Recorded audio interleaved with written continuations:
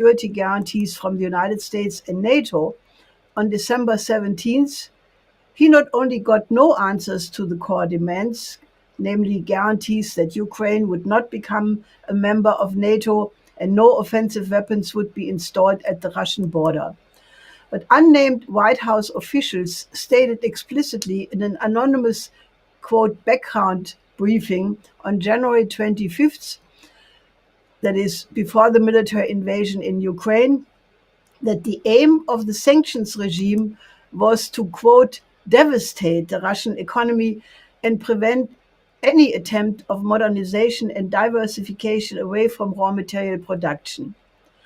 On March 4th, the Financial Times gloated that the, quote, weaponizing of the financial architecture by the West would drive Russia into a government debt default. And there is the quote from French Finance Minister Bruno Le Maire with a statement that was so vitriolic that he had to withdraw it. We will provoke the collapse of the Russian economy. We are waging total economic and financial war against Russia, Putin and his government. And let's be clear, the Russian people will also pay the consequences. The Royal United Institute, RUSI, the self-proclaimed oldest military think tank of the British monarchy, described the policy against Russia as boiling the Russian frog. You all know this image that the frog does not jump out of the water if you slowly increase the temperature. And the RUSI calls to provoke a Cuban Missile Crisis on steroids over a Ukrainian attempt to retake Crimea militarily and to come up with creative and nuanced proposals how to steal Russian frozen assets. On cue, the Ukrainian General Dmytro Marchenko declared that once the necessary weapons were received, the destruction of the Kerch Bridge connecting the Russian mainland with the Crimea would be target number one, and the weapons would be used to retake Crimea. The delivery by the US of long-range weapons into Ukraine and their possible use to strike into Russian territory, such as the high-mobility artillery rocket systems, makes the United States under international law immediately a participant in the war, which could trigger instantly a hot war between Russia and the United States, which no side would want to lose, and therefore an escalation to a full nuclear exchange could happen very quickly. Coming back to the image of the mad engine driver in our train, the horrifying reality seems to be that the establishment of the West is playing this thermonuclear chicken game without apparently having the intelligence to think through that the consequences of this reckless adventurism could be the annihilation of all of us, including themselves.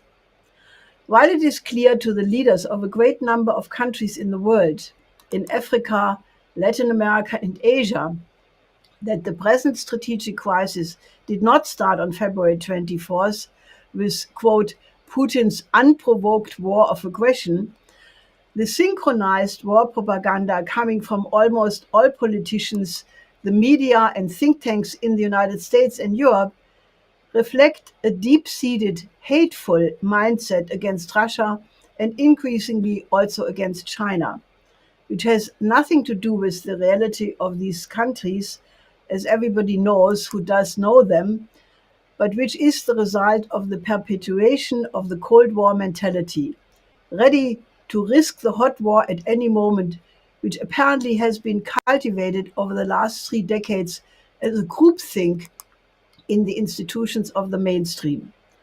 The desire to, quote, ruin Russia, as the unspeakable NATO-affine German foreign minister expresses, is a return to barbarism in international relations and reflects a deep-rooted problem in her understanding of diplomacy, which she should represent as the first diplomat of the country. The offer for Ukraine to join the EU, even as a candidate, which was made by Scholz, Macron, Draghi, and Johannes at their recent trip to Kiev, is again a further step in the escalation.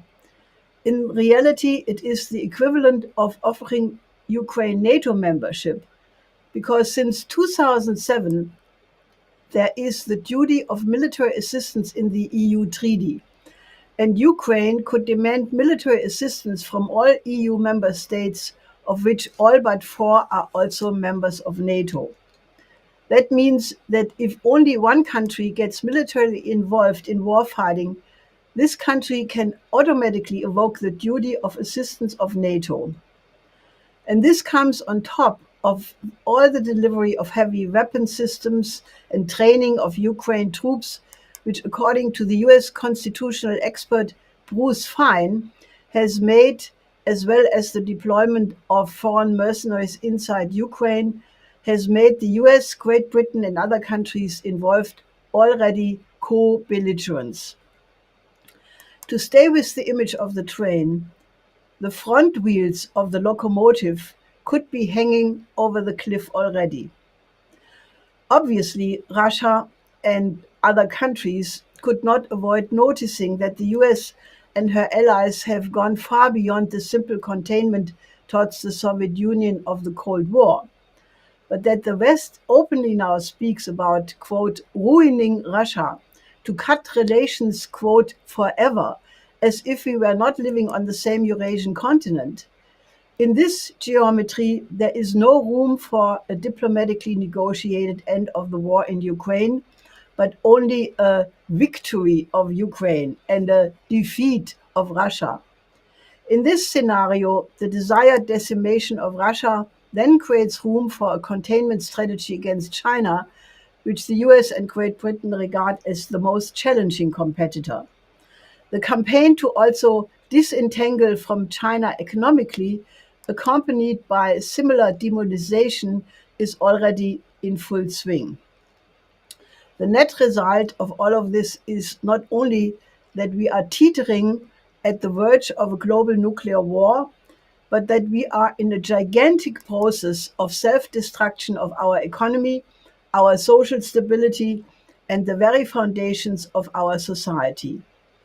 This policy will ruin the US and British economy as well, but the effect on Germany will be absolutely catastrophic.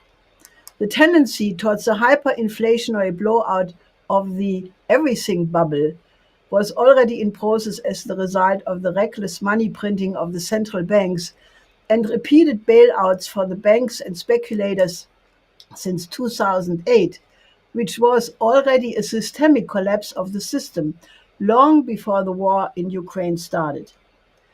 But the effect of the everything sanctions and suicidal capitulations by Germany, like in the case of Nord Stream 2, and planned embargoes against Russian oil and gas, will drive the prices for gas, energy, food, and all the other essential goods for life up in the next weeks and months, and for large segments of the population to an unaffordable height. What is threatening is a total social collapse, a mass bankruptcy of small and medium enterprises. Already supply lines in many areas are interrupted, for which China's COVID policy has only a very small part of responsibility. But the Russia sanctions affect almost all areas. Wood for construction from Russia is no longer there. Oil tankers, insurance are not being paid. Fertilizers are lacking, etc., etc. The effect on the developing countries is by orders of magnitude more devastating. According to the UN and the World Food Programme, 1.7 billion people are threatened with famine in the coming period. The entire economies of many countries are completely disintegrating, such as Lebanon or Peru and many others. Since the runaway inflation is already threatening entire segments of industry and agriculture, in the formerly rich Germany, every sixth person is already skipping one meal per day because of the increase of food prices. Starting with the Federal Reserve by 0.75% now and again in July, the central banks have begun to raise the interest rates. This brings up the immediate danger of a serious debt crisis in the emerging countries and a chain reaction collapse of firms in the formerly advanced sector. We are in the midst of a blowout of the entire transatlantic financial system. And if this is not remedied soon, we could face a total plunge into chaos before the end of the year, which is even acknowledged by the president of the World Bank, David Malpass. The sanctions are naturally hurting Russia, but much less than the West, as Putin just triumphantly declared at the St. Petersburg Economic Forum. They are actually almost a blessing in disguise, since they have accelerated the creation of an entirely new financial and economic system, in which many principles defined by my late husband, Lyndon LaRouche, are being applied. Anchored on China's Belt and Road Initiative, several organizations are in the process of de-dollarization, a currency which is not regarded as secure after the seizure of assets by the US Treasury of several countries, and multilateral trade is now occurring in ruble, rupees, renminbi, and other national currencies. For Russia, it resulted in a pro-Asian change in the geographical structure of its foreign economic relations, which almost fully compensates the cutting of trade with the EU. A conference of the Eurasian Economic Forum took place in Bishkek, which discussed, among other things, the introduction of a digital ruble for cross-border payment, bypassing a banking system subject to sanction pressure, and serious investments in R&D to build up independent capacities in all fields. The BRICS nation will have their summit in a few days, on June 24th in China, where they will discuss the inclusion of new members. According to the Duma President Volodin, the emerging G8 of Russia, China, India, Indonesia, Brazil, Mexico, Iran, and Turkey already has bypassed the G7 in terms of the GDP. Other organizations and nations are working towards a new model of a global order, such as the Shanghai Cooperation Organization, the Collective Security Treaty Organization, ASEAN, and many nations in the global south. What all of these countries are aiming at is the wish for common poverty alleviation, real development of their physical economy, national sovereignty, the right to choose their own model of social and economic development, and cooperation in their mutual interest. And they have found that essentially with the cooperation with China and Russia, which is the reason why many of them did not bow to pressure to join the condemnation of Russia for what is happening in Ukraine. So the democracies, quote, are really only the US, Great Britain, the EU, which however is divided, Japan, Australia, and South Korea. So when at the end of this month, the annual NATO summit meets in Madrid to present a plan for a global NATO and a new security doctrine without a real economic development plan, naturally, which it certainly will not have, it will fail to address the actual needs of a world faced with famine, pandemic, economic chaos. It will have a big posture, but it will be a colossus on clay feet. In 1971, my late husband, Lyndon LaRouche, made what is very likely the most important and prescient analysis ever made in history. When President Nixon abandoned the Bretton Woods system by taking the dollar off the gold standard and replaced the fixed exchange rates with floating ones, he made the forecast half a century ago that a continuation of that policy would inevitably lead to a new depression, a new fascism, and a new world war, unless a completely different system would be established. And this is exactly the point where we are right now. He also prescribed since long the remedy in 4 points, basic points. Unless the transatlantic system should go the way of the hyperinflation of Weimar Germany in 1923 or face a sudden blowout, there needs to be first a global Glass-Steagall banking separation, exactly what Roosevelt did in 1933. That means that the commercial banks must be put through bankruptcy reorganization. Once they have been cleared of different categories of junk, such as involvement in derivatives, they have to be put under creditor protection. The other banks and financial institutions have to bring their books in order, but under no circumstances can receive any more bailout packages under what guise, however. And if they can't live without taxpayer money, they should close up shop. Secondly, every country needs to set up its own national bank in the tradition of Alexander Hamilton, as it was done successfully with the Reconstruction Finance Corporation with Roosevelt and the Kreditanstalt für Wiederaufbau, Credit Institution for Reconstruction, which was modeled on the Reconstruction Finance Corporation. And this was the main engine for the German economic miracle in the post-war period. This way, the power of credit generation for investment in projects of the common good is given back to the sovereign governments instead of being the bazooka of the private bankers. Thirdly, long-term multilateral cooperation agreements have to be set up between these national banks for investments in international infrastructure projects, such as corridors, industrial parks, agriculture, water management systems, energy production and distribution, a modern health system in every country, education systems, and so forth. These agreements of credits with long duration and low interest rates do already represent a new credit system. With that system, there must be periodically fixed exchange values of the national currencies, limited convertibility, exchange and capital controls, and an outlawing of the creation of markets for currency speculation. And fourthly, there needs to be an international crash program to arrive at the commercial use of fusion technology, because that will give humanity energy and raw material security and therefore eliminate a major cause for war in the past.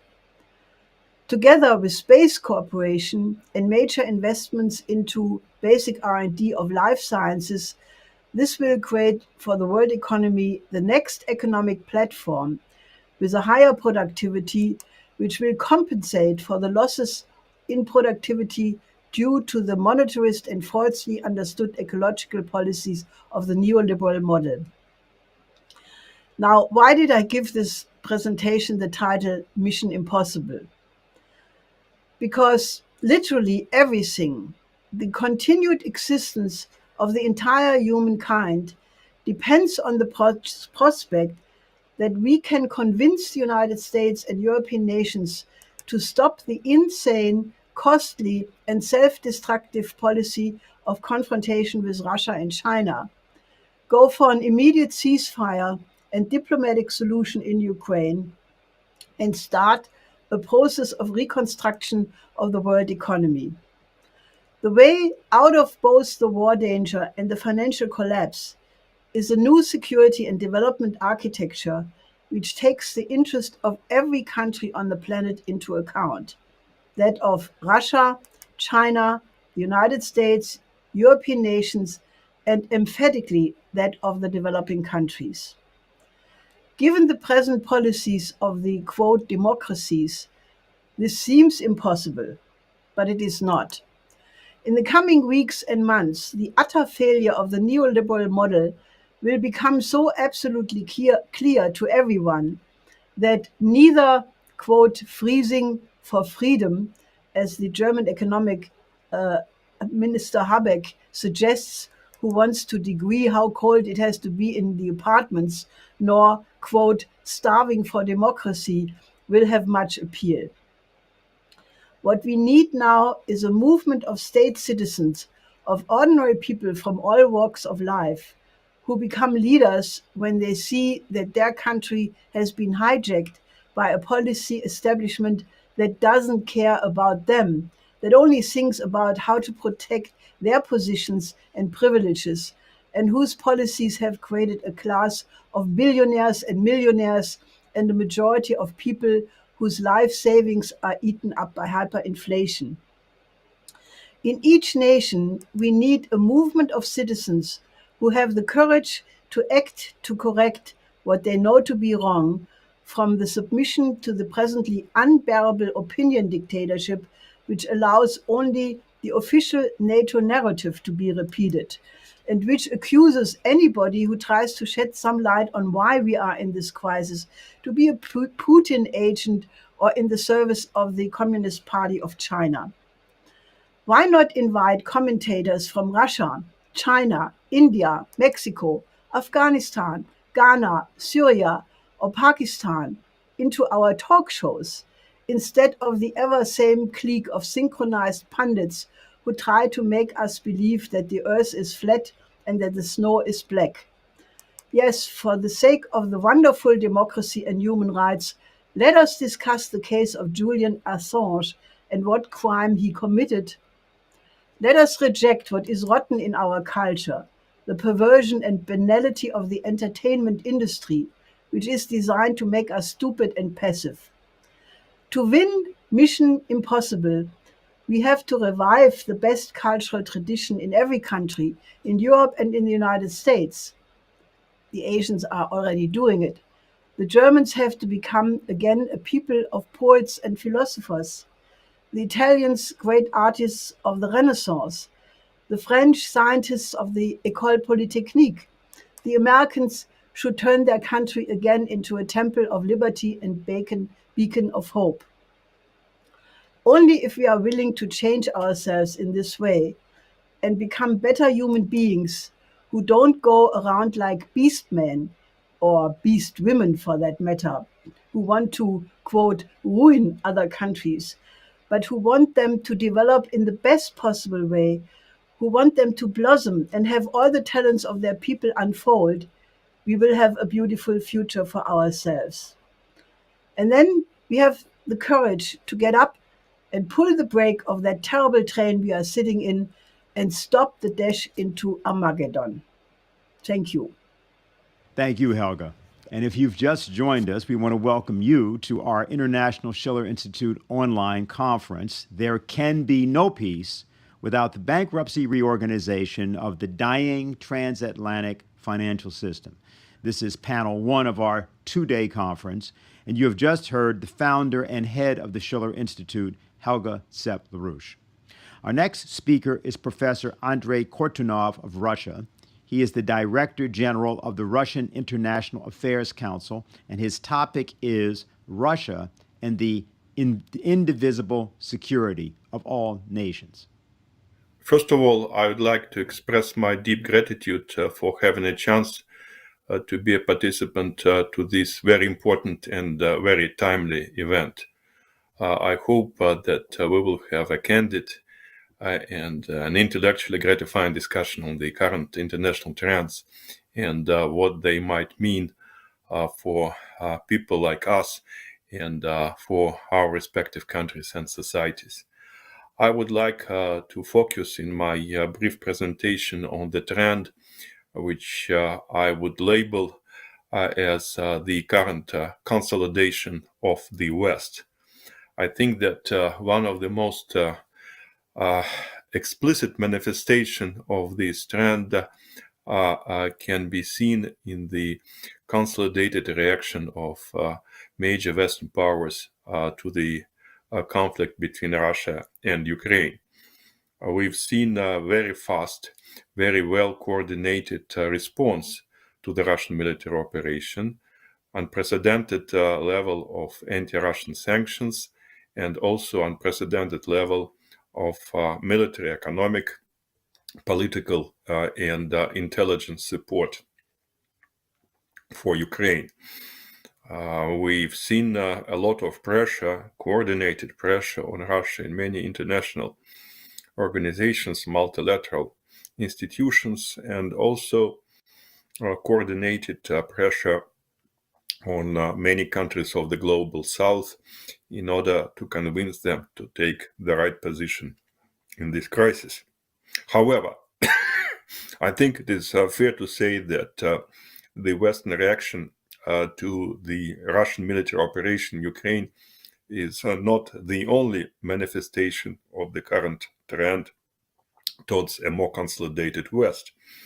If we look at the events of last year, we will see many other indicators which clearly deserve our attention. For instance, a new military political alliance, the so-called AUKUS, emerged in the Pacific. The United States tried and were quite successful in institutionalizing the quadrilateral dialogue on security issues, the so-called Quad, with India, Japan, and Australia participating. The Biden administration has conducted a large-scale summit for democracies in the end of last year. We can indicate very consistent attempts to activate NATO, to increase the military spendings of European countries, allies of the United States. We've seen Finland and Sweden making an important decision to join NATO. We've seen new activism within the group of G7. So there are many manifestations that suggest that the West is entering a phase of relative consolidation. If we look back into history, I think that the previous cycle, the cycle of decentralization and disintegration of the West, arguably started back in 2003, when the United States had very serious problems in trying to convince some of its closest partners to support the US military operation in Iraq. And though the split between the United States and the United Kingdom on the one hand and continental European powers on the other was not a strategic division, but definitely it signaled that the centrifugal trends started to dominate in the Western alliance. These trends were accelerated by the Obama administration when the White House announced the so-called pivot to Asia. This pivot was met with a lot of suspicion in Europe because it was interpreted as an attempt of the United States to move away from Europe and to replace Europe as the top strategic priority by US strategic alliances in the Asian Pacific region.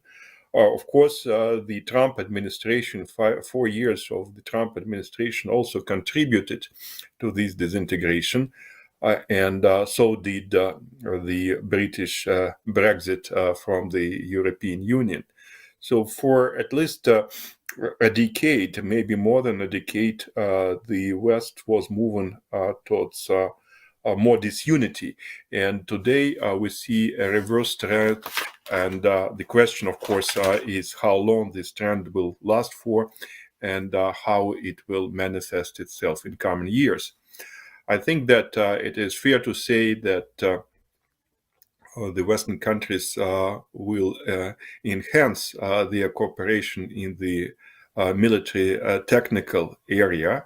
And NATO is likely to go global. I think that we will see some indicators of this trend already at the next NATO summit, which will take place in Madrid just in a couple of days from now. I think that we will see an attempt to globalize the area of responsibility of the NATO alliance, though some NATO members might still be reluctant to extend their responsibilities beyond the European continent. I think that we will also see more coordination of a political strategy of major Western powers.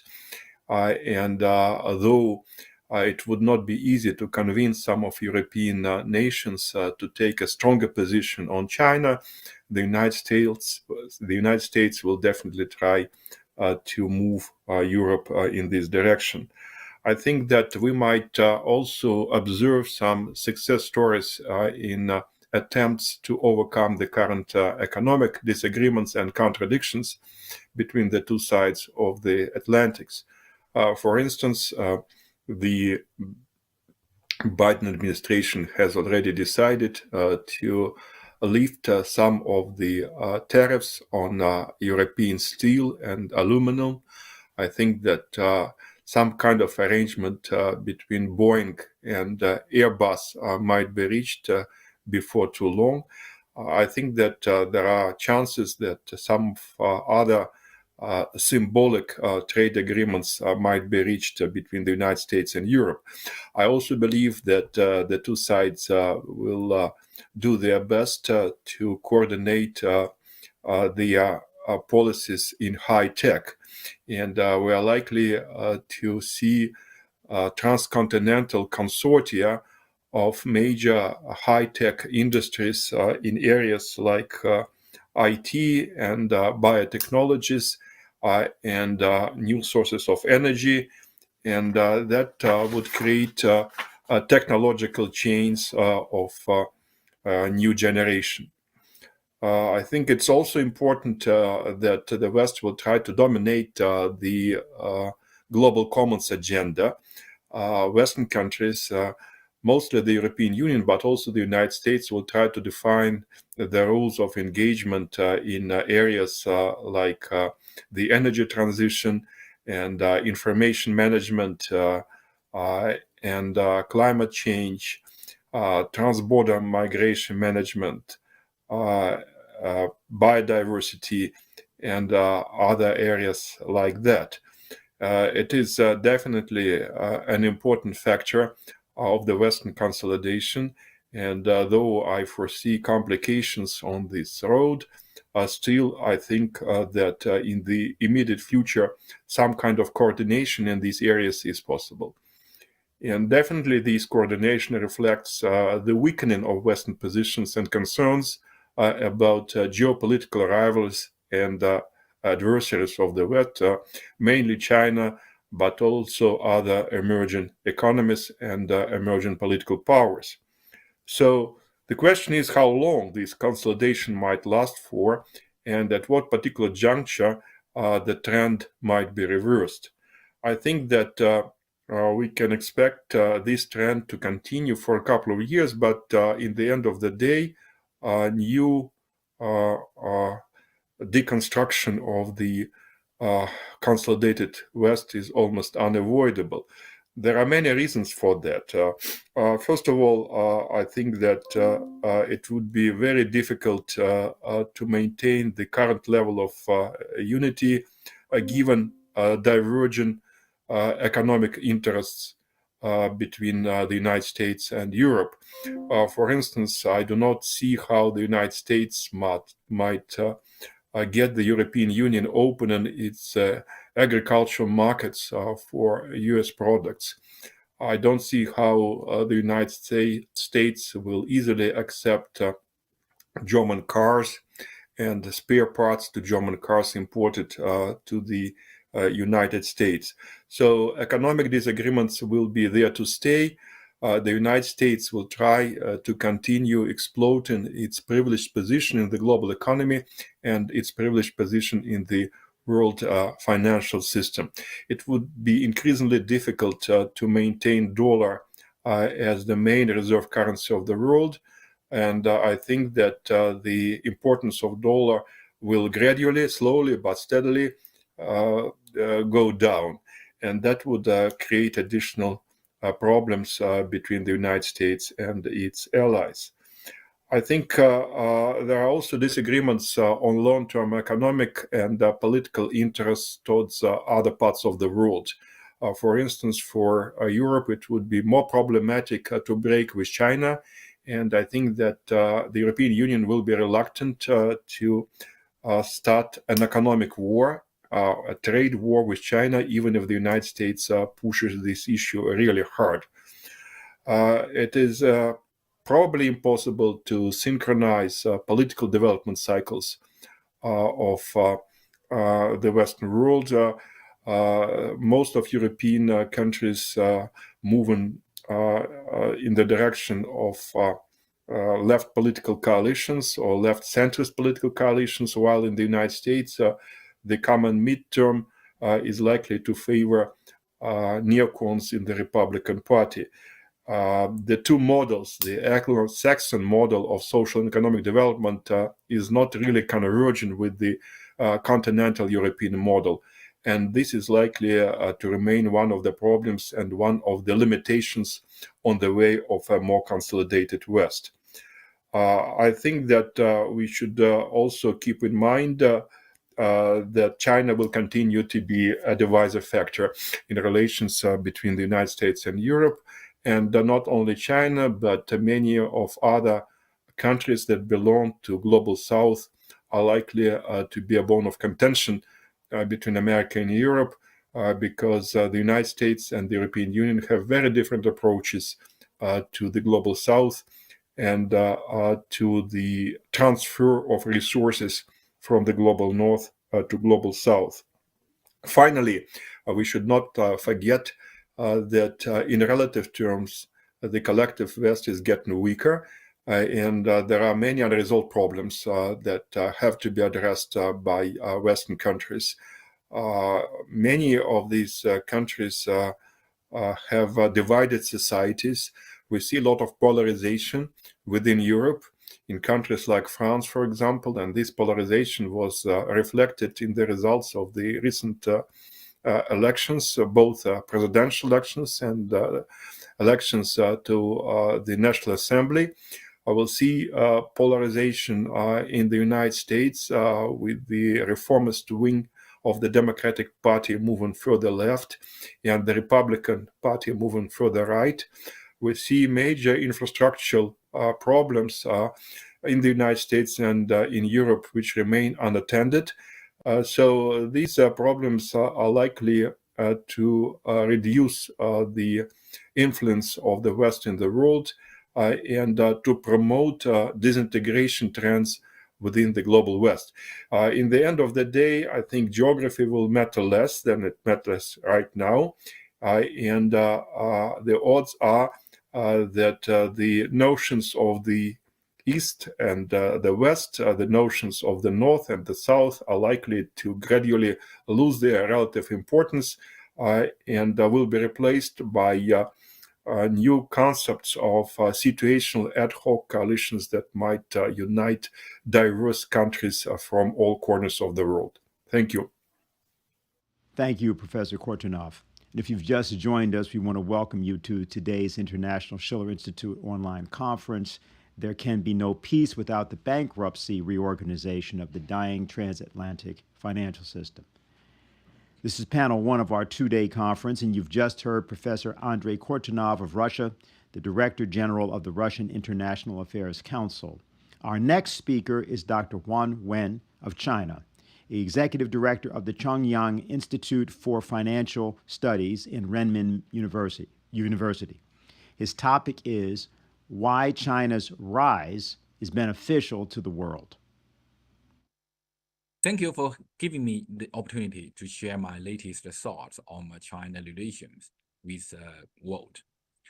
Over the past 40 years, China has created a historical record for the rise of a great power.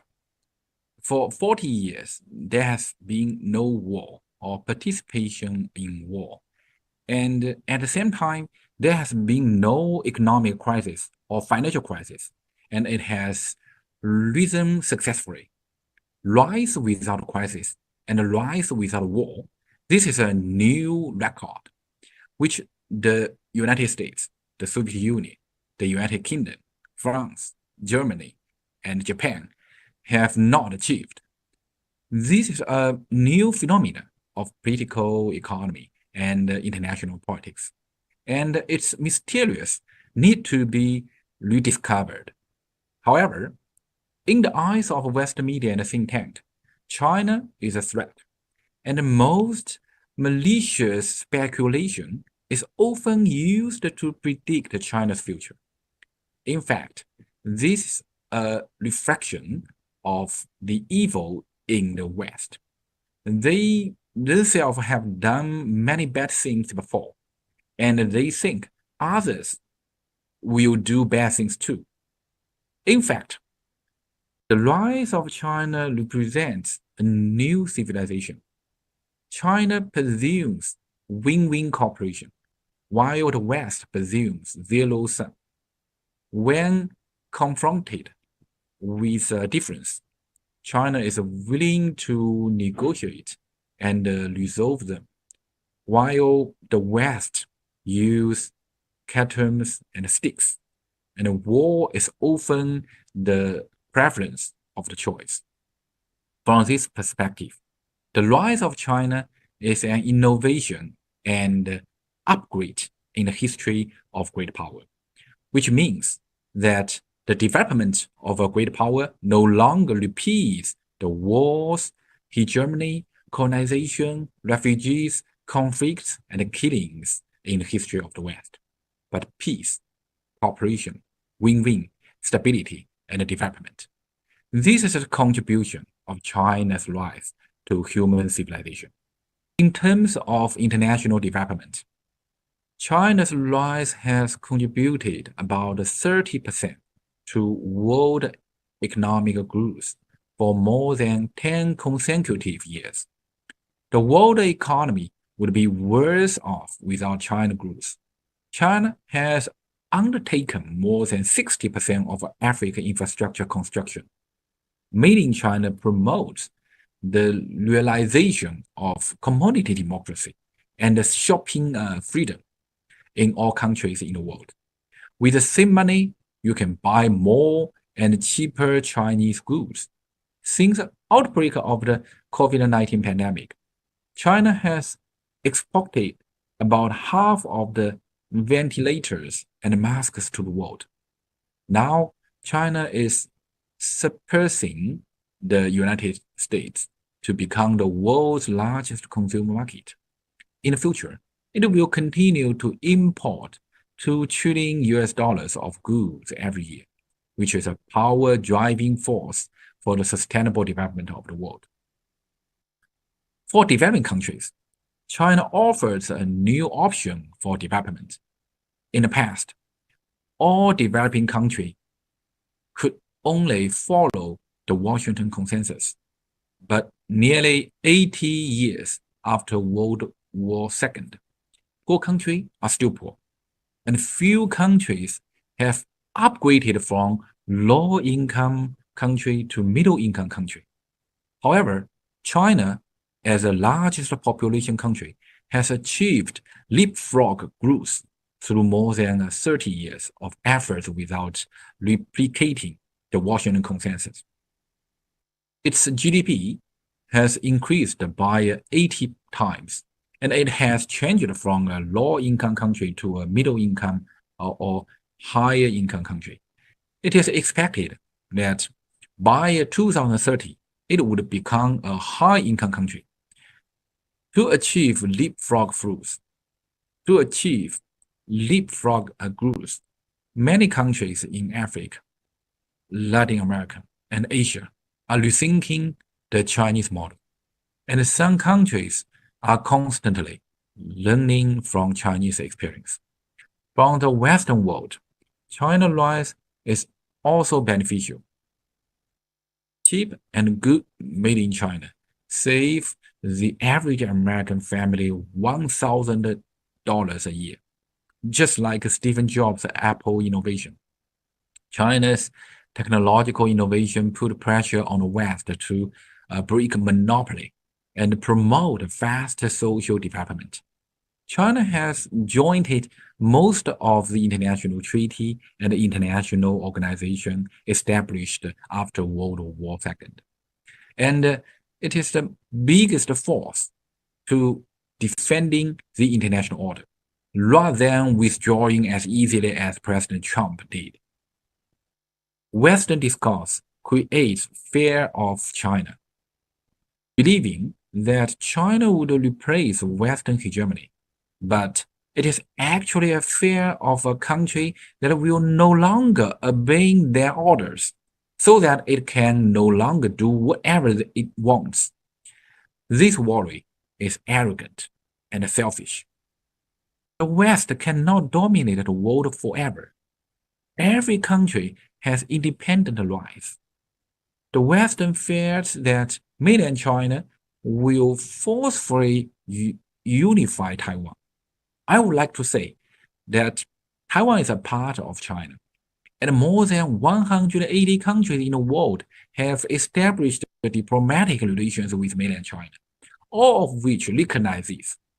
Mainland China has been working hard to resolve the issues of reunification peacefully with utmost patience. Now, I think it is the United States that is provoking, exporting arms to Taiwan and balancing offshore. If there's no U.S. intervention, I'm confident that China can achieve peaceful reunification. Some West media also spread rumors. Why does China military spending increase so fast every year? Because you must believe that the U.S. military expenditure is 3 times that of China. From NATO's bombing of the Chinese embassy in Yugoslavia in 1999, to the U.S. military plane hitting Chinese fighter jet in the South China Sea in 2001. The U.S. aircraft carrier often travels through the Taiwan Strait, and the technological blockade recent years. The reality is that the U.S. is threatening China. Isn't China still allowed to improve its defense capacity? A basic factor is that all the frictions between China and the United States in the past were provoked by the United States first, and China was only a late mover. Let us think about it calmly. Military friction, trade wars, technological suppression, Huawei or Menwanzhou or Xinjiang, Hong Kong, and Taiwan. Which one is not the United States provoking first? So all in all, I think a rising China is beneficial to the world. The stronger China is, the less the US will dare to provoke China, and the more stable China-US relations will be. And the stronger China is, the more peaceful and development the world will be. So my conclusion is that trust China. This is what I want to share with you. Thank you. Thank you, Dr. Wang. And if you have just joined us, we want to welcome you to our International Schiller Institute online conference. There can be no peace without the bankruptcy reorganization of the dying transatlantic financial system. This is panel 1 of our 2-day conference, and you've just heard Dr. Wan Wen of China, the executive director of the Chanyang Institute for Financial Studies in Renmin University.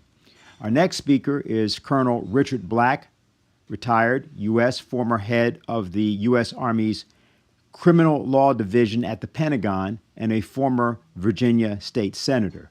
His topic is The United States is Leading the World to Nuclear War. Well, thanks for letting me join you today. I want to start by making clear that I'm not a left-wing pacifist. I served in uniform for 32 years, love my country, risked my life for it hundreds of times. I flew 269 combat missions as a Marine helicopter pilot, and my aircraft was hit by ground fire on 4 flights. I volunteered for ground combat with the 1st Marine Division and made 70 bloody combat patrols. I was wounded. My radio men were both killed fighting beside me as we tried to rescue a surrounded Marine outpost. So I first served as a Marine Corps pilot and then later as an Army lawyer. I retired as chief of the Criminal Law Division at the Pentagon, testifying before Congress, preparing executive orders for the president, and advising the Senate Armed Services Committee on issues of national concern. Later, I was a conservative voice in the Virginia House and Senate for a period spanning 2 decades. Let me start right off by saying that I believe that Ukraine has lost the war. Now, of course, the war is not over, but it is lost. Let me show you why. This has become an artillery duel. Russia fires 50,000 shells a day, 10 times more than Ukraine. The Washington Post says that Ukraine is almost completely out of ammunition, and there are no replacements for its Soviet-era ordnance. On June 10th, the Post reported that Ukraine is suffering 1,000 casualties a day, including 200 killed. The rate of casualties has doubled in just 3 weeks.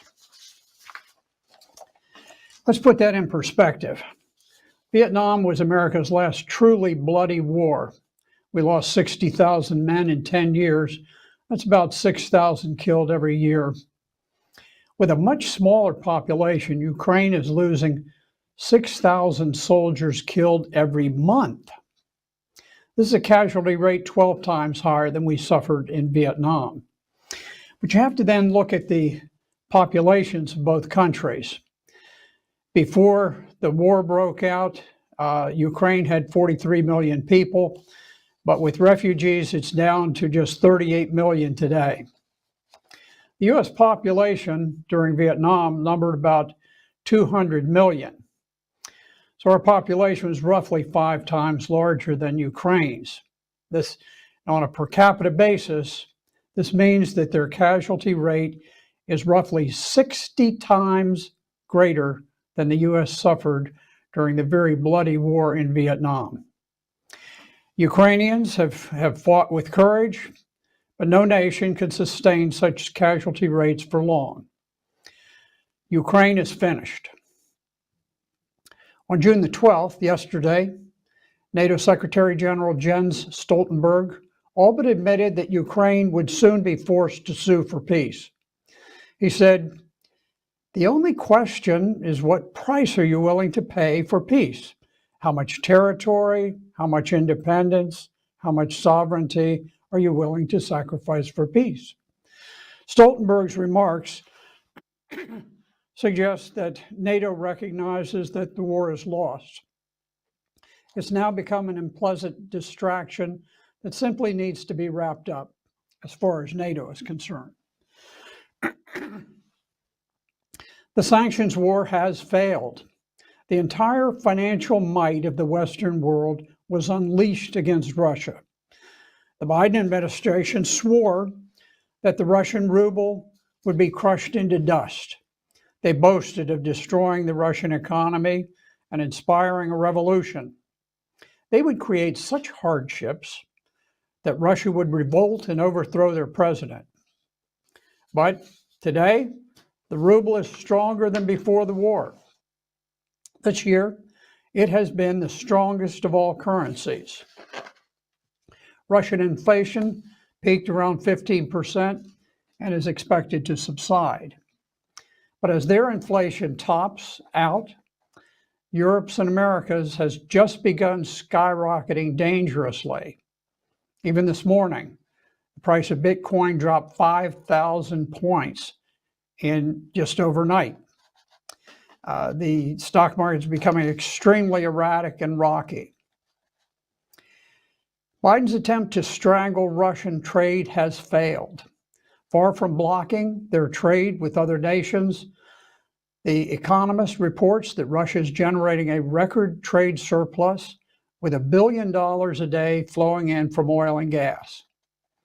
Russia's $250 billion trade surplus more than doubled its surplus in the year before the war. Despite sanctions, Russia has forged stronger ties with China, India, South Africa, Iran, Brazil, Saudi Arabia, all of which continue trading at enhanced levels with Russia. Important countries in the global South are refusing to obey Washington's order to impose sanctions. Independent countries fear the U.S., but they resent being told who they may and may not trade with. Dictating sanctioned policy to sovereign nations is diminishing the world's respect for America. From the outset of the war, Russians have never experienced shortages of food, housing, heating, fuel, or gasoline. Anyone who expects Russians to crack from the loss of Gucci purchase, or Big Mac hamburgers do not understand the Russian psyche. Hopes of ousting President Putin have died. On March 1st, British Prime Minister Boris Johnson predicted that sanctions would bring down the Putin regime. Since then, Boris Johnson has nearly been ousted himself in a parliamentary vote of no confidence. At the same time, President Putin's popularity rose to 83%, which is greater than any of his Western counterparts. Meanwhile, the propaganda war is unraveling. At the outset of war, the United States unleashed a carefully orchestrated barrage of anti-Russian propaganda. All dissenting voices were blocked from the media. Western media breathlessly reported the dramatic exploits of someone called the Ghost of Kiev, a pilot so skillful that he shot down an incredible 40 Russian jets before heroically dying in battle. But the Ghost of Kiev was a complete hoax. He was a media concoction, a fiction, a fraud who never existed at all.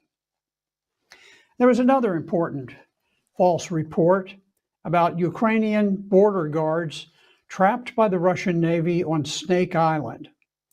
Ukraine reported that they refused to surrender, cursed their tormentors, and fought to the death. Zelensky even announced that they would each receive the nation's highest honor, the Hero of Ukraine. But this too was a fraud and a hoax. Those guards facing Russian warships actually did the sensible thing and surrendered without a fight.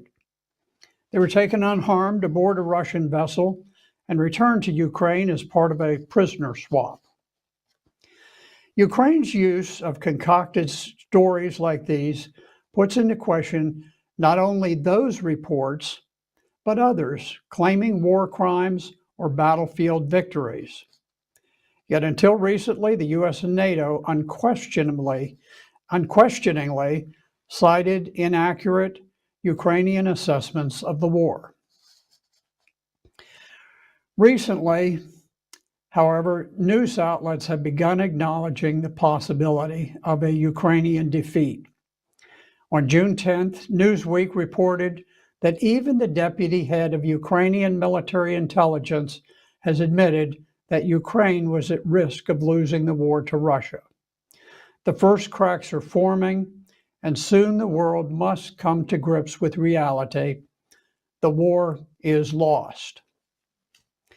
Americans are also losing interest in the war. On June the 13th, the British outlet, The Express, reported a poll showing that Americans think that the shortage of baby formula is 5 times more important than the war in Ukraine. Only 5% of the population see Ukraine as a top priority, compared with 36% who worry about inflation, the economy, and jobs. 5% now believe that sanctions have hurt the U.S. more than Russia. Americans are fickle, and they have moved on. Europe's the big loser in the war. U.S. sanctions blocked Europe from using reliable, low-cost Russian gas and oil. We forced them to import costly liquefied natural gas from America. U.S. sanctions have battered Europe, which relies heavily on imported Russian commodities and fuel. America's infatuation with alternative energy has, over years, compelled Europeans to rely on undependable solar and wind power.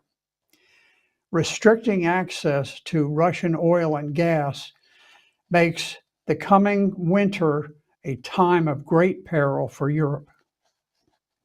One key U.S. military objective has always been to block Germany from opening its vital Nord Stream 2 natural gas pipeline.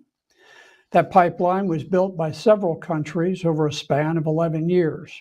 It was intended to double the gas flow to Germany and the rest of Europe and to guarantee their energy security.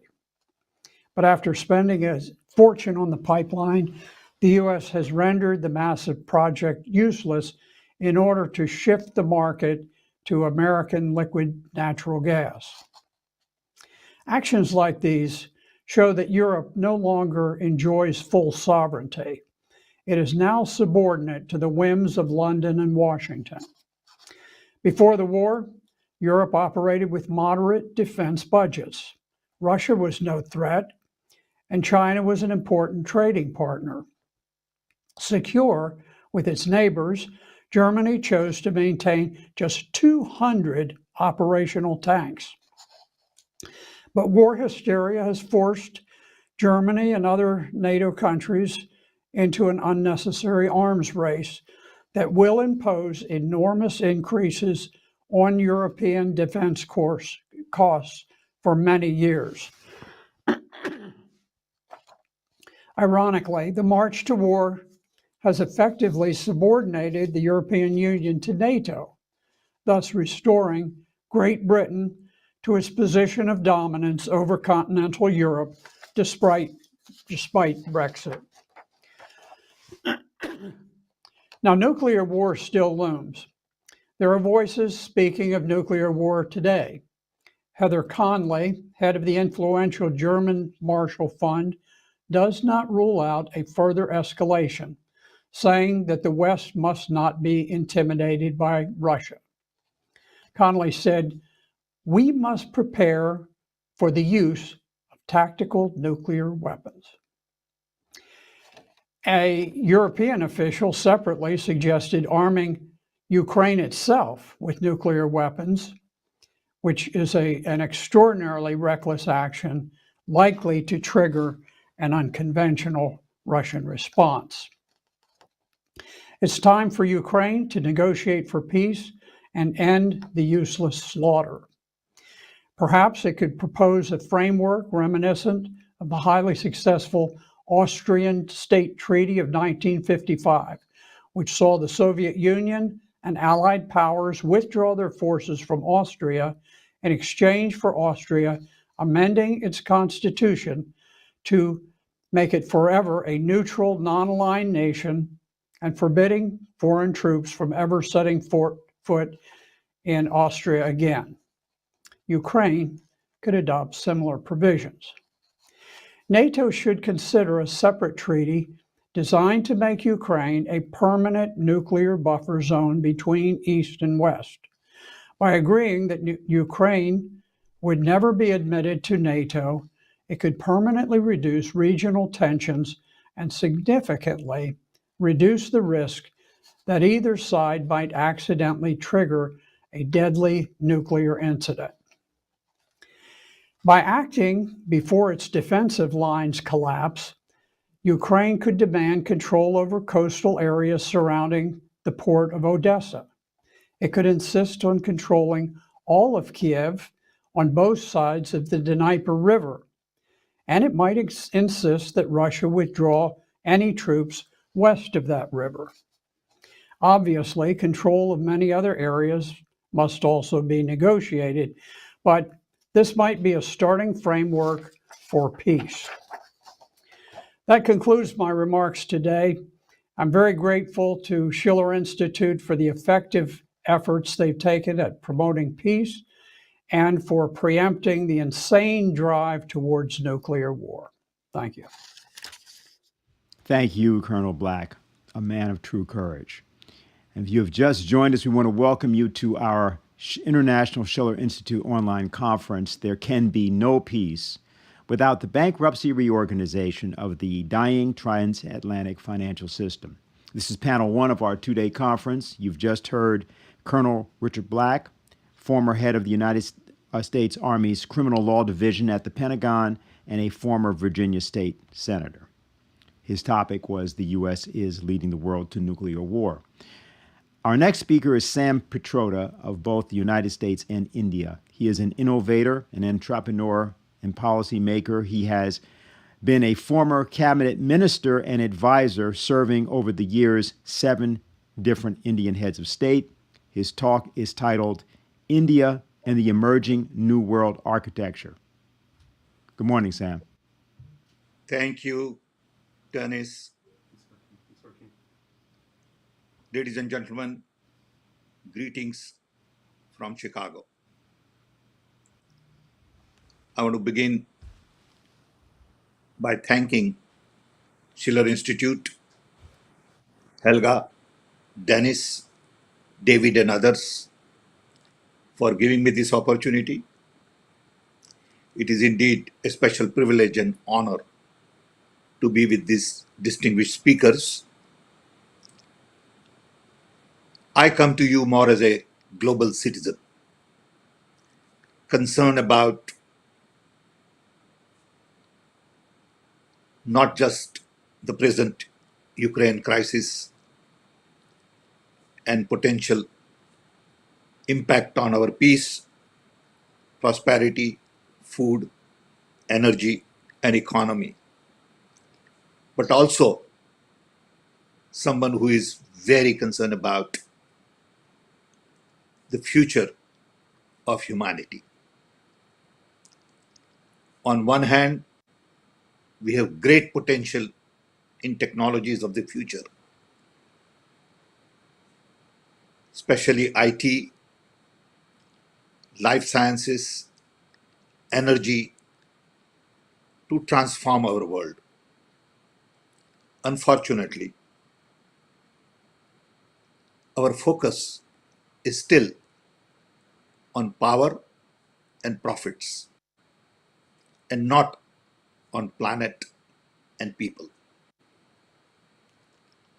I'm here to represent my own personal views as an Indian who has lived in the US for 58 years and who admires democracy, freedom, justice, equality, diversity,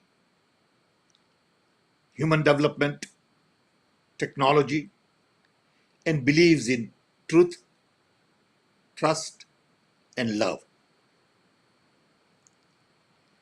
When I look at the global geopolitical conversation that is going on in the world today, I worry about the fact that we are deciding on our future by looking at our past.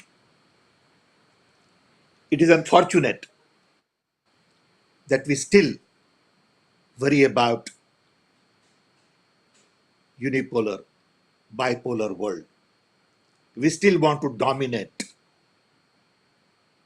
other countries, take advantage of poorer people, and really not focus on the potential that technology offers today.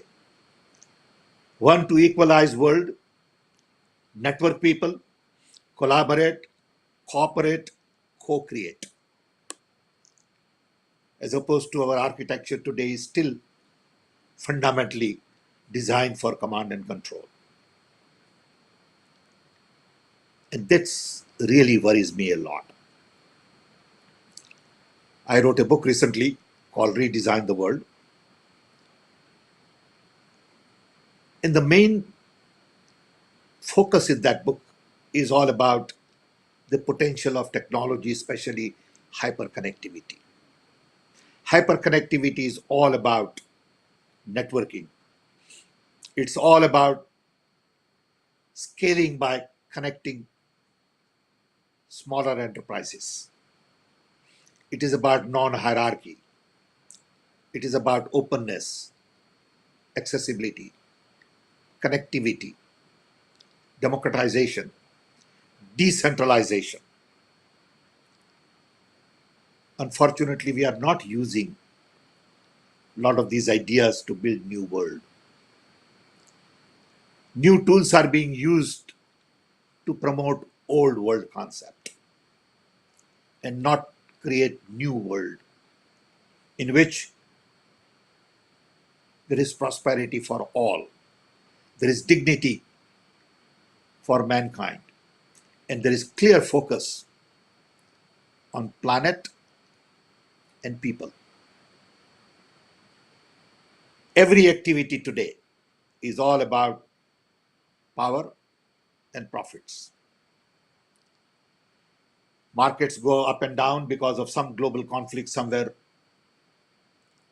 and we have been witnessing that in the last few months because of crisis in Ukraine.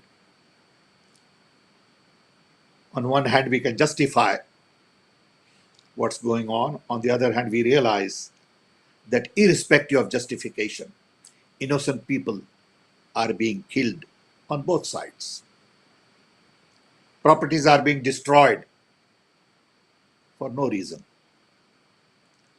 And there is no solution in sight because it is almost like a Mexican standoff. Now we are beginning to see the impact of a lot of this on energy, food, and economy.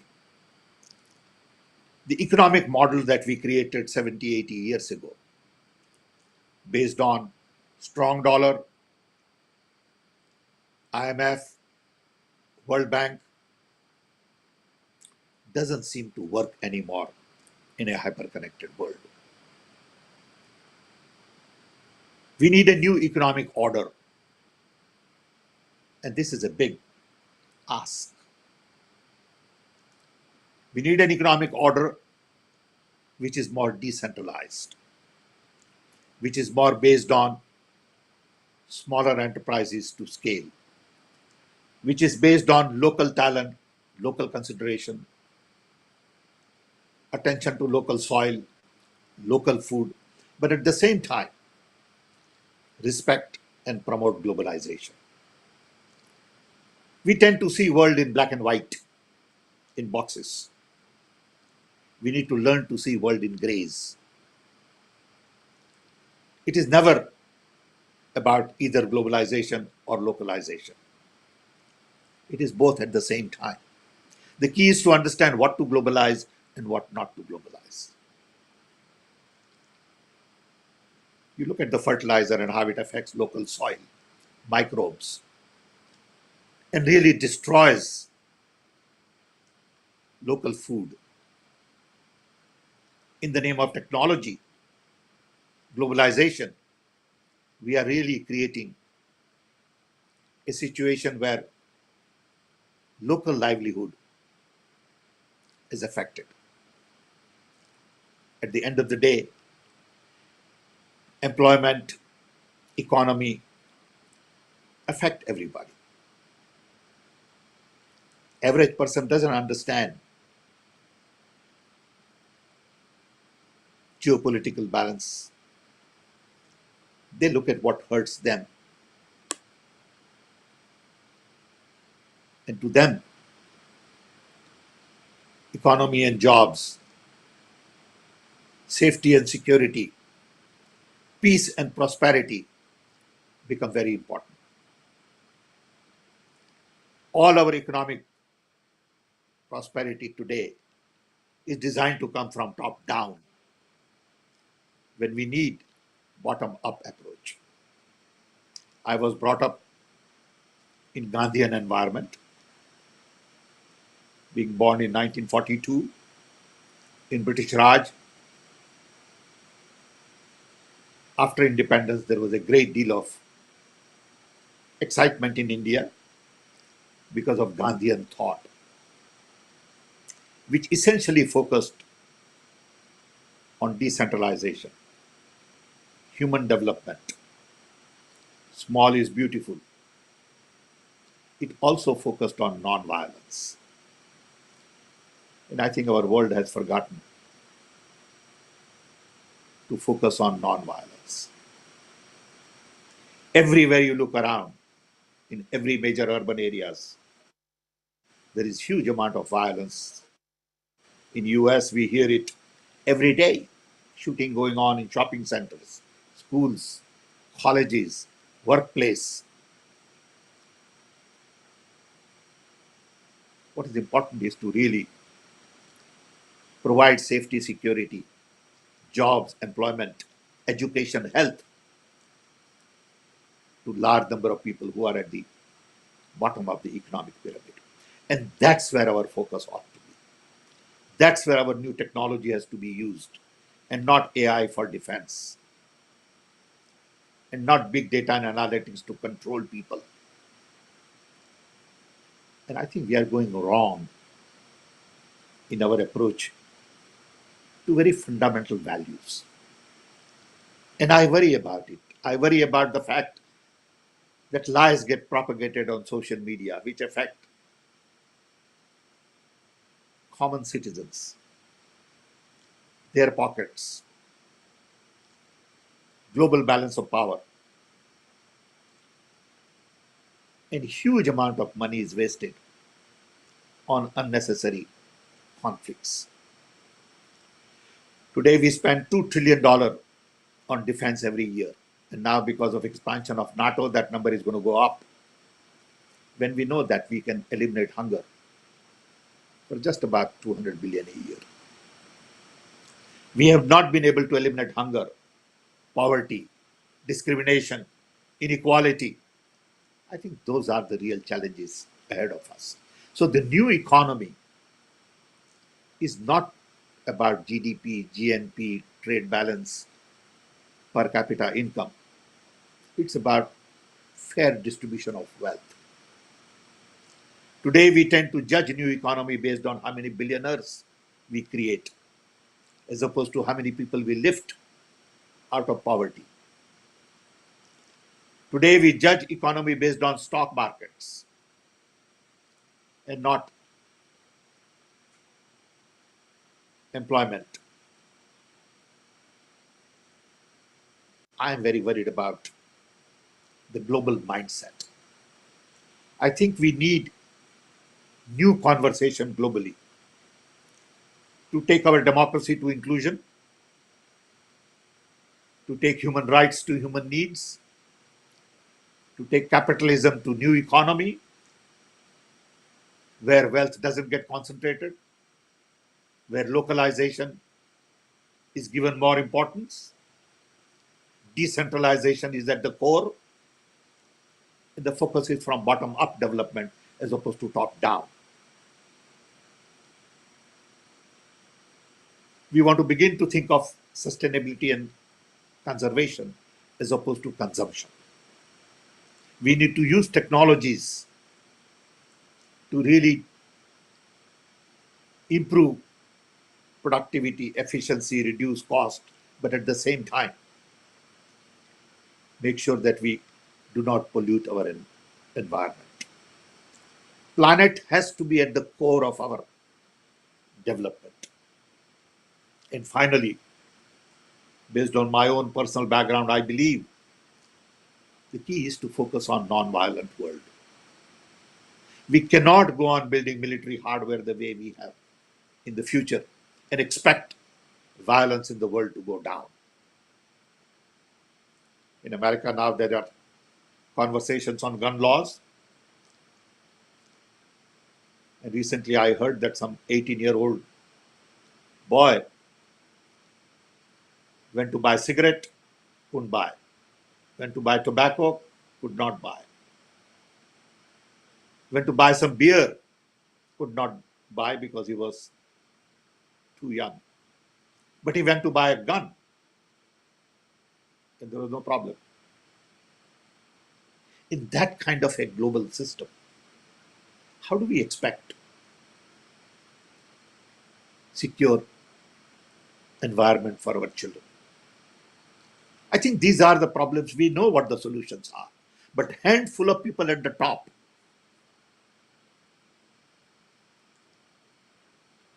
have a different value system. They want to promote gun lobbies. They want to promote violence separately, maybe unknowingly. They want concentration of wealth. They want environment to be polluted. And that really bothers me because we are not listening. People at the top, people in power are not listening to the people at the bottom. They have lost sense of humanity.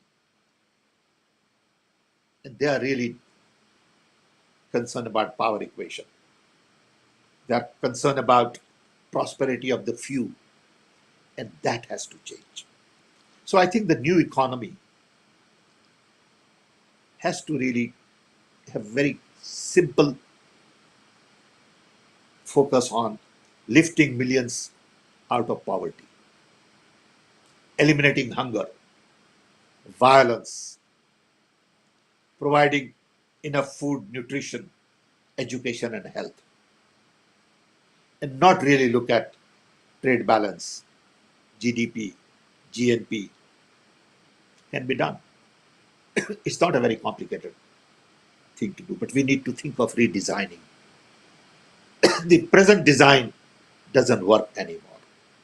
In a hyper-connected world, we need a new design which doesn't focus on profits and power, but focuses on planet and people. We know how to do it collectively, but we need to begin new conversation. And I'm here to really request all of us to think about how we are going to use new tools and new technology to really lift humanity to the next level, as opposed to go on fighting, go on killing, go on hoarding, and go on creating more billionaires. It is time to really get serious about redesigning the world. Answers are here if enough of us come together and create global conversation on this. I'm sure we can begin to change things. The way things are today, I worry about the world. I'm worried about my own grandchildren. The world I inherited from my grandparents was simple, poor, but secure, clean. In the world I am delivering to my grandchildren is complex, polluted, full of conflicts, but rich. And I want all of us to come together to not just talk about what is happening in Ukraine. It is just a small little piece of the puzzle, but also talk about what is happening globally to humanity. Thank you. Thank you, Sam. And if you've just joined us, you are now participating in the International Schiller Institute online conference. There can be no peace without the bankruptcy reorganization of a dying transatlantic financial system. You just heard Mr. Sam Petrotta, who spoke to us in a sobering but at the same time forward-looking speech about the emerging new world architecture and the role of India, the United States, and other nations in building that new world architecture, with a specific emphasis on nonviolence, as you just heard. Our next speaker is Dr. Wolfgang Bittner. Wolfgang Bittner lives as a writer in Göttingen, Germany. He holds a doctorate in law. He's published some 80 books, including the political nonfiction books The Conquest of Europe by the USA, The New West-East Conflict, and Germany Betrayed and Sold. His topic today is the West-East conflict and orchestration.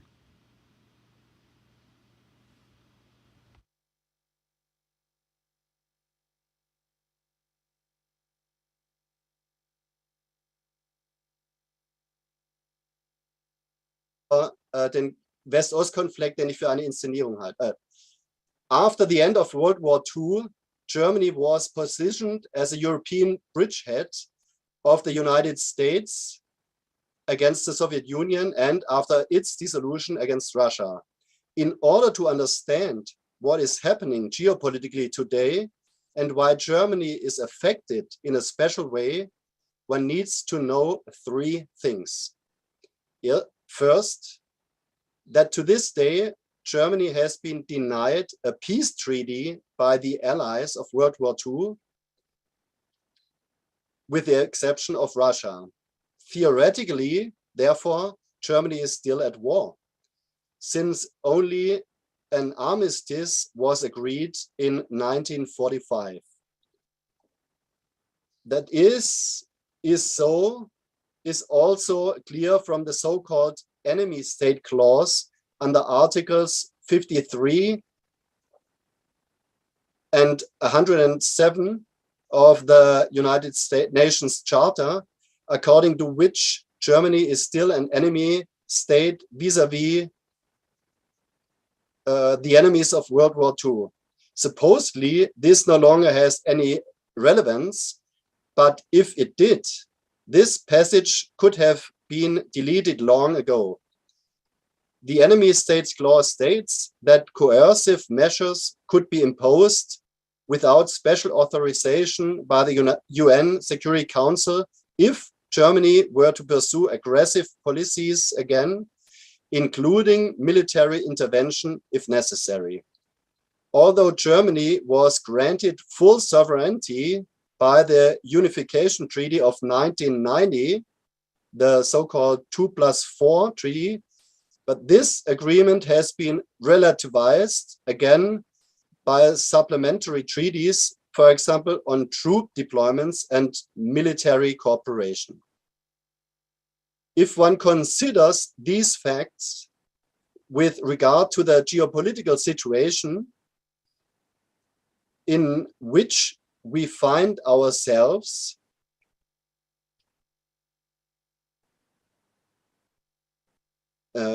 many things become clearer.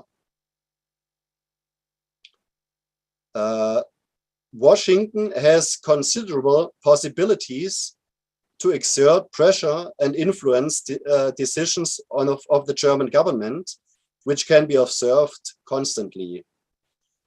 On the occasion of Chancellor Olaf Scholz's inaugural visit to Washington on February 8th, 2022, US President Joseph Biden simply stated that the Nord Stream 2 pipeline would not be put into operation. Secondly, it is important to know that Germany is still an occupied country. It is hardly known that, in addition to smaller military bases, the US has 11 large main bases on the territory of Germany.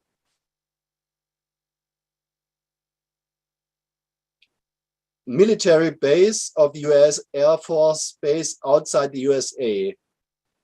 The command center, nuclear weapons are stationed in Büchel in Rhineland-Palatinate, and Ramstein Air Base is the largest military base of the US Air Force outside the USA. The command center of NATO's Air Force is located there.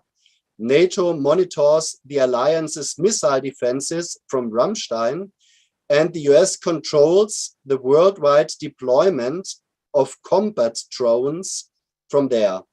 Germany is also a center of US espionage. In addition, since 1945, the US has covered Germany with more than 100 so-called think tanks, i.e. networks that represent US interests.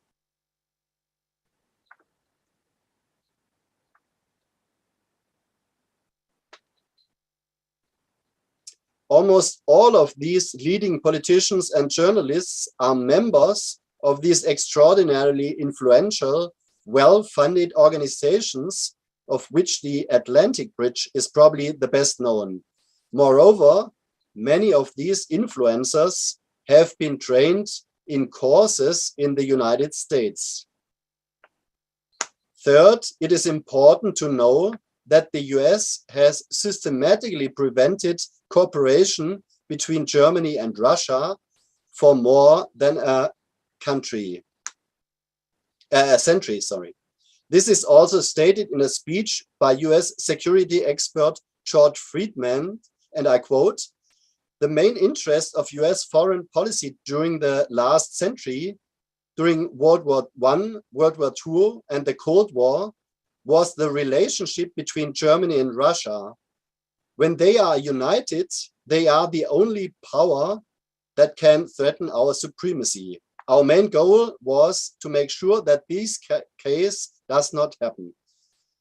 This policy has continued basically since the founding of the German Empire in 1871 to the present. Friedman reasons as follows.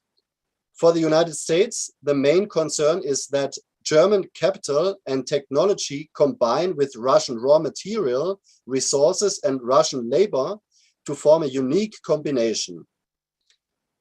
To prevent this, the United States has created a corridor full with weapons between Western Europe and Russia and has isolated Russia. In 2001, it was still possible for Russian President Vladimir Putin to address the German Bundestag. He advocated then and repeatedly thereafter a common economic and cultural zone from Vladivostok to Lisbon. He said, and this must also be quoted, "No one doubts the great value of Europe's relations with the United States, but I believe that in the long run, Europe will consolidate its reputation as a powerful and independent center of world politics only if it will unite its own capabilities with those of Russia. We have already taken the first steps in this direction together. Now it is time to think of what needs to be done so that the unified and secure Europe becomes the harbinger of a united and secure world." But further steps toward that goal have been stymied by the US strategists.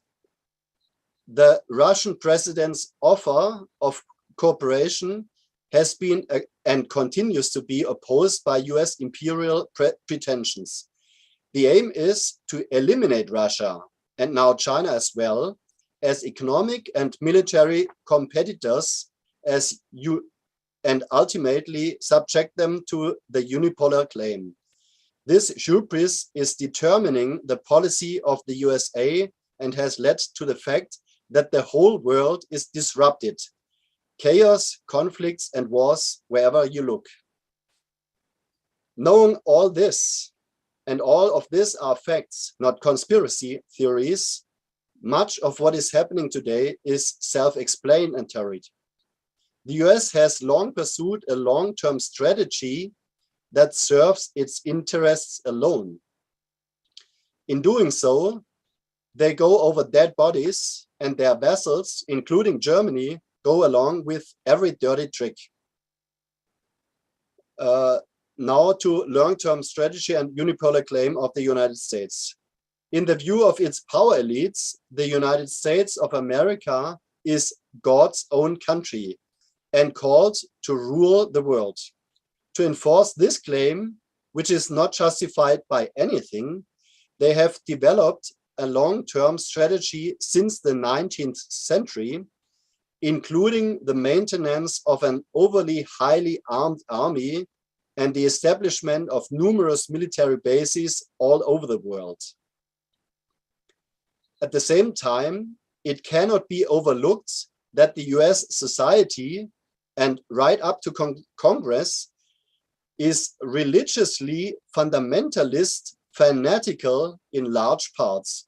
Right up to the present day, the elective affinity between Puritanism and capitalism and, quote, economic doctrine of predestination, quote end, whoever God loves, he will make rich, is deeply rooted here.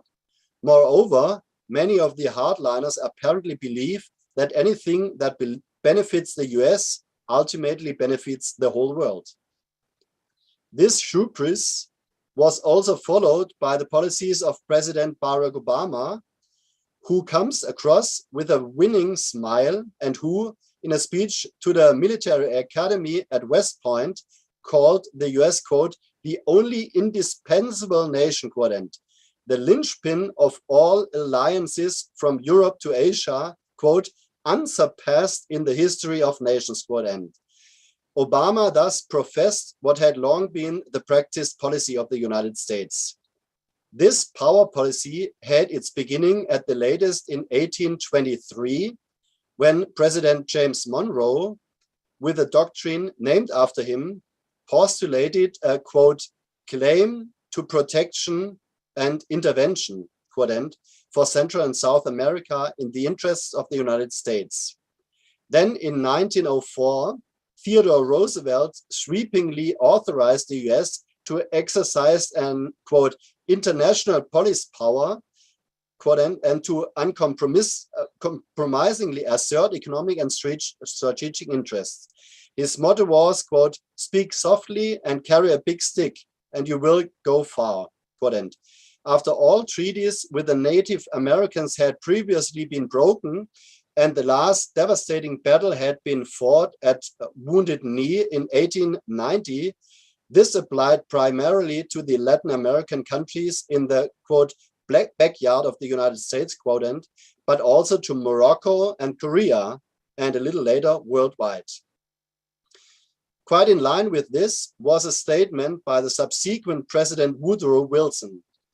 To ensure smooth US trade around the world, the US was justified, Wilson said, in blowing open closed doors, quote, even if it violates the sovereignty of recalcitrant nations, quote end. Barack Obama put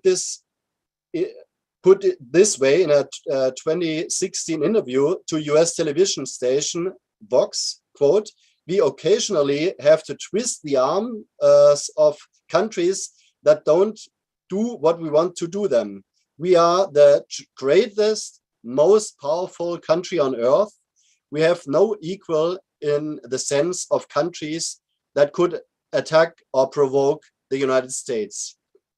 The goal of being the world's #1 power was finally achieved by the United States after World War II, when President Harry S. Truman proclaimed in 1947 that US policy must be directed toward assisting free peoples, preserving their freedom for the preservation of peace in the world and for the benefit of the United States. How this leadership role then turned out in realpolitik to the advantage of the United States and mostly at the expense of the free peoples is shown by a look at history up to the immediate present. In October 2014, then US Vice President Joseph Biden boosted, quote, we have Putin a simple choice. We gave Putin a simple choice. Respect Ukraine's sovereignty or face increasing consequences, quote end.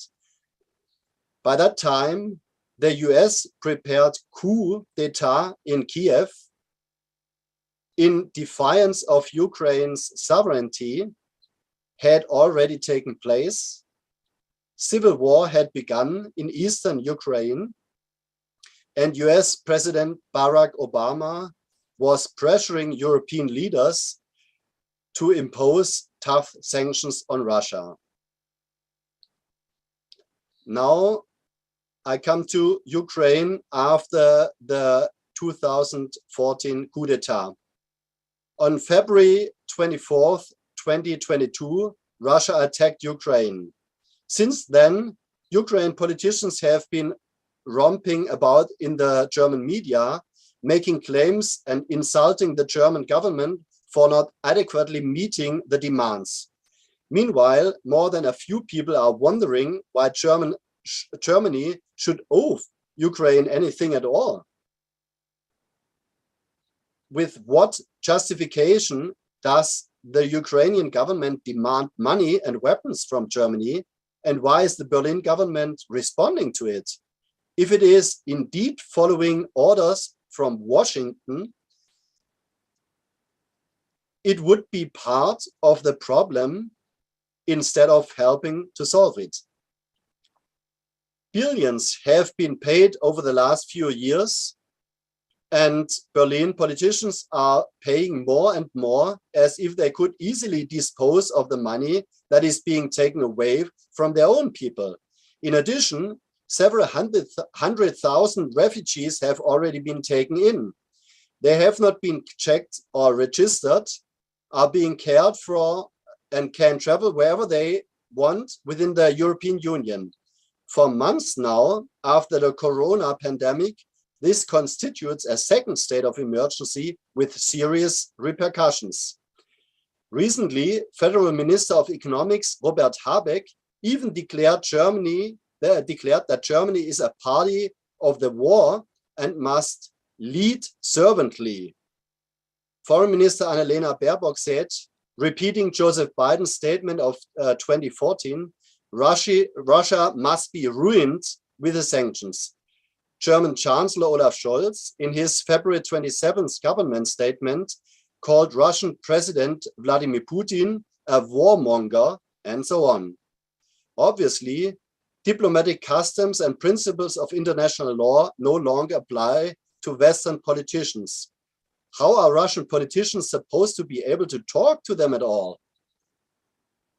It is claimed that Western values and democracy must be defended in Ukraine, and that this must be done with all available means, including not only billions of dollars in payments, but also arms deliveries and possibly, according to several politicians, NATO participation. But what has the situation in Ukraine actually been like since the regime change of 2014, which was prepared by the United States over a period of years? After the bloody coup, Crimea, which had been Russian for 171 years, had joined the Russian Federation following a referendum, and the Russian-speaking inhabitants of the Donbas, who had to fear reprisals, demanded more autonomy within Ukraine, which they were denied. As a result, they too broke away from Kiev, Ukraine, and proclaimed the Donetsk and Luhansk People's Republics.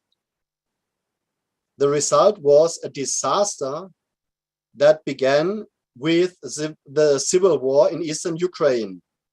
Then ruler Petro Poroshenko, an oligarch and US puppet, sent tanks and artillery into the Donbas to shoot at the population there.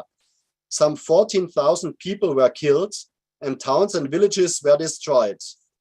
Involved were volunteer battalions, including the fascist Azov regiment, as well as American mercenaries, in addition to the Ukraine armed army advised by the US military.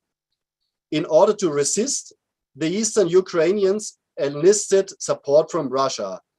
A flashpoint was created on Russia's doorstep, and all attempts to extinguish it failed. Kiev, Ukraine, which fascists in its parliament and government, waged war against its own people, with the US behind it. The Minsk agreement to settle the conflict was ignored by Kiev, and the armies was rearmed. The fate of the country was in the hands of the US, which had taken over the country in a Cold War and positioned it against Russia.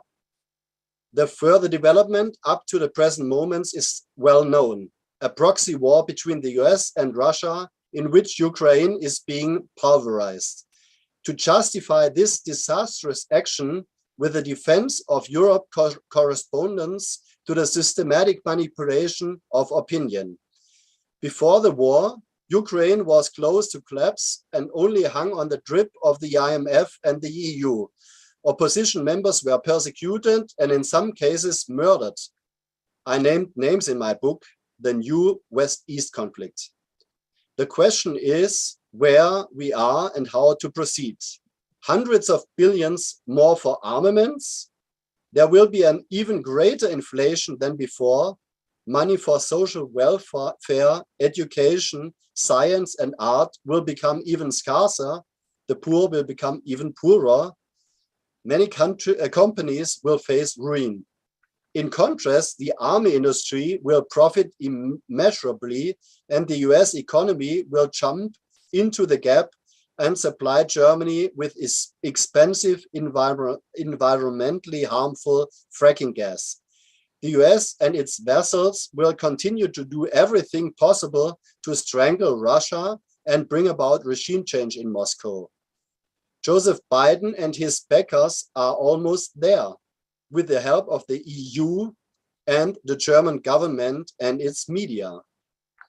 But Russia is a nuclear power, and US military bases in Germany are in the crosshairs of the Russian Air Force. The situation is dangerous as never before. Not only are we facing the collapse of the global financial system, we are also on the brink of a third world war that would make large parts of this world uninhabitable. Clarification of the true situation seems to me to be the only way at present to bring about the most urgent needed change in policy. One final remark.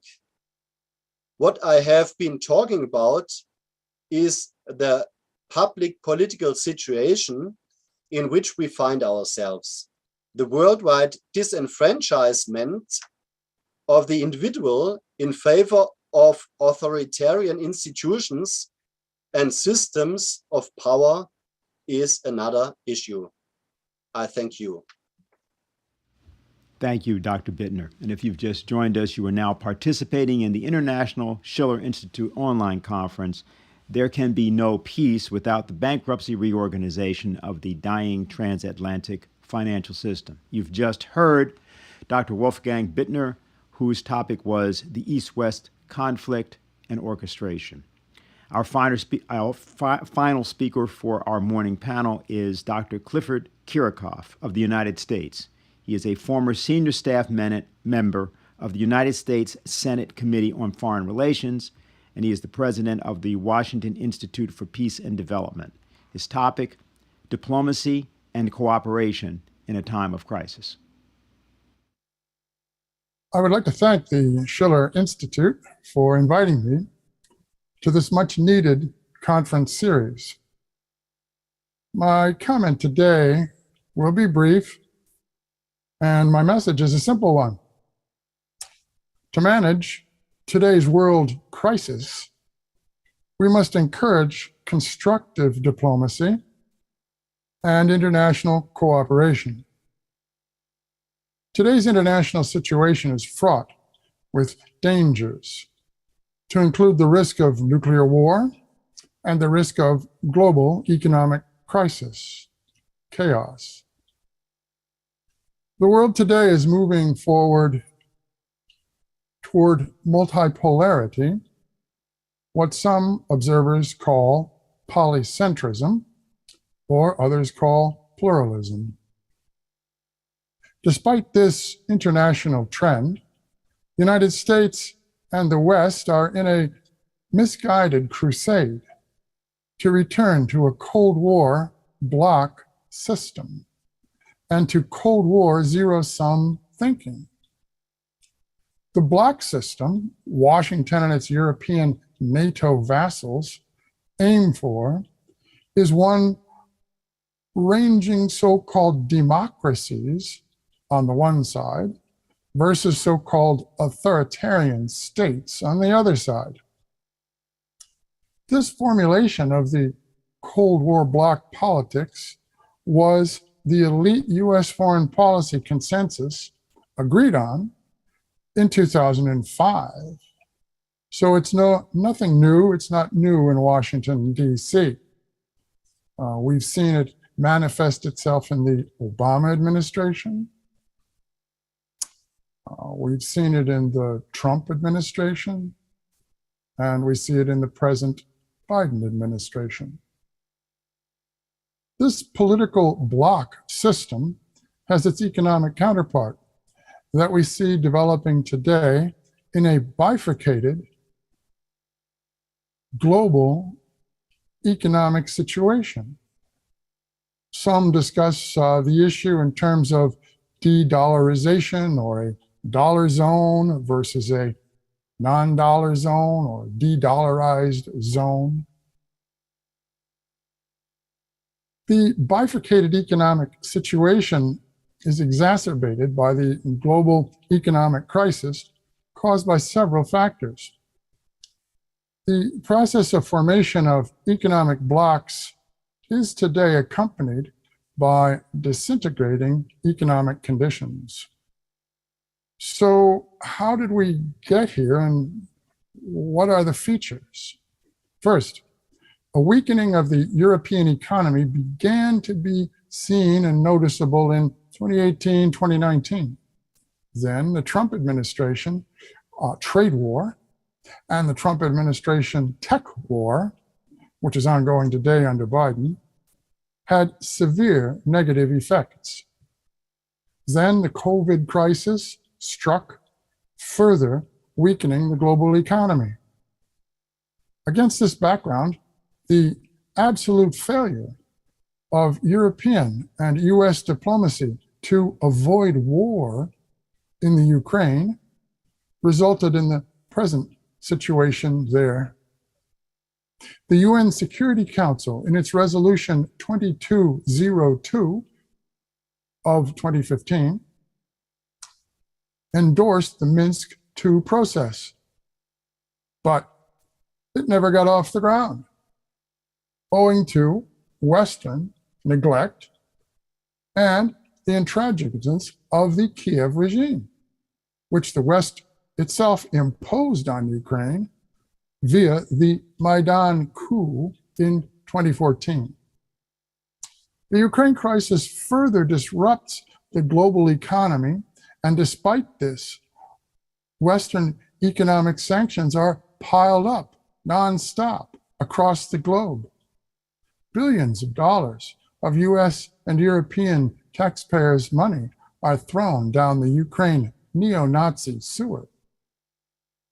The new round of Western sanctions, as all the other sanctions against Russia, not to mention against China, have a blowback effect on the Western economies and the global economy itself, and are thus counterproductive. That's self-evident.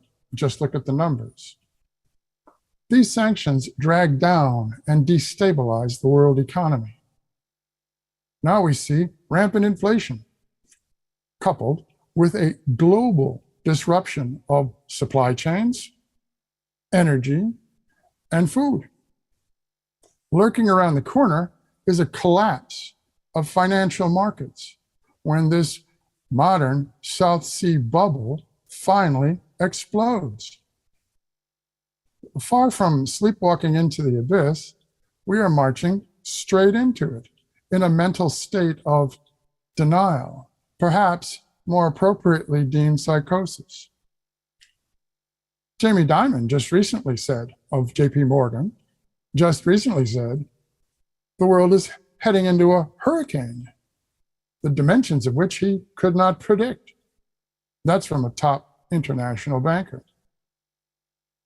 So, what about the global financial aspects of this present crisis? Well, we all know that the central banks, particularly the US Fed and the European ECB, have been grossly irresponsible in monetary policy, with endless printing of money and dysfunctional interest rates.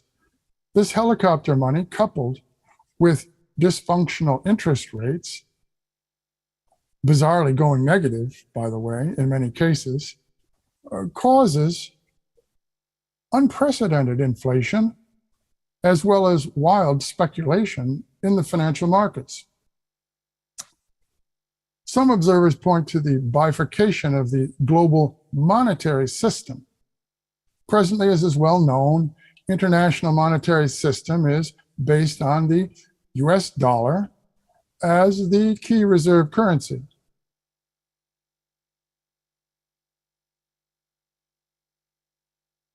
We can look back to the origins of the present international financial system based on the US dollar, or some would say the US Treasury bill as the international standard. key reserve currency. And this situation has been in place since the Bretton Woods agreements in 1944. Now, 1944 is a long time ago, and the global financial architecture has become dangerously unstable today. Of course, financial stability is a key to properly functioning international economy. The alternative, of course, is instability, leading to chaos. Some experts believe we are today facing such a situation, as I just mentioned, Jamie Dimon himself, as a global financier.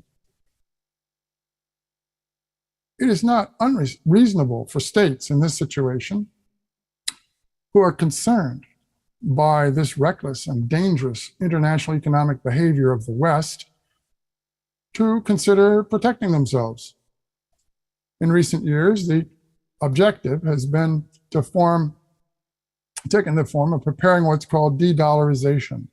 That is to say, preparing for a time when the US dollar is not the single recognized reserve currency in what some call a US Treasury bill monetary standard, as I mentioned. So what's to be done? Well, a bifurcation of the international monetary system with two competing blocks butting heads is not an optimal long-term solution.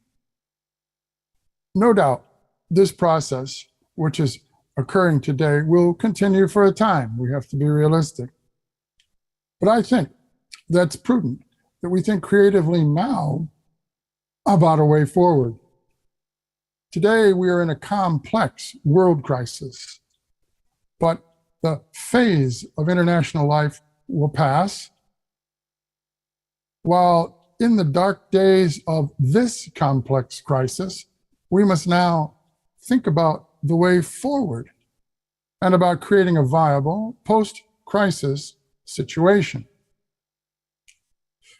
US President Franklin Roosevelt realized that the post-World War II era had to be shaped by pre-planning and action during the war itself, World War II.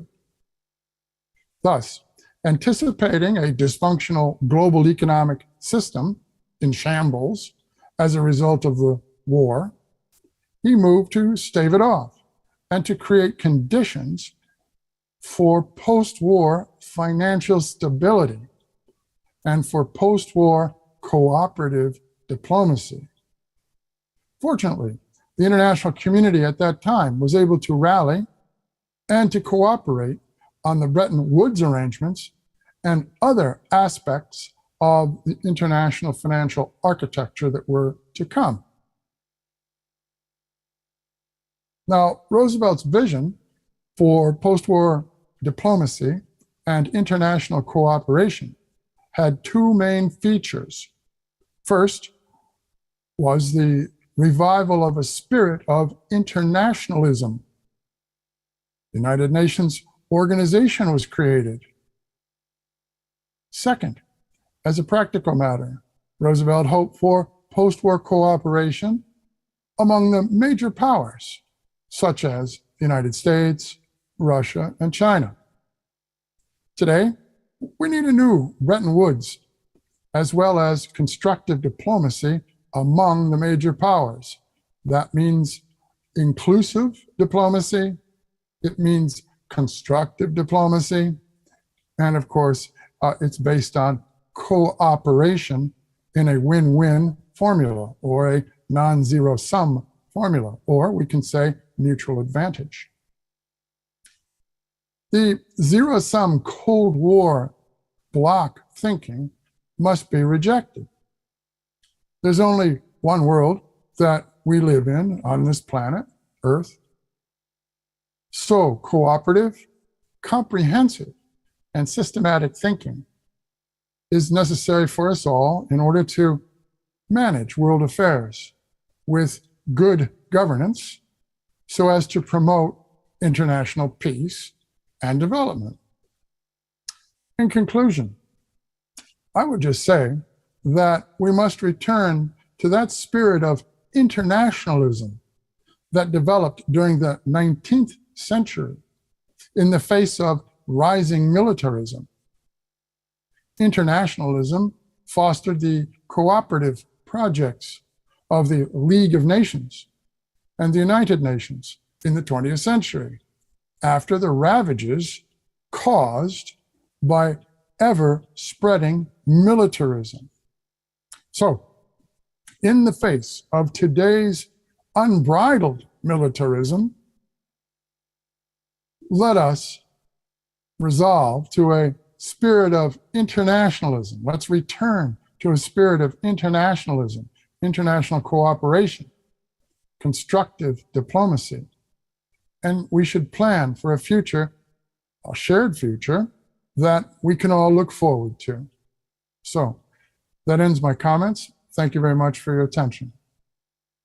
And thank you very much, Dr. Kirikov. And we are now have concluded hearing from our speakers. And if you've just joined us, this is the Schiller Institute International Online Conference. There can be no peace without the bankruptcy reorganization of the dying transatlantic system. You've just heard from Dr. Clifford Kirikov, former senior staff member of the U.S. Senate Committee on Foreign Relations. And we're now going to bring our panel, those who are live with us, up on screen for discussion and comment. And so if we can begin to do that, and I'll see who we actually have. I see Helga is there. Hello, Helga. Sam Petroda is there. Hello. Dr. Bittner, I see you. And we should have Dr. Kortunov. Okay, there he is. And how about Cliff Kirikov? Is he with us?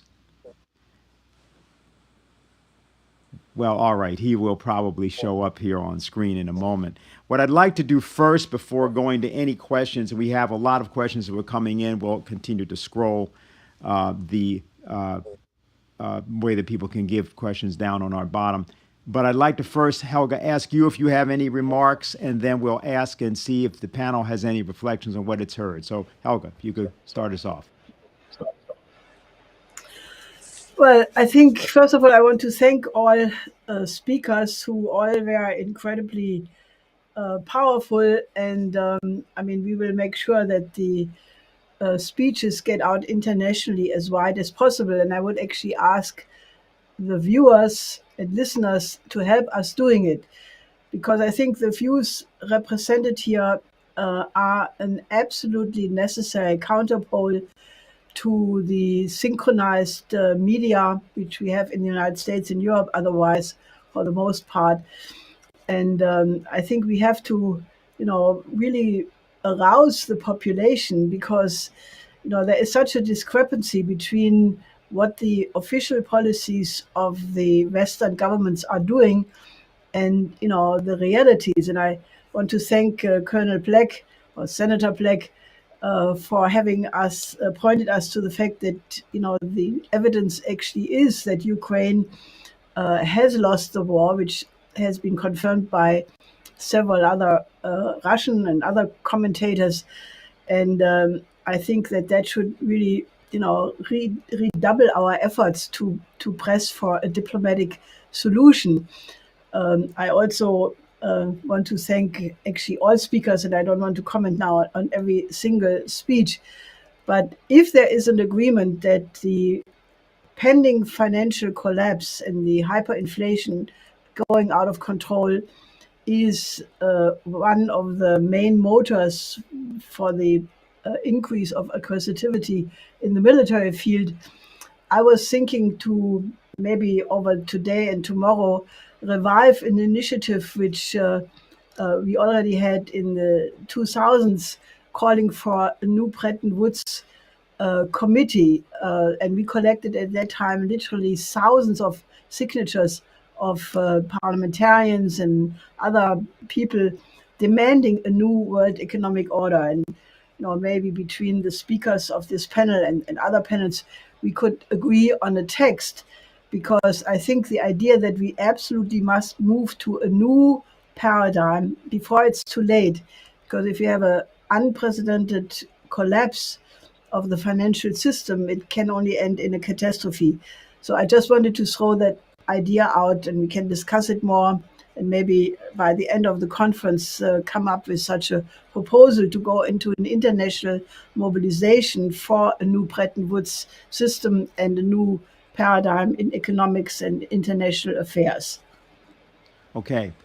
Oh, I see you now there, Cliff. Very good. Welcome. I'm going to ask that other of the panelists who may have things to say would do that in the context of some of the questions. We've got a lot of them, and actually probably best to try to go to those questions because as you'll see, everybody has questions. It's present for everybody on the panel. So let me ask, the first question is directed to Dr. Korchinov and Helga. And this is from Kainan. His question is, the speech given by President Vladimir Putin at the St. Petersburg International Economic Forum yesterday is very important to note within the context of this panel. And in that speech, Putin had declared that the unipolar world was dead and that the majority of nations were moving away from the zero-sum game policies toward a new financial architecture. And he says, as Helga noted, the opportunity to cooperate with Russia in the development of the Eurasian continent was lost as a result of the short-sighted geopolitical policies of the transatlantic. And now the West is in the middle of a hyperinflationary blowout. How can this opportunity be presented to people in the West who have become so deluded that we have to now try to avoid a thermonuclear war? So I think I'm going to ask you first, Helga, and then go to Andre, and then we can return to discussion among the panel. Well, it really takes an extraordinary action because, as I think it was Foreign Minister Lavrov who stated that the relationship between Russia and the West, Russia and Germany, has been completely destroyed by the recent events. And, I feel, a terrible need to reconstruct that because, we have a long history together. I only want to reference Napoleon, Hitler, the Second World War, the Great Patriotic War, German unification, where Russia behaved incredibly generous. And I would really ask people to help to start a public debate that we do need to resume a dialogue with Russia. And this whole idea that the relation with Russia is out forever, as this unspeakable foreign minister of Germany is saying, cannot be tolerated.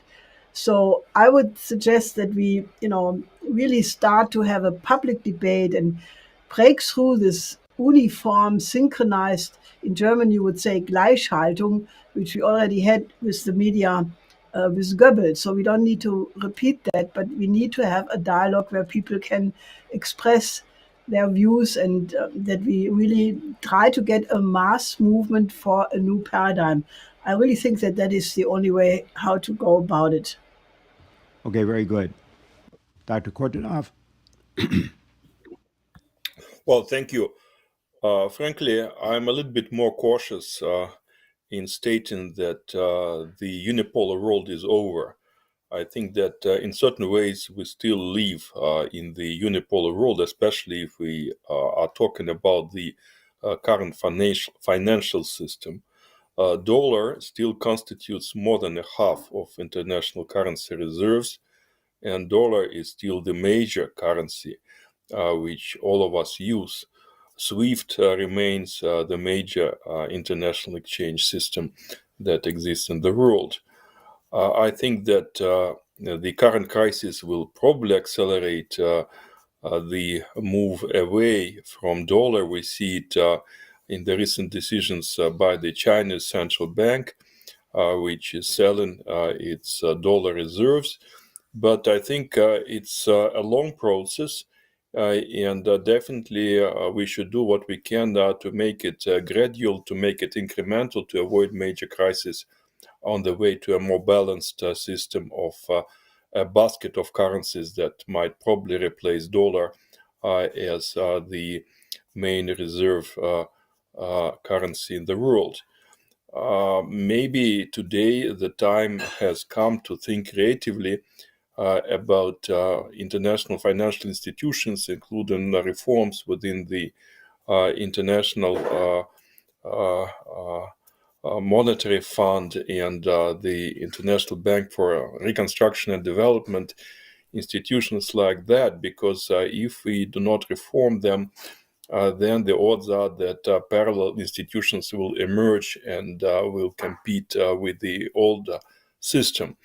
I think it's critically important to avoid a fragmentation of the global financial system, a fragmentation of the global economic system, because this is unfortunately the direction in which the global finance and the global trade is moving. I think that next 2 or 3 years will be critical in our ability or inability to reverse this movement. But I do hope that it is possible to maintain the global economic system in its integrity and to make it more fair to everybody and more inclusive than it is right now. It will not be easy, but I think that with concerted efforts by major players, it is not impossible. Thank you. Sure. So although we have questions for everybody, I don't want to stop any panelists from making any statement or reflection that they'd like to make now, either about what they've heard from others and otherwise. Yeah, Sam, I see you. Go right ahead. I think you're muted, Sam. Somebody needs to unmute me, I guess. I'm okay. Okay, we're good. I'm okay from here. Okay. Now, my main concern is who is listening to us? Are we talking to ourselves? Because I know there are hundreds of such organizations in the world who are having these kinds of conversations right now. I know many in US, India, Europe. The point is, are we getting any traction? I'm worried that irrespective of what we say, those in power are doing whatever they feel like doing anyway. I find that in India, the head of state decides to do whatever he or she wants to do, and they can get away with it. I think that's what is going on today in the world. Very few people are listening to a sane voice.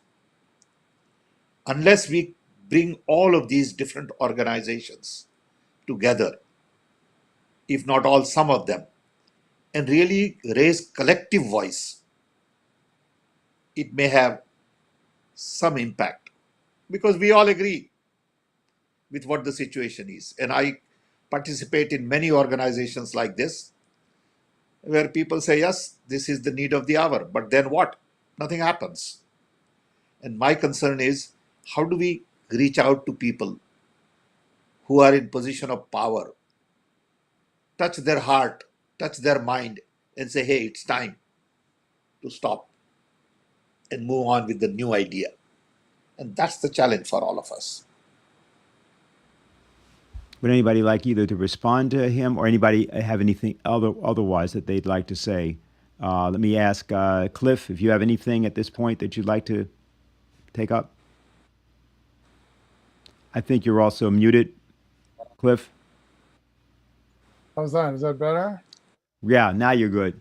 All right. So I would reemphasize my point that we need to pre-plan. We need to be active now and get ideas out now prior to the hurricane that Jamie Dimon is talking about, or other financial experts are talking about. So I think conferences like this are very important, and they need to be inclusive, of course. But we need to, like Franklin Roosevelt, we need to be thinking about concepts and ideas now for when the storm really hits, and then for planning for after the storm. That would be, again, a new Bretton Woods kind of an idea, sort of an update or reform of present day international financial architecture, but much more inclusive, and of course taking into account ideas from Russia, from China, from India, et cetera, et cetera. So a more inclusive cooperation globally by major powers and others that have ideas to contribute. Thanks. Dr. Bittner, I think you had your hand up before. Yes, please go ahead. Has he got the translation? I guess it's okay. May I speak now? Yes. Oh, thank you. I want to speak German. Is it possible? Because I can't express me in English as different. I'm pretty sure we have simultaneous translation possibilities. Yeah. So go ahead. Okay. Helga Zeppler-Rouge hat von den did talk about the German-Russian relations. There were the Napoleonic Wars, and there was the First and the Second World War. At other times, we had very good relations to Russia, culturally, scientific, and I want to address the cultural relations. The painting in Russian, I think about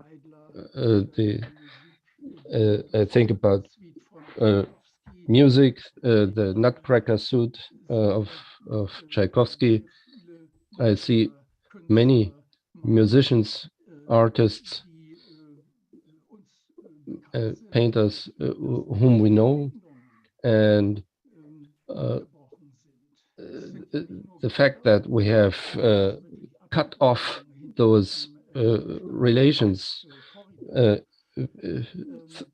because of this conflict, this is a tragedy of a century, and I fear that this will not be easily to repair. The view of Western Europe and Russia,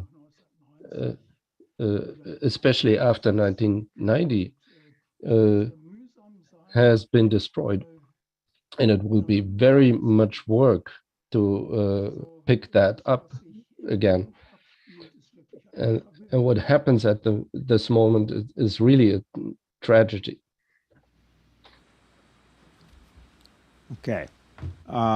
Now I'm going to return to questions, though a couple of the questions are general enough that there may be various people that want to answer.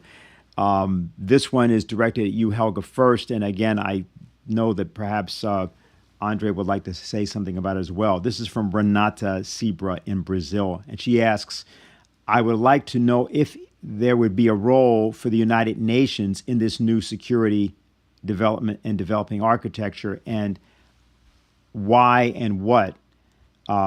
So that's the first part of the question. The second part of the question is, how can the West manage its relations with China, considering the human rights positions, the lack of freedom of speech, so forth and so on? You get the idea there. So Helga, let me direct that at you first, and then we'll take it to a few other people if they have an answer. Well, I think that the Schiller Institute could play a role as a rallying point for all individuals who would want to constructively work on the new paradigm. And at a previous conference, we already had an idea which unfortunately didn't get fully realized simply because events were, so much that we got distracted. But one idea would be that out of this circle and other participants in previous conferences, we have an enormous amount of experts on all fields: military, economics, science, diplomacy, culture, that we could work out a proposal for such a conference with joint efforts and then present it to the appropriate institution in the United Nations, because the United Nations is actually an institution which could launch such an initiative. And, that could go along with, what Cliff Kirakov also pointed to. I think the warnings that we are in front of a hurricane, we're sitting on a complete powder keg in terms of the potential explosion of the system. We are now between a rock and a hard place. If, no interest rate occur, you have galloping inflation. But if the central banks are increasing the interest rates, you are looking at a potential sudden collapse. And for that, we could also, move very quickly. I will make sure that we publish after this conference, or maybe even during the conference, the list of signatures which we had. I think we collected them in 2005, 2007, 97, even a new Bretton Woods committee, which was signed by thousands of important people around the world. And we could restart that, updated in light of what is going on. But the main response I want to say is I actually want to invite speakers, but also others listening and watching, to help to work out a platform for such an international security and development architecture. And, we had also many important diplomats in past conferences who could probably help us to find the appropriate place in the United Nations. Because, if these governments are not making what they should do, then we have to do it. And I think, it has reached the point where, that is absolutely doable. Mm-hmm. Okay. Actually, there's a question that I will pose now, which is related to this, and it was to you, Cliff, and this was from Mir. It was is there a procedure to use internal institutions of nations so that they could punish political decisions being made against each country's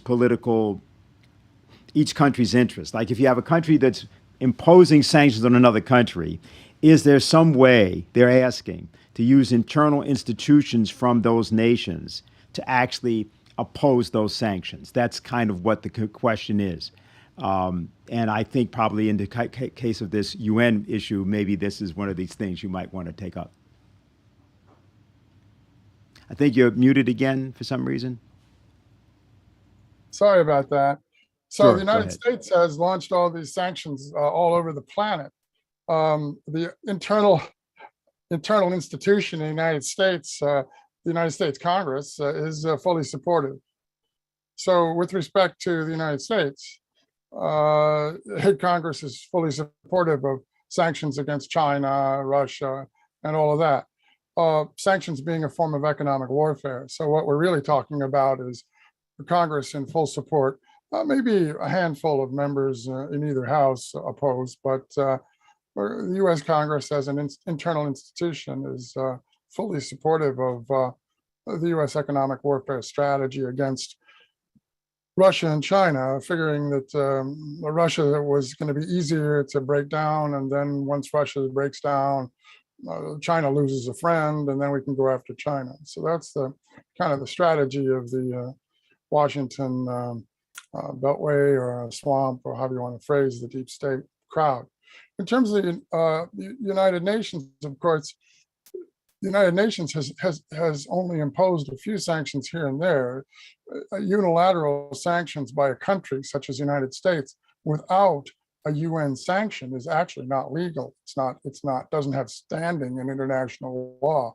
It's a unilateral sanction. So the United States is most of the time here imposing unilateral sanctions. So which is a form of economic warfare. But the fact is, it completely sanctions as a tool, so-called, completely disrupt the functioning of the international economy, as we see, and as we will see when Jamie Dimon's hurricane hits. So sanctions are not, as a form of economic warfare, sanctions are certainly not a way to go. They're not really effective, and they blow back. They're counterproductive. So what we should try to be doing is, in the United States, stopping Congress from supporting all of these executive branch sanctions, which are I mean, gasoline here for the car is well over $5 a gallon, and I don't know, 7, 8 out there in California. So there are hardships. This is just beginning. This is just the start of, and I think internally in the United States, as the public starts to realize it's not Putin, it's Biden, and it's the Congress, that maybe the politics will change a bit between now and November. Yeah. Mm-hmm. Okay. Any other questions from anybody from the panel on this general line of questions? If not, I'll shift. There's a couple of others specifically. Okay, Sam, go ahead. I think I'd like to follow up on the last conversation, Sure. and that is, how can we convince US senators to listen to this idea of redesigning the world, idea of restructuring, networking, getting off this command and control architecture to collaboration, cooperation, coordination, co-creation? Maybe that's a starting point, because if they listen, US will listen. If US listens, the world will listen. Okay, sorry, Can I we was do just something? reading another question. Okay, so here's what it is. The question is from Boris Friedel, CCTV Berlin. He asked this question. This is directed, I think, Helga, to you and anyone else who wants to answer it. 2 of the 5 BRICS countries, South Africa and India, are attending the G7 meeting as guests. Is this a possible sign of a negotiating role for these 2 countries in order to keep communications going with Russia? That's the question that's asked. It could be. I think the inclination of both President Ramaphosa and Prime Minister Modi to do that, I would think there is a very good likelihood, because India is a country of 1.4 billion people. The Indian Foreign Minister Jai Jankar recently at a conference I think it was in Bratislava, said that India is 1/5 of the world population and represents, I forgot now the exact amount of the GDP, and that they have the right to pursue their own interest. And, India has withstood, despite enormous efforts by Ursula von der Leyen and all kinds of other people to put India into the camp of, quote, democracies. India has maintained a neutral position, or better, non-aligned position. And I think the same is true for South Africa, where I think President Ramaphosa even, basically said that the West and NATO is responsible for the Ukraine crisis. So I think both of these countries, who are representative of the global South and the countries who suffer the most of these sanctions and the whole collapse of the economy, they have a right to speak out at this summit. And they are also part of what Duma President Volodin called the G8, which is emerging, which already altogether have a larger GDP than the G7. So, the miracle which we have to accomplish, mission impossible, is to get the G7 countries, or at least some of them, to basically stop the confrontation and say we need to address these issues together. And I think that is what this organization and all the other, and I agree with you, Sam, we should try to reach out to as many of these other organizations and try to really create a mass movement of people who demand that the world is not being blown up. And if there is enough mobilization around the world, it can happen, and they will have to listen. I'm a little bit more optimistic about the ability to have ideas impact politics. And that has a lot to do with the work of my late husband, Lyndon LaRouche, and our movement for the last decades, because we have done that repeatedly. And I know that in a moment of crisis, it is not power, it is not money which counts, but it is the question, do you have an adequate idea which is needed at that moment? And then you can actually shape history. So I would say we should, we should absolutely encourage India and South Africa in whatever way we can to play such a role, because I think that is what the G7 urgently needs. Okay. I have various questions for various individuals, as I said, so let me just sort of take it this way. So there's a question which we have, which is directed I want to direct to Andre, Dr. Kortunov, and to Helga. It's a question from Chengdu Economic Daily, and the question is, what is the expected impact of the Ukraine crisis on global food security and refugee, health, and energy issues related to food supply, both in Europe and the developing world, and how are countries, regions such as India and Africa, preparing themselves for it? Well, yeah, if Go I ahead. might. First of all, I think we should keep in mind that the food crisis started to unravel long before the conflict in Ukraine. We saw food prices rising for at least 2 years, and definitely there were many reasons for that. We do need a new system of food security, including some reserves and better statistics and exchange of information on harvest expectations. If you take the Ukrainian crisis in particular, we're talking about the export of Ukraine proper. It is about 20 million metric tons of wheat, going primarily to Middle East and some African countries. It's also about the Russian wheat export and also export of other food stock, like, for example, sunflower oil and other. And on top of that, we have the issue of Russian and Belarusian fertilizers. It's about 20% of the global output, and many countries in Africa, in the Middle East, and even Latin America depend on these fertilizers. So the prices are likely to remain high. I think that the issue of deliveries from Russia are not likely to be resolved, because it's not just about sanctions, it's about access to European ports. It's also about the payment systems, and it's about insurances. Of course, many companies are in the business of overcompliance. So I think that there'll be some, not physical shortages of food, but definitely some negative impact on the structure of food consumption in many countries around the world.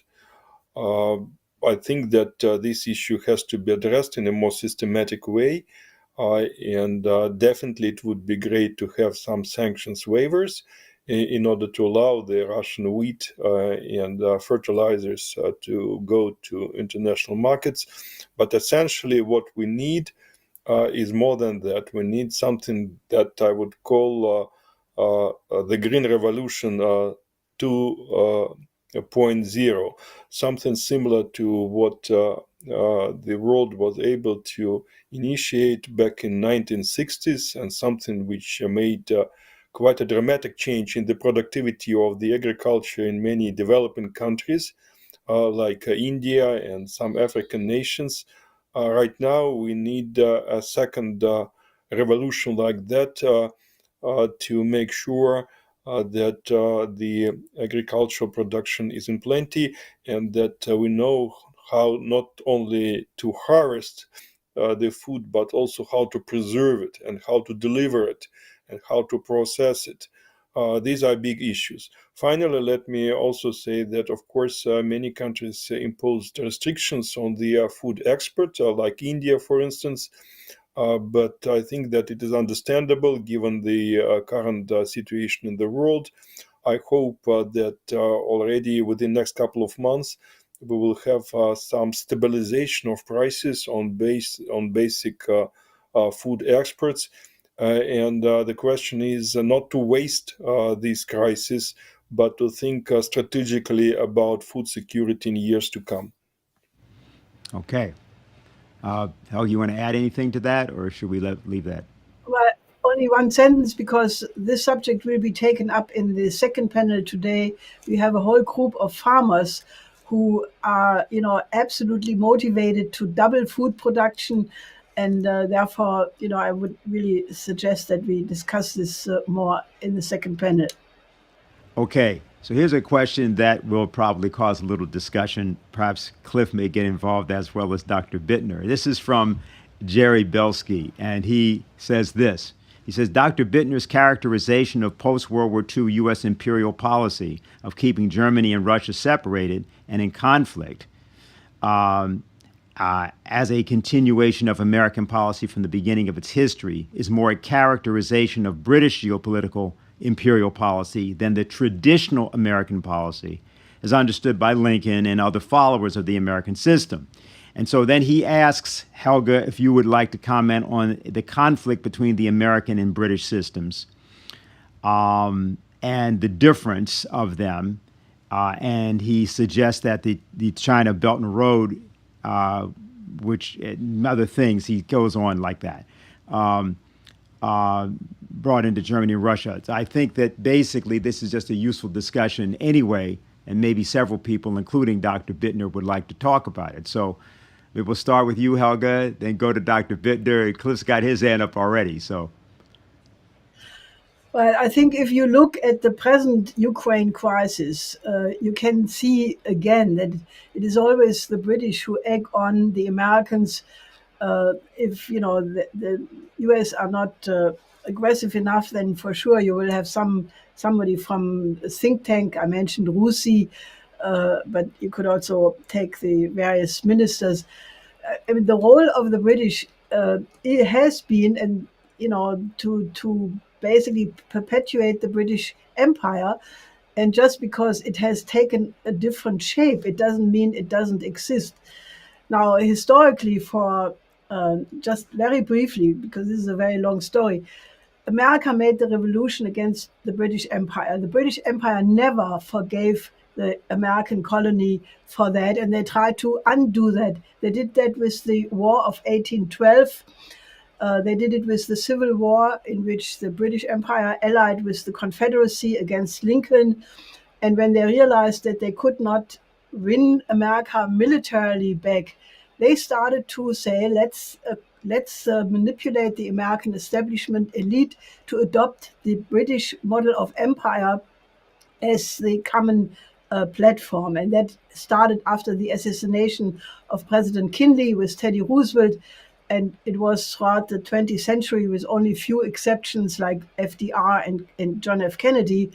And especially in the last period, you had a complete coincidence. Basically, after the Soviet Union disintegrated, where there would have been the chance for a totally new peace order in the world, the neocons, the Project for a New American Century, deliberately said, let's build an unipolar world based on the special relationship between the United States and Great Britain. Economically, I can only advise our viewers and listeners to read, Alexander Hamilton, Friedrich List, Henry C. Carey, and you will see, and Wilhelm von Kardorff, very important. He wrote a beautiful little book, Gegen den Strom, against the stream, where he describes the difference between the British system and the American system basically being in the tradition of Leibniz, of the cameralists, of the idea that the only source of wealth is the creativity of the people, and that therefore it is the task of the state to encourage the creative potential of all citizens, because that is what makes the wealth of the state, as compared to the British system, which is a system of controlling the trade, buy cheap, sell expensive, and manipulate and control everything in between. And that is the key conflict right now. And what people don't know is that the Chinese government, the Chinese model of economy, is much, much closer to the American system, to Hamiltonian banking. Friedrich List is the most famous foreign economist in China. And therefore, if the United States goes back to its own best tradition, which is the Hamiltonian economics, the idea of the American Revolution, of Lincoln, of Roosevelt, of Kennedy, then a cooperation with China would be very easy. It is the fact that the present politics in the United States has become British. And that is the key conflict. We have published an enormous amount about these things. And I think for people to understand that difference is an absolute precondition not to fall into the trap. Because if you just say, down with America, which a lot of people nowadays are saying because they're really completely fed up, that does not solve the problem. If it would be enough that all these other countries are building a new economic system, I think, that's wonderful, but it will not solve the problem, because I do not think that if the financial collapse escalates and we really reach a real crash, I don't think that the United States will dissolve as peacefully as the Soviet Union did in 91, and therefore the danger of war coming out of this is what we should really be concerned with. But I think the difference between the British system and the American system, as it was conceived by the founding fathers, by Benjamin Franklin, by the first Washington administration, Alexander Hamilton, and, as I said, Lincoln, I mean, that is the tradition we have to get the United States back to. Okay. Dr. Bittner, if you want to say anything?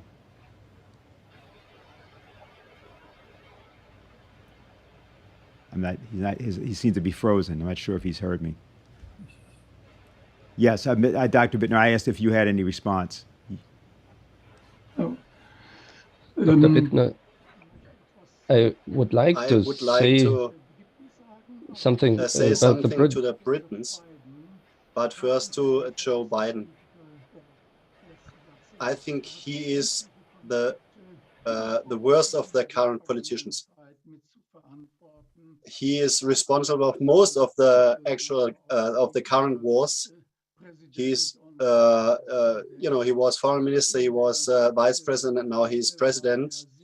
He was active in Ukraine a lot. We know what was going on in terms of corruption there.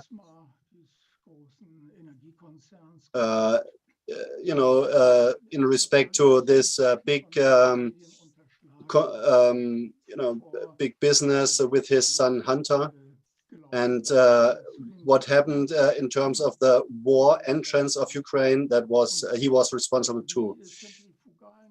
So the centrifugal forces in Western Europe increased in the last years, and that didn't change with the with the Brexit. They became closer and closer to the United States, that is Britain. And what we overlook,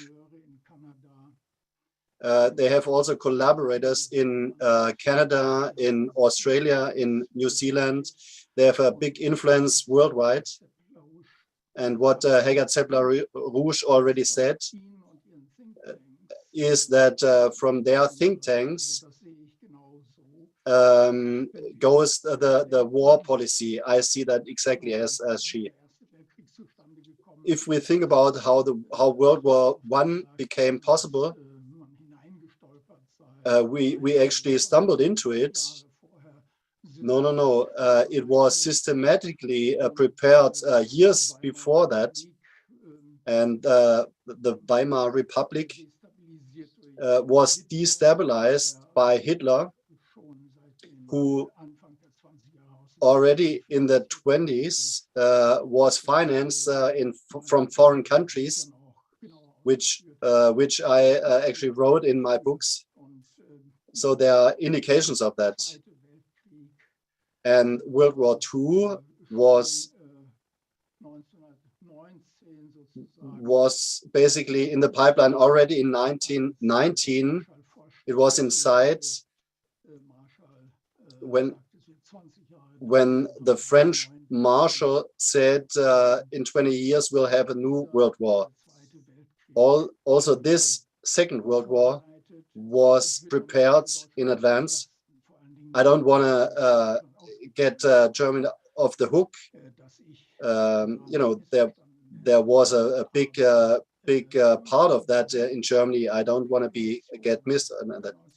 But because of the capitulation in 1945, the Allies could do it differently than after the First World War. So they actually went into Berlin.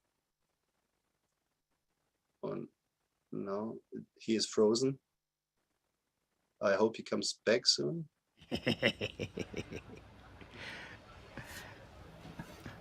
Okay, we'll give it a few seconds. Okay. Oh yeah, here he comes. There he is. Yes.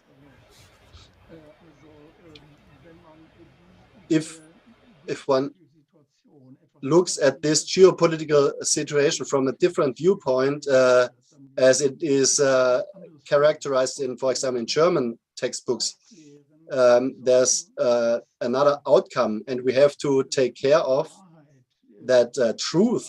The historical truth comes more and more to the surface, and we have to explain the world, the current situations.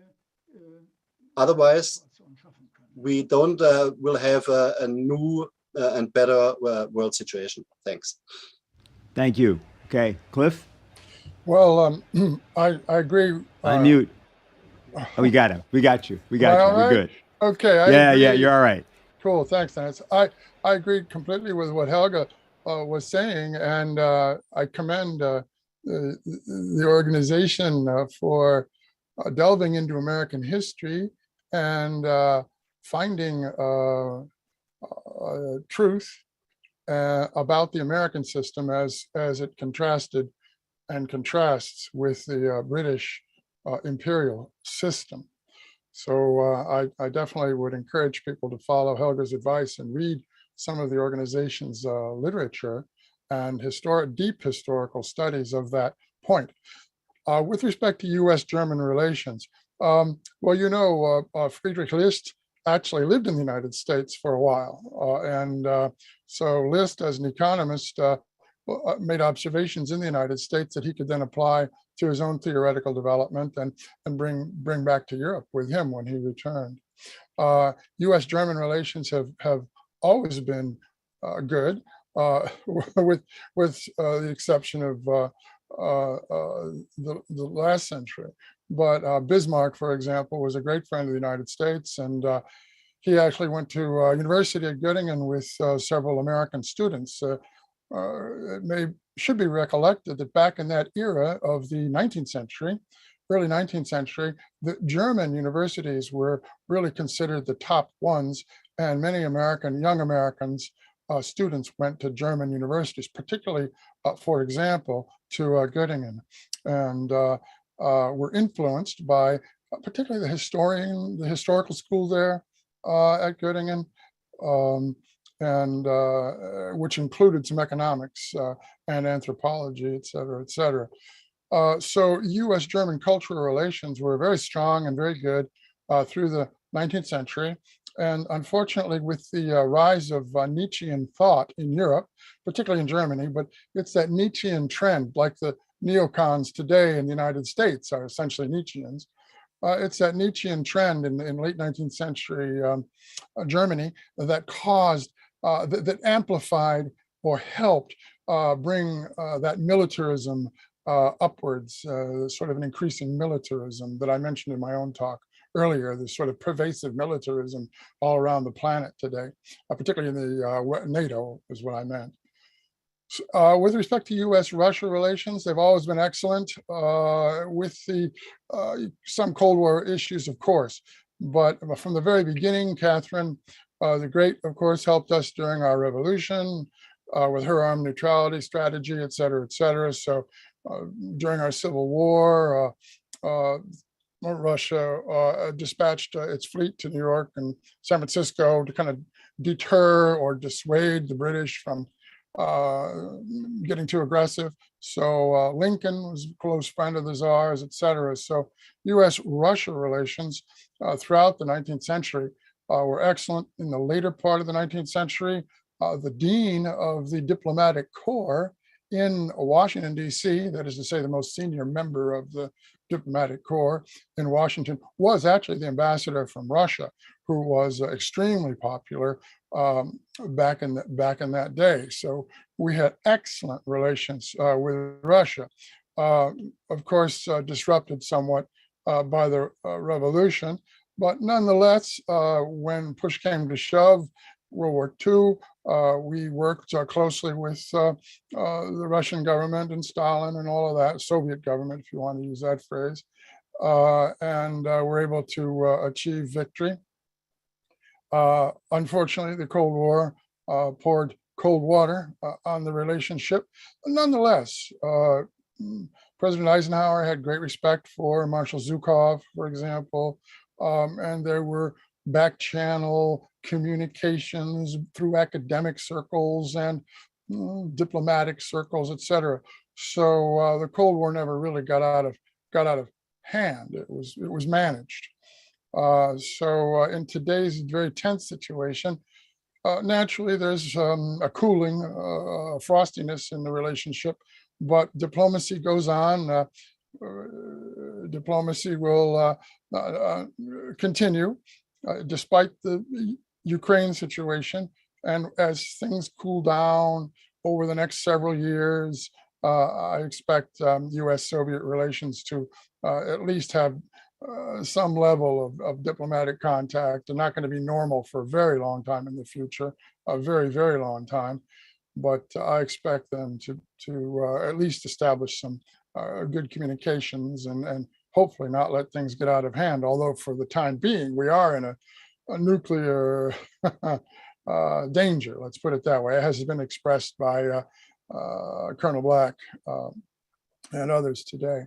So I'm not pessimistic about U.S.-German relations. I'm not pessimistic about U.S.-Russia relations. I just think that we have to maintain diplomacy. There's a long history to diplomacy. The earliest records of diplomacy that we have are between ancient Egypt and the Hittites, for example. That was a long time ago. So the role of diplomacy is very important and very ancient between states, between civilizations. The ancient Chinese had their forms of diplomacy. And then, of course, in the modern world, during the Renaissance era, we had a Renaissance diplomacy, as the historian Mattingly well described. So I'm always optimistic in terms of keeping the diplomatic lines open and going, even through third parties, even through indirectly through third parties. And I think ultimately, our relations will stabilize with Russia and hopefully get better. The problem we have right now is exactly what Helga said. There's a contradiction between our policy today and our traditional American policy. Why? Neoconism is one excuse, but it's that penetration of the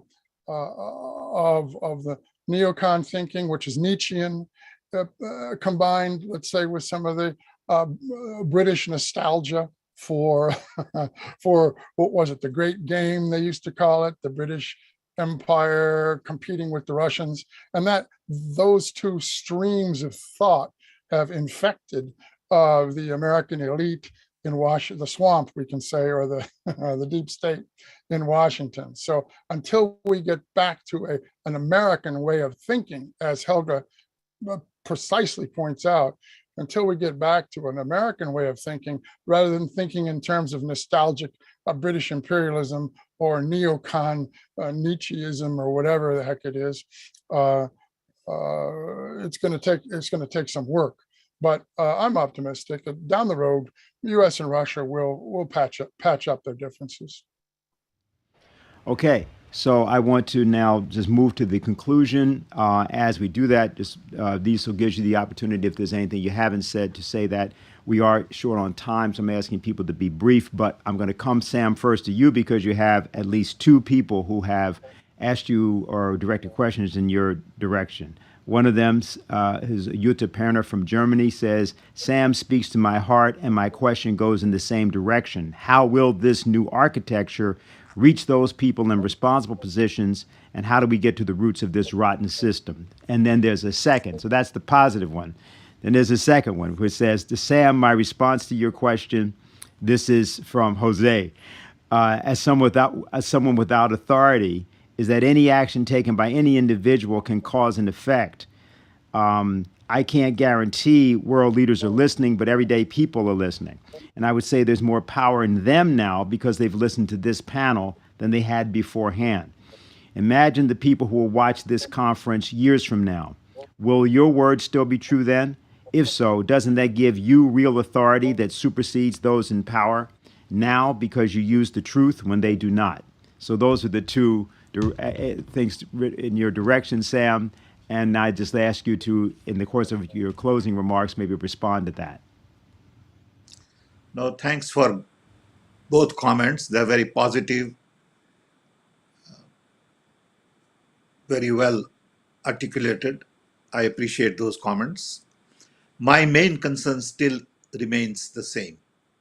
We know that world needs to be redesigned.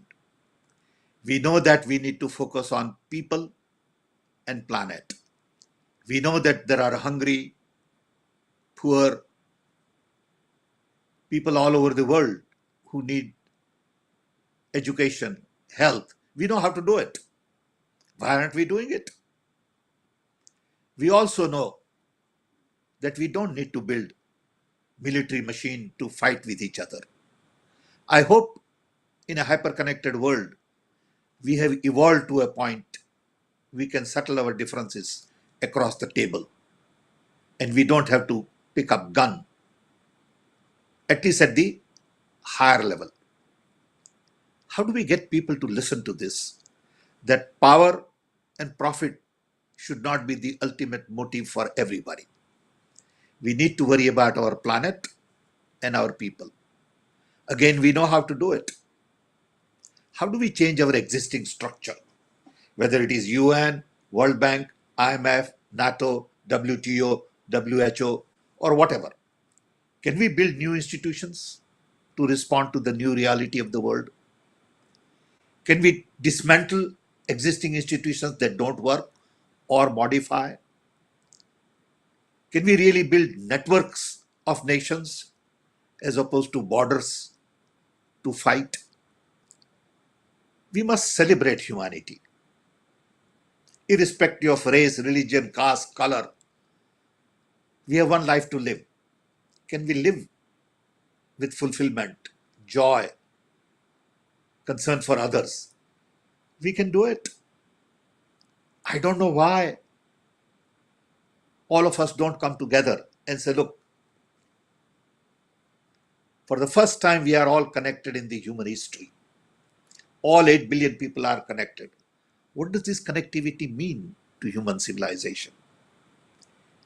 Can we really redefine our priorities in a connected world? And I think that's the challenge in front of us. Thank you. Okay. Dr. Bittner, is there anything you'd like to say in conclusion?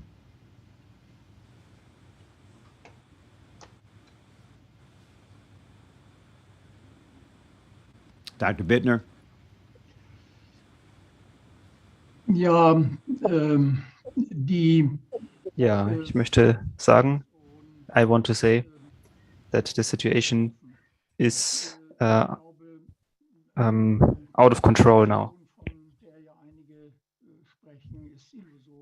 Nun, well, I think that the revolution is illusionary. It would be blocked. The states have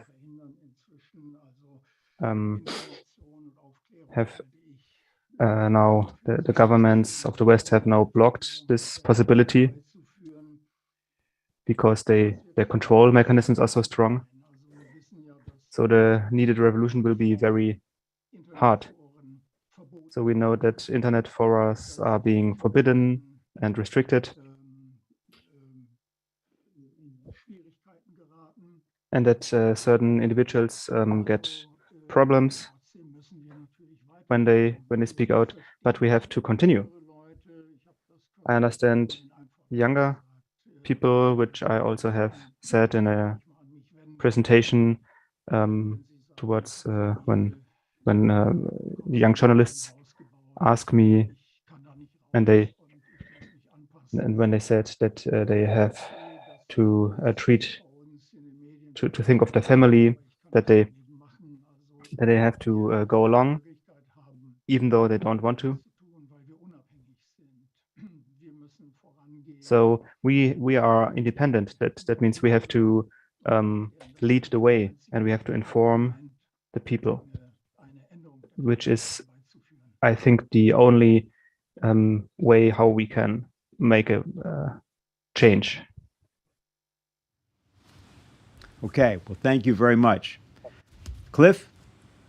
Hi, I thank you very much for inviting me. Thank you, Helga, and thank you all to the panel and my colleagues for being great colleagues.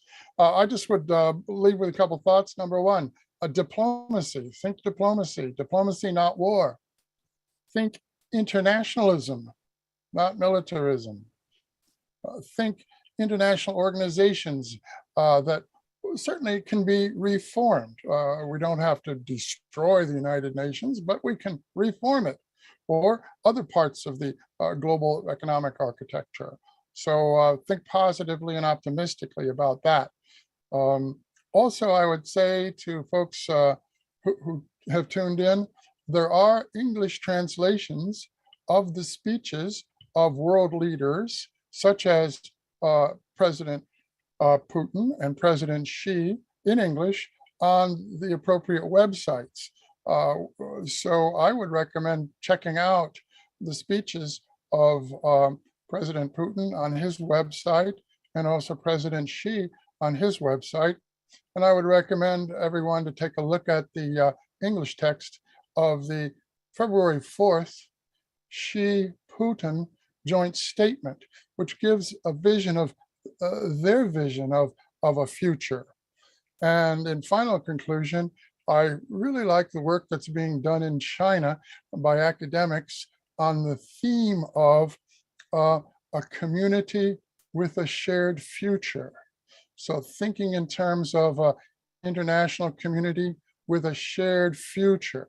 So sort of a positive, cooperative, inclusive vision of the future. And what we can be doing now to bring that about. So in conclusion, think positively, diplomacy, not war. Okay. Helga? Well, I think that people should prepare mentally that we are in all likelihood heading for the perfect storm, because as I said before, I think that the reason why the war danger is becoming so acute, it really only has to do marginally with Ukraine and things like that. It has to do with the fact that the Western neoliberal financial system is hopelessly bankrupt. And that the point which Lyndon LaRouche made in 1971, that point has arrived, and there is absolutely no way how the system can be saved. And that means that unless we can mobilize internationally forces to go for a new Bretton Woods system with the 4 points I touched upon in my earlier presentation, I don't think that there is a way out. And that will become more clear to a lot of people. It's already clear to a lot of farmers around the world who are fighting for their survival in the middle of a world famine of biblical proportions, as David Beasley usually is saying. And it's also clear to a lot of people who are on the lower end of income. It's clear to owners and entrepreneurs of small and medium-sized firms. And I think that, if all the people who are participating in this conference would join, to help us to build this kind of network, link up with other organizations, get the study done of what are the right economic principles, look at the difference between the British and the American system, and study the physical theory or the theory of physical economy of Lyndon LaRouche. The answers are all there, and the need be that we are prepared, because the worst thing which could happen is that we have the perfect storm hitting, and then you go into chaos, and chaos for sure will be another trigger of war danger. So I think we should really build this community of a shared future by preparing, to study the principles. How do we get the world in a better organizational form? And for that end, I want to invite you all to stay in touch with the Schiller Institute beyond this conference. All right. Very good. Thank you. Dr. Wolfgang Bittner, Dr. Cliff Kirikov, Mr. Sam Petroda, Helga Zepp-LaRouche, we want to thank you for being on this panel. And in addition, we want to thank Colonel Richard Black, Dr. Andrei Kortunov, and Professor Wang Wen for participating as well. At 1 p.m., we will start panel 2 of this conference, which is entitled Runaway Inflation or Glass-Steagall. We'll join you back here in, just about an hour.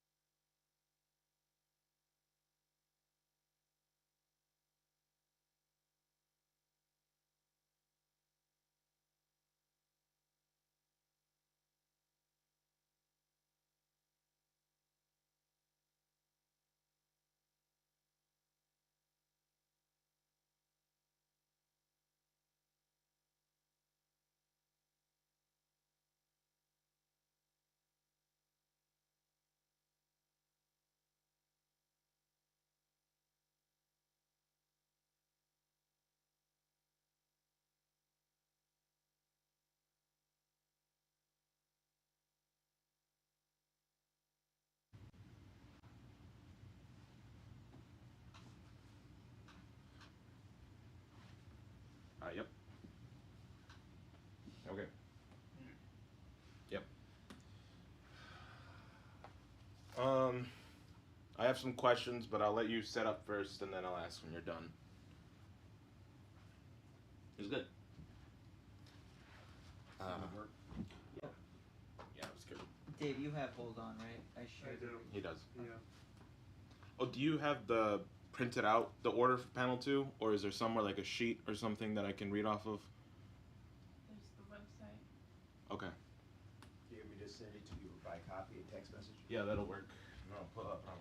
Yeah, because that could also get altered, Exactly. Right, true.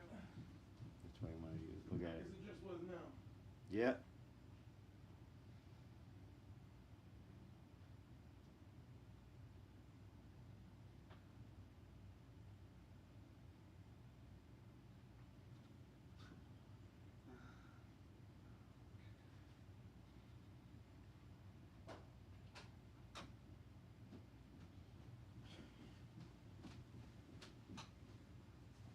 Thank you. Yeah, I did. Okay, great.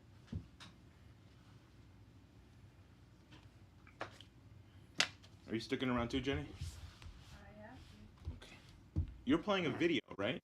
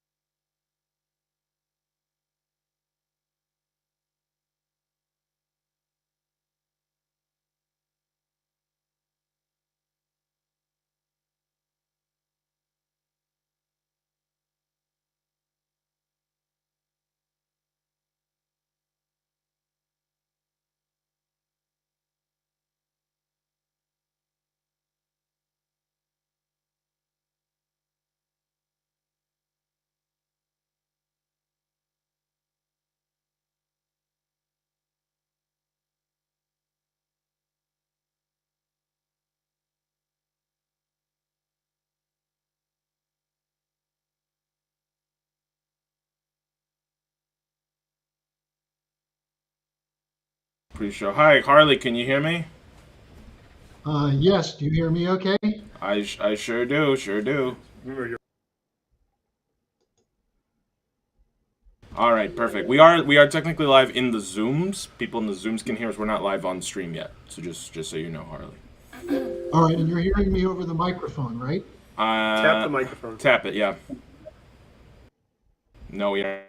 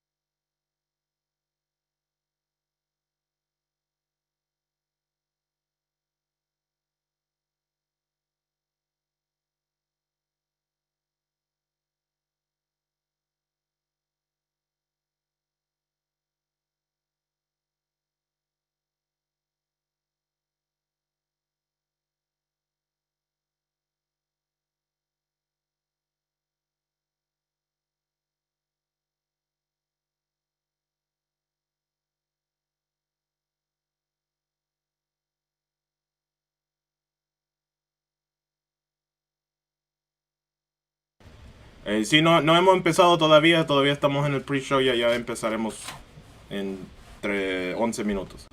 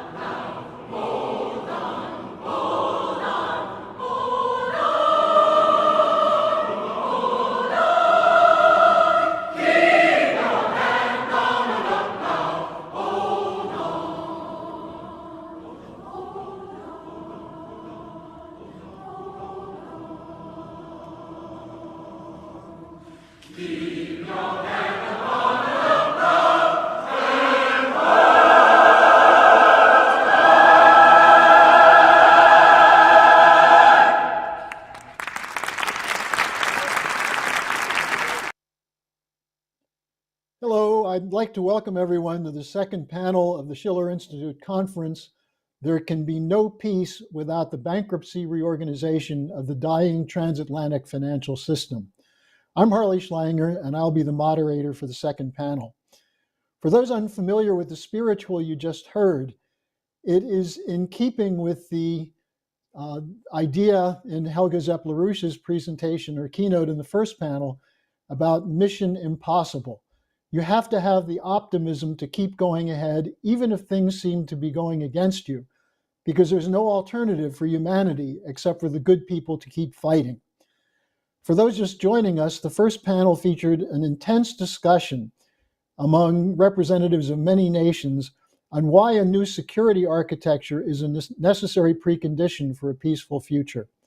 That is, putting an end to the dangerous fallacy that peace depends on nations submitting to the arbitrary rules of a unipolar order.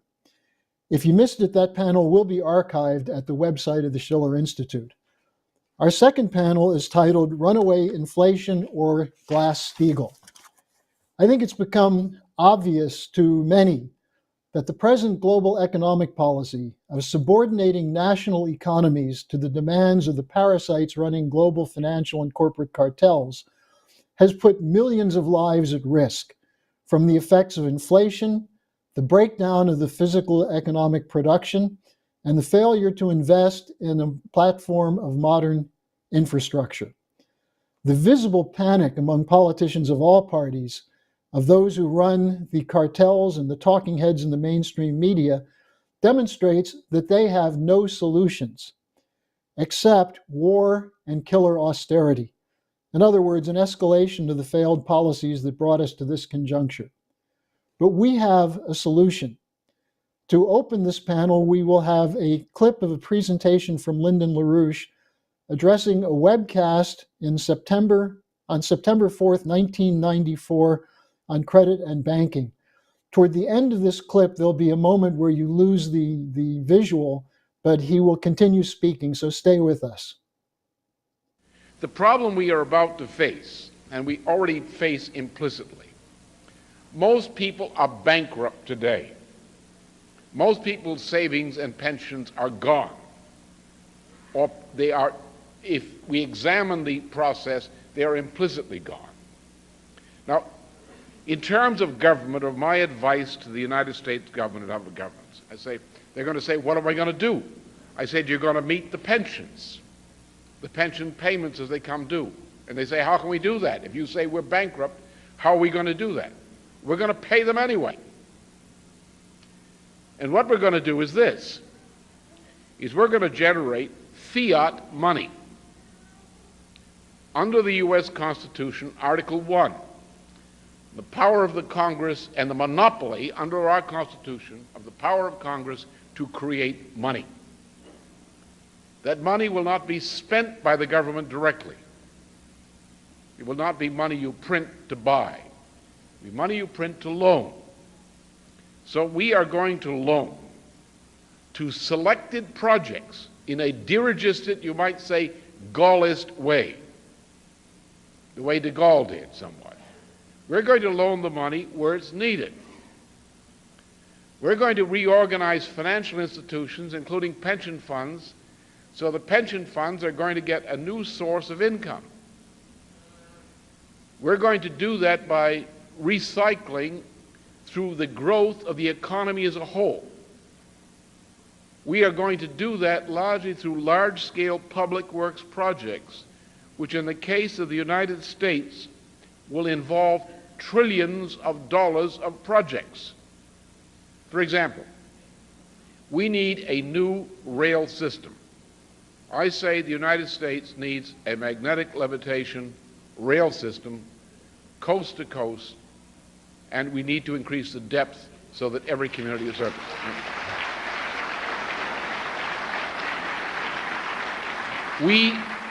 And this all goes for Canada as well. It goes also for the Middle East, but let's take just the United States as an example to illustrate the problem I'm discussing. We need an inland waterway system. Our inland waterway system has gone to pot. The Erie Canal should be functioning. Otherwise, the function for which the Erie Canal was created is still needed. You still need economical barge traffic into central New York if central New York is to function efficiently, as well as an efficient rail system. You need to bring the communities of the United States back into competitive economic functioning, like the rural communities or the quasi-rural communities, which are now collapsing and have been collapsing since the beginning of deregulation in 1978, 1979, especially after the Volcker measures. So we have to do that. We're going to have to rebuild the Mississippi and the entire water system. We have water potential or growth potential in the western United States, but the land is not usable because the aquifers are collapsing and we don't have enough water. We have enough water in Canada. It's silly to move water from the central United States, where you have these quasi-desertified regions, from the Colorado Basin into Los Angeles. Can you think of anything more idiotic than taking fresh water from Utah and the Colorado Basin to feed the water requirements of Los Angeles? If those bums want fresh water, let them desalinate. They've got a Pacific Ocean right out there.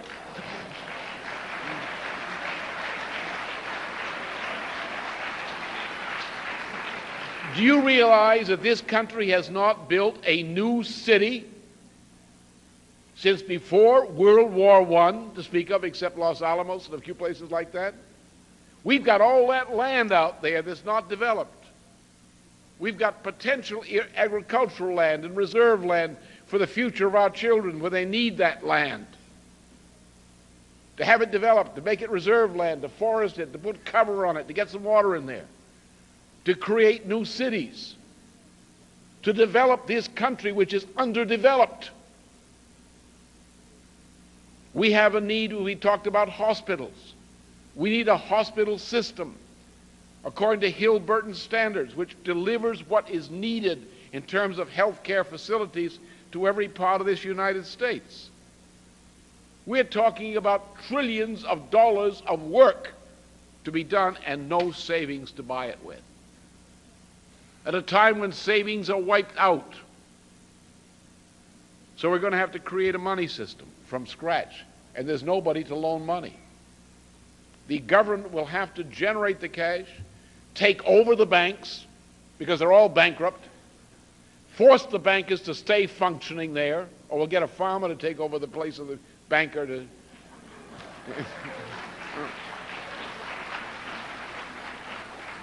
Get the credit out, give the credit to whoever has a state, federal, local authority which is approved project, to get the credit, to meet the payroll, to buy the materials, to get the capital equipment, to get the project going, just like a war contract.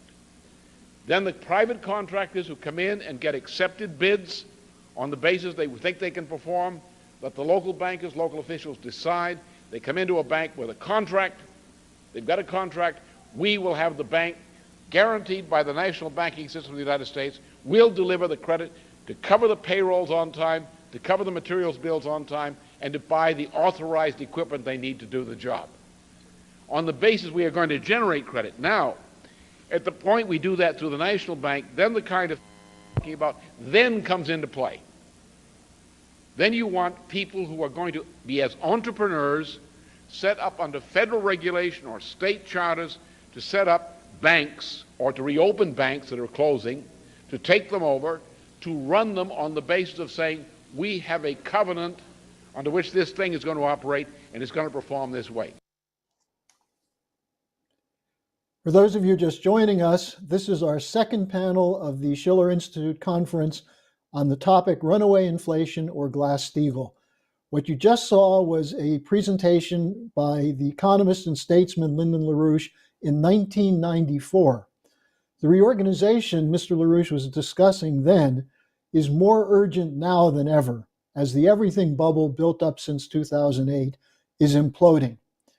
Opening our panel will be a keynote from Diane Sayre. Diane, who you saw conducting the Schiller chorus in that opening musical offering, is now a certified candidate for U.S. Senate from New York State, having led a drive to get 45,000 petition signatures to put her on the ballot. She succeeded.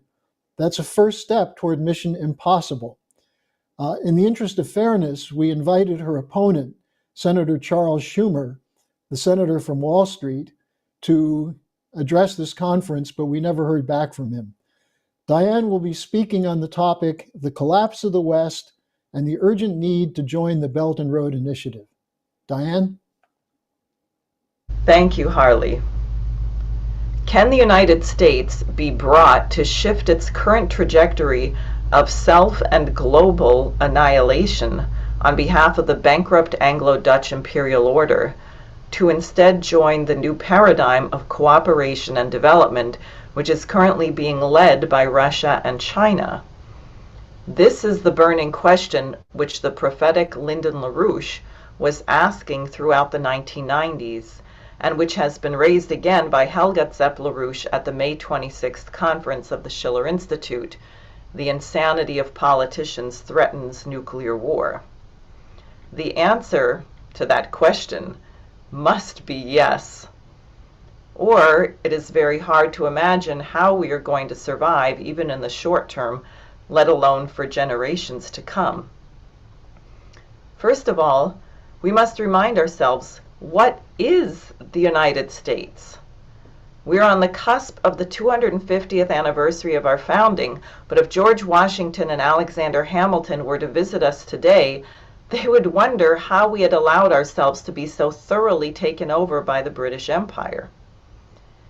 In his November 2004 paper, The Coming Eurasian World Toward a Second Treaty of Westphalia, LaRouche wrote, "Was it necessary for Americans to go so far in resisting the recently spawned British Empire as to think of a warlike break to independence from that cruel empire?" The answer, as experience affirmed that view, was that not only was the revolutionary independence of the English colonies in North America justified, as the U.S. Declaration of Independence avows, it was necessary for the sake of the liberation of Europe's nations from the ultimately fatal corruption of which Europe could not otherwise cure itself. The creation of our new republic must be the adoption of the best from Europe, but the best freed from the fatal corruption of the existing institutionalized culture of Europe. This was implicitly the same corroborating observation made by Friedrich Schiller in viewing the horrors of the French Revolution. A great historic opportunity had been lost because the moment had found a people morally too small-minded to seize that long-awaited opportunity when it had been presented. What should have happened in France in 1789 was realized by the role of the USA under President Franklin Roosevelt.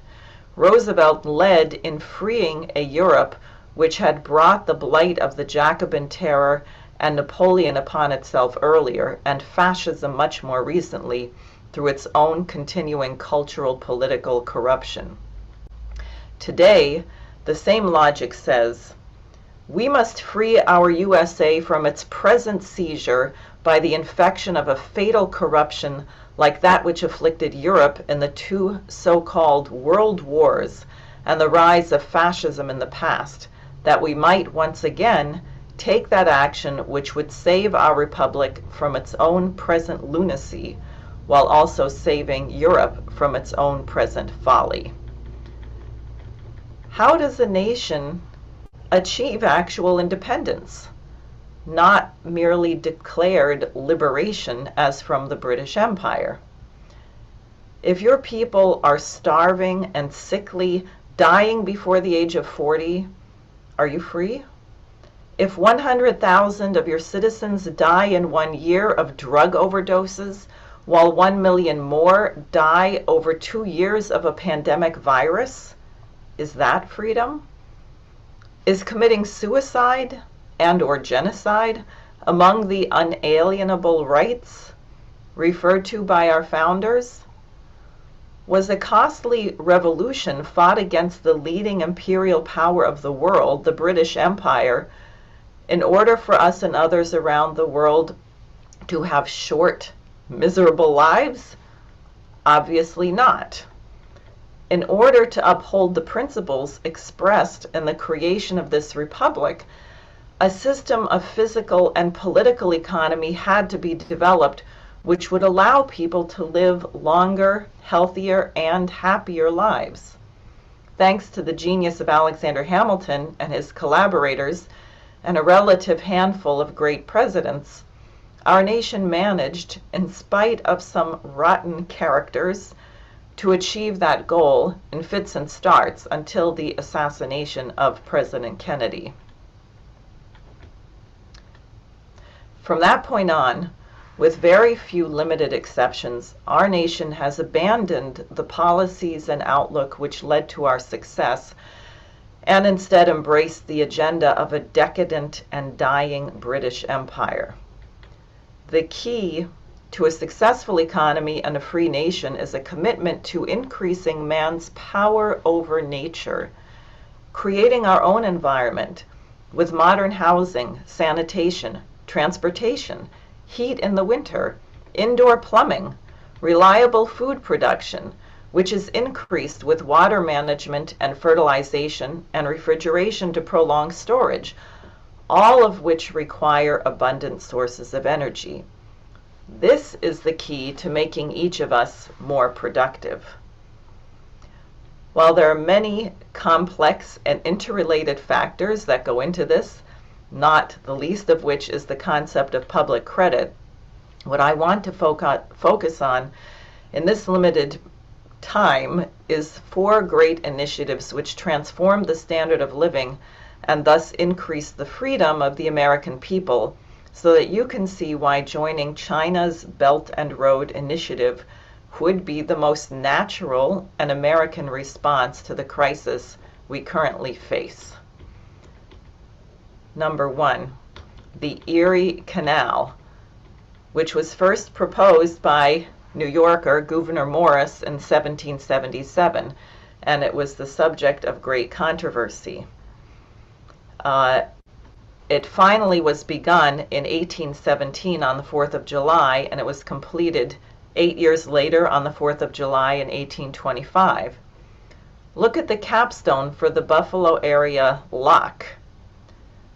Let posterity be excited to perpetuate our free institutions and to make still greater efforts than our ancestors to promote public prosperity by the recollection that these works of internal improvement were achieved by the spirit and perseverance of Republican free men.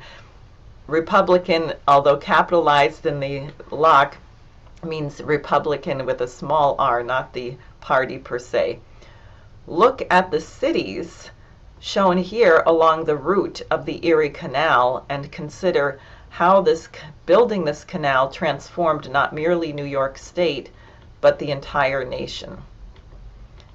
Second, we will take the Transcontinental Railroad, and I'm going to share with you a speech from President Abraham Lincoln as a young man on the discoveries and inventions. He says, "We have all heard of young America. He is the most current youth of the age. Some think him conceited and arrogant. But has he not reason to entertain a rather extensive opinion of himself? Is he not the inventor and owner of the present and sole hope of the future? Men and things everywhere are ministering unto him. Look at his apparel, and you shall see cotton fabrics from Manchester and Lowell, flax linen from Ireland, wool cloth from Spain, silk from France, furs from the Arctic regions, with a buffalo robe from the Rocky Mountains, as a general outsider. At his table, besides plain bread and meat made at home, are sugar from Louisiana, coffee and fruits from the tropics, salt from Turk's Island, fish from Newfoundland, tea from China, and spices from the Indies. The whale of the Pacific furnishes his candlelight. He has a diamond ring from Brazil, a gold watch from California, and a Spanish cigar from Havana. He has not only a present supply of all of these and much more, but thousands of hands are engaged in producing fresh supplies and other thousands in bringing them to him. The iron horse is panting and impatient to carry him everywhere in no time, and the lightning stands ready harnessed to take and bring his tidings in a trifle less than no time. So the development of rail changed the world. Now, just one example of some of the extraordinary breakthroughs required to build the Transcontinental Railroad is the Dale Creek Bridge in Wyoming. I also will add here, without dwelling on it, but everyone should know that 15 to 20,000 Chinese immigrant workers were involved in the construction of this railroad in some of the most difficult places. Now we move on to number 3, the Tennessee Valley Authority, which was built in one of the most impoverished parts of the United States during the Great Depression, thanks to the unharnessed and unregulated power of the Tennessee River. You had malaria, terrible soil erosion, people were illiterate, but the region became transformed to be one of the most productive areas on the face of the earth. In his first chapter of his book, Democracy on the March, David Lilienthal, who was the director of the Tennessee Valley Authority, wrote, "All of this could have happened in almost any of 1,000 other valleys where the rivers run from the hills to the sea. For the valleys of the earth have these things in common: the waters, the air, the land, the minerals, the forests. In Missouri and Arkansas, in Brazil and in the Argentine, in China and in India, there are just such rivers. Rivers that in the violence of flood menace the land and the people. Then sullen idleness and drought. Rivers all over the world waiting to be controlled by men. Fields, slopes, forests, minerals that can be made to yield a better living for people." And finally, number 4, the Apollo mission, which I would prefer to think of as a transportation corridor into space, although also people think of it as a science driver because of all of the breakthroughs required to do it and the benefits reaped by our economy on Earth.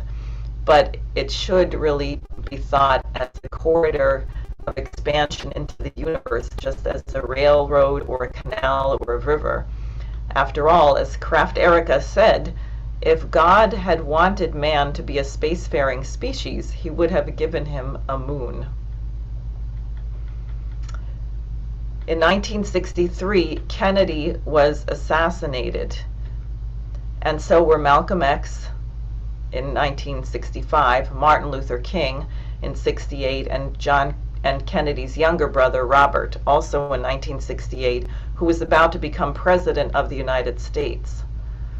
Although we managed to make it to the moon in 1969, already by 1967, the last 3 Apollo moon missions were scrapped, and our national identity shifted from one of optimism to a dark, drug-laced pessimism. Lyndon LaRouche warned about the rock, drug, sex counterculture and the anti-human green movement associated with it, but terrified and corrupt political leaders capitulated to the treasonous pro-British ideology of our misnamed intelligence agencies and State Departments, which gave us the Vietnam War and a series of forever wars. The fact that Lyndon LaRouche was incarcerated by these very networks, as opposed to being allowed to lead the nation as president, indicated just how far we had fallen. the commitment to transforming nature for the good of humanity has shifted to other nations, and now China is leading the way with its Belt and Road Initiative. Before I get to the whole project, I would like to make a short detour with one Chinese project done with also inspiration from the United States, specifically the TVA. This is the Three Gorges Dam. This project, which holds back so much water that motion in the reservoir and filling the reservoir actually slowed the rotation of the Earth, I think by 6/100ths of a second in a year, was the result of a continual process of dialogue between the American and Chinese visionaries. The destructive power of the unbridled Yangtze River had been known for centuries already, and in 1919 Sun Yat-sen had proposed that a dam should be built at that location. After David Lilienthal's book was published about the TVA in 1944, it was translated into many languages, including Chinese. By 1945, 50,000 copies of the book were circulating in China, but Lilienthal himself had been discussing this frequently with the Chinese ambassador to the U.S. going as far back as 1939. The dam began producing electricity in 2003. So when did it become American policy to crush other nations as opposed to celebrate progress of human beings anywhere on the planet? In 1996, Helga Zeppler-Rouche traveled to Beijing to present a proposal for a new Silk Road. And a report was released which included this illustration. In 2013, President Xi Jinping announced the Belt and Road Initiative, which is now building so many huge projects in so many nations, it's impossible to even scratch the surface here. This is just from their website, the Belt and Road Initiative, and I'll just tell you some of the corridors you see here, 6 of them. 1 is the New Eurasian Land Bridge Economic Corridor. 2 is China, Mongolia, Russia Economic Corridor. 3 is China, Central Asia, West Asia Economic Corridor. 4 is China, Indochina Peninsula Economic Corridor. 5 is Bangladesh, China, India, Myanmar, and 6 is CPEC, the China-Pakistan Economic Corridor. Also, you can see a maritime Silk Road and a polar Silk Road, which thanks to the warming at the North Pole will become a new transportation route. Now, I'm just going to show you a few images very, very fast from the 2018 Belt and Road Conference list of 35 projects. So the first one we're going to see is the Djibouti-Addis Ababa corridor. That's in Ethiopia, so you see the rail there and the train, a picture of their train. Their trains probably go faster than they do in the United States these days. Next is Lapset, which is a project from Lamu Port in Kenya to southern Sudan. This thing is really huge. I couldn't find copyright-free images of the Lamu port, so I suggest you go and look it up, but it's amazing. I think it has 3 separate ports depending on what you're shipping, importing, exporting, etc. Modern, beautiful. Now, CPEC, the China-Pakistan Economic Corridor, with a modernized Gwadar port. You can see by the arrows there how this goes directly from the port into China, and obviously Pakistan is a major bordering country of Afghanistan. This will be very important to facilitate the development of Afghanistan. Then we just heard in the last days a new corridor which, thanks to the stupid suicidal sanctions of NATO, Biden, and the UK, Russia is not trading with nations that are under these sanctions that we are imposing supposedly on Russia but are hurting us. So they have a new corridor, as you can see, through Iran to India, and it reduces the travel time, which would normally by that blue line take 40 days down to 25 days, and they just shipped their first test shipment through this corridor. So now here's a map of the world as I imagine people from China and Russia see it. The United States is a giant black hole. Everything stops here. It's a giant pit sucking in the world's wealth. Quite literally, since we stole the money from the Afghan central bank, now we're trying to figure out how to steal $300 billion from Russia, but at the same time we don't want everyone to leave the dollar, so it's a really tricky question how to continue stealing but have people trust you. Now here's the question. Are we benefiting from destroying everyone else or trying to destroy them? No. As I said, we had 1 million COVID deaths, 100,000 drug overdose deaths. We're having mass shootings, power outages, floods, and fires. I just read a paper recently which talks about how people underestimate the problem of stupidity, and this particular author distinguishes stupidity from banditry by defining stupidity as hurting yourself while also hurting others. He says bandits hurt others but they gain for themselves. Stupid people or nations hurt others and also destroy themselves. So let's stop being stupid. In closing, I wanted to give you a few ideas very briefly. The number one question for increasing economic growth is energy flux density. That is, producing more energy and consuming more energy per given area, but also per weight, per mass of fuel. That's why the fourth of LaRouche's 4 laws is a crash program to develop a fusion energy platform, which you can't get to without crushing Wall Street and the City of London with Glass-Steagall and a national bank and credit policy. We also need to join the major powers, namely Russia, China, and India, to return to fixed exchange rates. No more gambling with currencies. Now, here's my idea. If you look at the Chinese Belt and Road, it's based on what they call connectivity, that is, corridors of transportation by land and sea. Think of the decrepit state of America's cities. Where are these cities? Aren't nearly all of them ports, either on rivers or coastlines or man-made transport corridors like railroads? Think about them. Buffalo, Baltimore, Houston, San Diego, Chicago, Pittsburgh, Boston, Trenton, Detroit, Newark. What would it mean for the United States to join the Belt and Road? All of these cities would have to be modernized.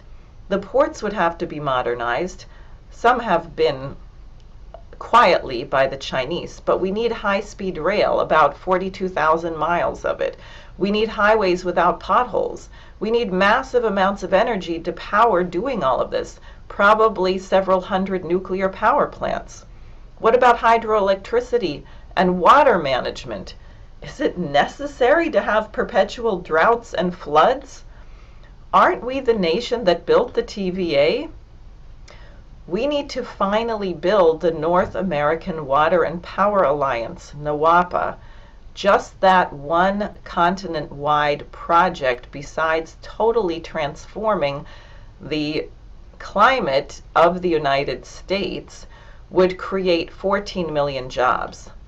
And finally, what's the point of modernizing the Long Island Railroad and building a maglev train to Buffalo if we don't intend to travel on to our partners in St. Petersburg? So we cannot forget the Bering Strait Tunnel, which would finally link us by rail to Eurasia, as opposed to considering that our best allies are over in the British Isles, as our dear friends Hal Cooper and Lyndon LaRouche intended. Would Americans be interested in reclaiming our true identity as a force for goodness in the world? I think so. We have a huge job to do very quickly in reminding ourselves and our neighbors who we are. Thank you, Diane. Diane will be joining us for questions after the panel. And if you have questions, send them in to questions@schillerinstitute.org. Our next speaker is Daisuke Kotagawa. He's the former Japanese finance ministry official and an executive director for Japan at the International Monetary Fund. And he's chosen a provocative and legitimate title for his presentation: "Don't let this world be destroyed by filthy gamblers who call themselves Wall Street and City of London bankers." Mr. Kodogawa? I think today I'd like to say, don't let this world be destroyed by filthy gamblers who call themselves Wall Street and City of London bankers. First, in 1985, Japan and the United States agreed upon the so-called Plaza Accord, a coordinated foreign exchange intervention to appreciate the yen. At the Plaza Hotel in New York, in order to correct the US trade deficit with Japan, the yen immediately doubled from the level before the agreement. As a result, labor costs in Japan doubled, and Japanese companies, which could no longer compete internationally, moved their factories to Southeast Asia and China, where labor costs were cheaper. As a result of these factory relocations of Japanese companies, one of the centers of world production have shifted to these regions. Labor costs in these regions have risen gradually, people's incomes have risen, and the so-called flying geese pattern of development has been achieved. The stronger yen had another important effect. Japanese financial institutions started to penetrate the London financial market against the backdrop of a stronger yen. As a result, the exorbitant profit margins that had formed the basis of London's commercial banks, which had long sat in the privileged positions, fell to 1/10 in a short period of time, and financial institutions with long traditions such as S.G. Warburg went bankrupt. Negotiations were held in Basel to stop such Japanese financial institutions, and the so-called Basel Rule were agreed in 1988. At the end of the 1990s, Southeast Asian countries and Japan faced the problem of non-performing loans stemming from the Basel regulations. Consequently, the Asian economic crisis and the Japanese financial crisis led the manufacturing industry in these regions to stagnation. Only China was able to survive in such crisis, and since the beginning of this century, China has become the center of the world's manufacturing industry, and the concern about the challenge of China has emerged in the United States. Since the Asian crisis, the world's manufacturing industry has stagnated, and with the complete repeal of the Glass-Steagall Act in 1999, investment banks and commercial banks have merged, and investment banks have been transformed into gambling finance, such as high-risk derivatives based upon deposits collected by commercial banks. The Lehman shock in 2008 was the result of such gambling finance. However, the governments of the United States and the United Kingdom did not dispose of their bankruptcies in accordance with the Basel rules, which they demanded of Asian countries, and used tax money to bail out financial institutions. In addition, not only financial institutions, but also large corporations such as General Motors were bailed out using tax money. This is not different from state capitalism, which the West criticized for the Soviet Union during the Cold War.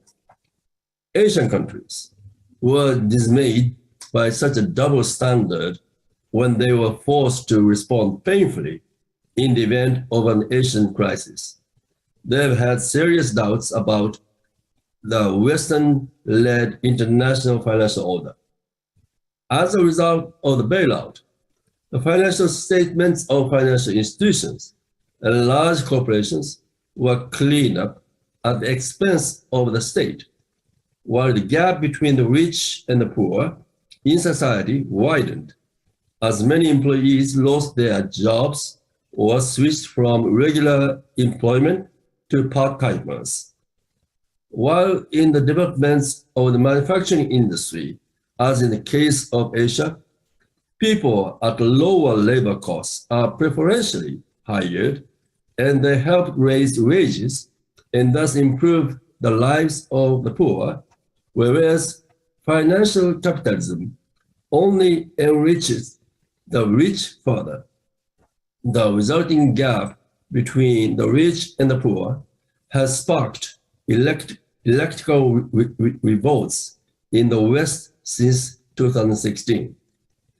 On the other hand, the bailout financial institutions became more convinced that the government would bail out depositors in the event of crisis, and they pushed further forward to gambling finance without reflecting upon the mistakes they made on gambling finance.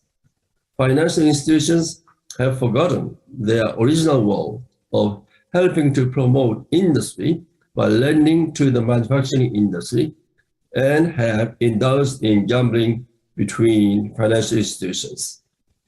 Governments in advanced economies have been conducting unprecedented quantitative easing to conceal the reality of such financial institutions, but in Europe and the United States, funds are not directed toward manufacturing. To further cover up this situation, green finance was allocated, in which any target company defined as green could be provided any amount of money. But due to the failure of the environmental summit in Glasgow, this attempt is also failing. Wall Street and City of London are on the brink of bankruptcy. Europe, which has also increased its reliance on unreliable renewable energy due to a forced environmental movement, began to see a sharp rise in natural gas and other energy prices in the wake of the harsh winter of late 2020 and early 2021. This began to affect agricultural commodity prices. Russia's invasion of Ukraine in February 2022 and the accompanying sanctions have fueled this trend, and the standard of living of ordinary people in the West is facing severe inflation for the first time in half a century. In this situation, what we need to pay the most attention to in the short term is not the way the Russians and Chinese government comes out. Rather, it is a movement by forces that are expected to go bankrupt under the imminent circumstances described above to obscure all problems through war. The author worked at the core of the Japanese government in the 1990s and had experiences in resolving all the problems with China and North Korea that existed at the time under the table. Based on this experience, the biggest question I have about the Russian invasion of Ukraine is why the US government has not been able to resolve this issue through discussions behind the scenes. If the decline in the quality of government officials cannot be blamed, it is difficult to deny the conclusion that the Biden administration may have wanted war. I believe that now is time for the United States to return to the starting point of democracy and seek a change of government by voting for the sake of real national interest, not for the benefit of a few, as the United States taught us in Japan, a defeated country after the war. After the end of the Cold War, the world became one polar world. We have no choice but to follow the actions of the United States. And from this perspective, the US agenda will determine the fate of all mankind, and it is my sincere hope that the American people will return to the founding spirit that stood up against British colonialism and choose the right path. Thank you. Thank you very much, Mr. Kotegawa. I have a correction to make on where to send your questions. It's questions@schillerinstitute.com. And we will have, hopefully, an extensive discussion period, so make sure you send your questions in when you get a chance. Now I see it says .org up there, but I was just informed that it's .com. Try both of them. Our next speaker is Dr. Uwe Behrens from Berlin, Germany. He's a logistics manager and an author. The title of his presentation is The Non-Rival Doctrine. Dr. Behrens? The non-rival policy of the USA. In May 2022, finally, the High Commissioner of the UN Human Rights Commission, Mrs. Michelle Bachelet, and her team could visit in China the Xinjiang province, the home of the Chinese Muslim minority, the Uyghurs. She held talks with the officials of the province, with the peoples on the street, visited prison, vocational training camps, schools, hospitals, factories, and workshops. After the 4 days traveling in the province, she returned to Guangzhou, where she replied to the question of the international press. She pointed out to understand the anti-terror action of China on one side to improve the living condition of the entire population, including the Muslim minority, in order to try out the ground of terrorism, and on the other side, to tighten the security measures. The visit was not an investigation, but gave the possibility to talk with the people and the authorities. With this outcome, she did not match the expectation of the anti-China politics in the West. For this, the Western media launched again a campaign by claiming a whistleblower sent the internal files of the Xinjiang police to the well-known but doubtful evangelist scientist Andrea Zenz, the so-called Xinjiang police files. I was looking into the files and must realize all the files are at least 4 to 5 years old. The photos of the police ready to shoot to escaping inmates are out of the internal Chinese police training material, and the text, which was published by the BBC, was written with a software for writing Chinese language, and this software is not in use in China but abroad. The English translation of the original files are misleading and changed partly the meaning completely. For example, in the copied speech of the Xinjiang party leader, he referred to an actual case that one prisoner could escape since the guards did not use their arms. They did not shoot, but they should have done it. The translation indicates the guards must shoot in any case, but the special case, this Xinjiang leader mentioned was not mentioned in the translation. All this supports the thus position. The files are misleading or even fake. For the anti-Chinese China politics, it is not important that those files are fake. Important for them is only that the people in the Western countries believe it, and the trip of Michelle Bachelet can be criticized. What all this has to do with the non-rival doctrine of the USA. After the Second World War, the USA achieved to be the dominating power in the world, ruling the international relationships worldwide, within the UN, the World Bank, the IMF.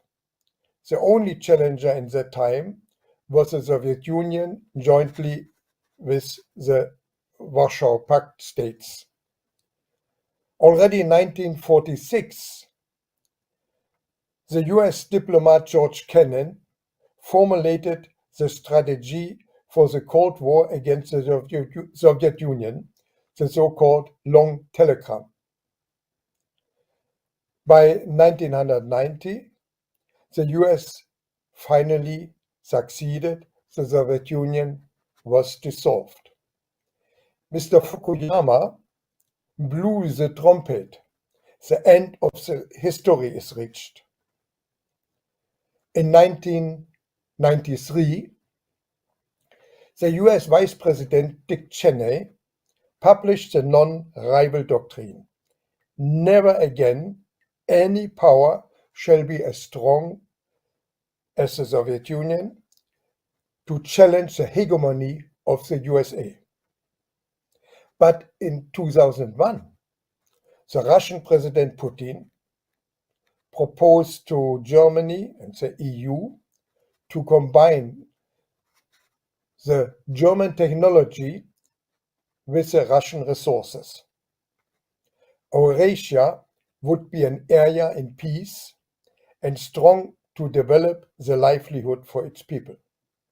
But exact this, the USA didn't want. A new strong power which could be a challenge for the American hegemony. Mr. Brzezinski wrote in his several books, the Ukraine would be the key to divide Europe and Russia. In 2004, the Colored Revolution was financed by the USA. In 2014, the Maidan Revolution. The intention to extend the NATO onto the Russian borders followed. Russia finally secured its military safety, the security of the Russian people living in the Ukraine, and acted with arms. Mission completed. Russia and Europe are no rivals anymore. In 2021, the Atlantic Council formulated the so-called longer telegram, the strategy how to contain China. It works out today on three levels: militarily, economically, and politically, respective ideologically. Militarily, the US formed the so-called Quad, one alliance between USA, Japan, Australia, and India. They will deliver nuclear submarines to Australia to form the so-called AUKUS, and the permanent presence of the US Navy in the South China Sea. Economically, trading restriction as tariffs, embargoes, and sanctions against certain goods, forming an economic alliance against China, the new alliance Indo-Pacific Economic Framework. Just 2 weeks ago, he launched it in Japan. And this,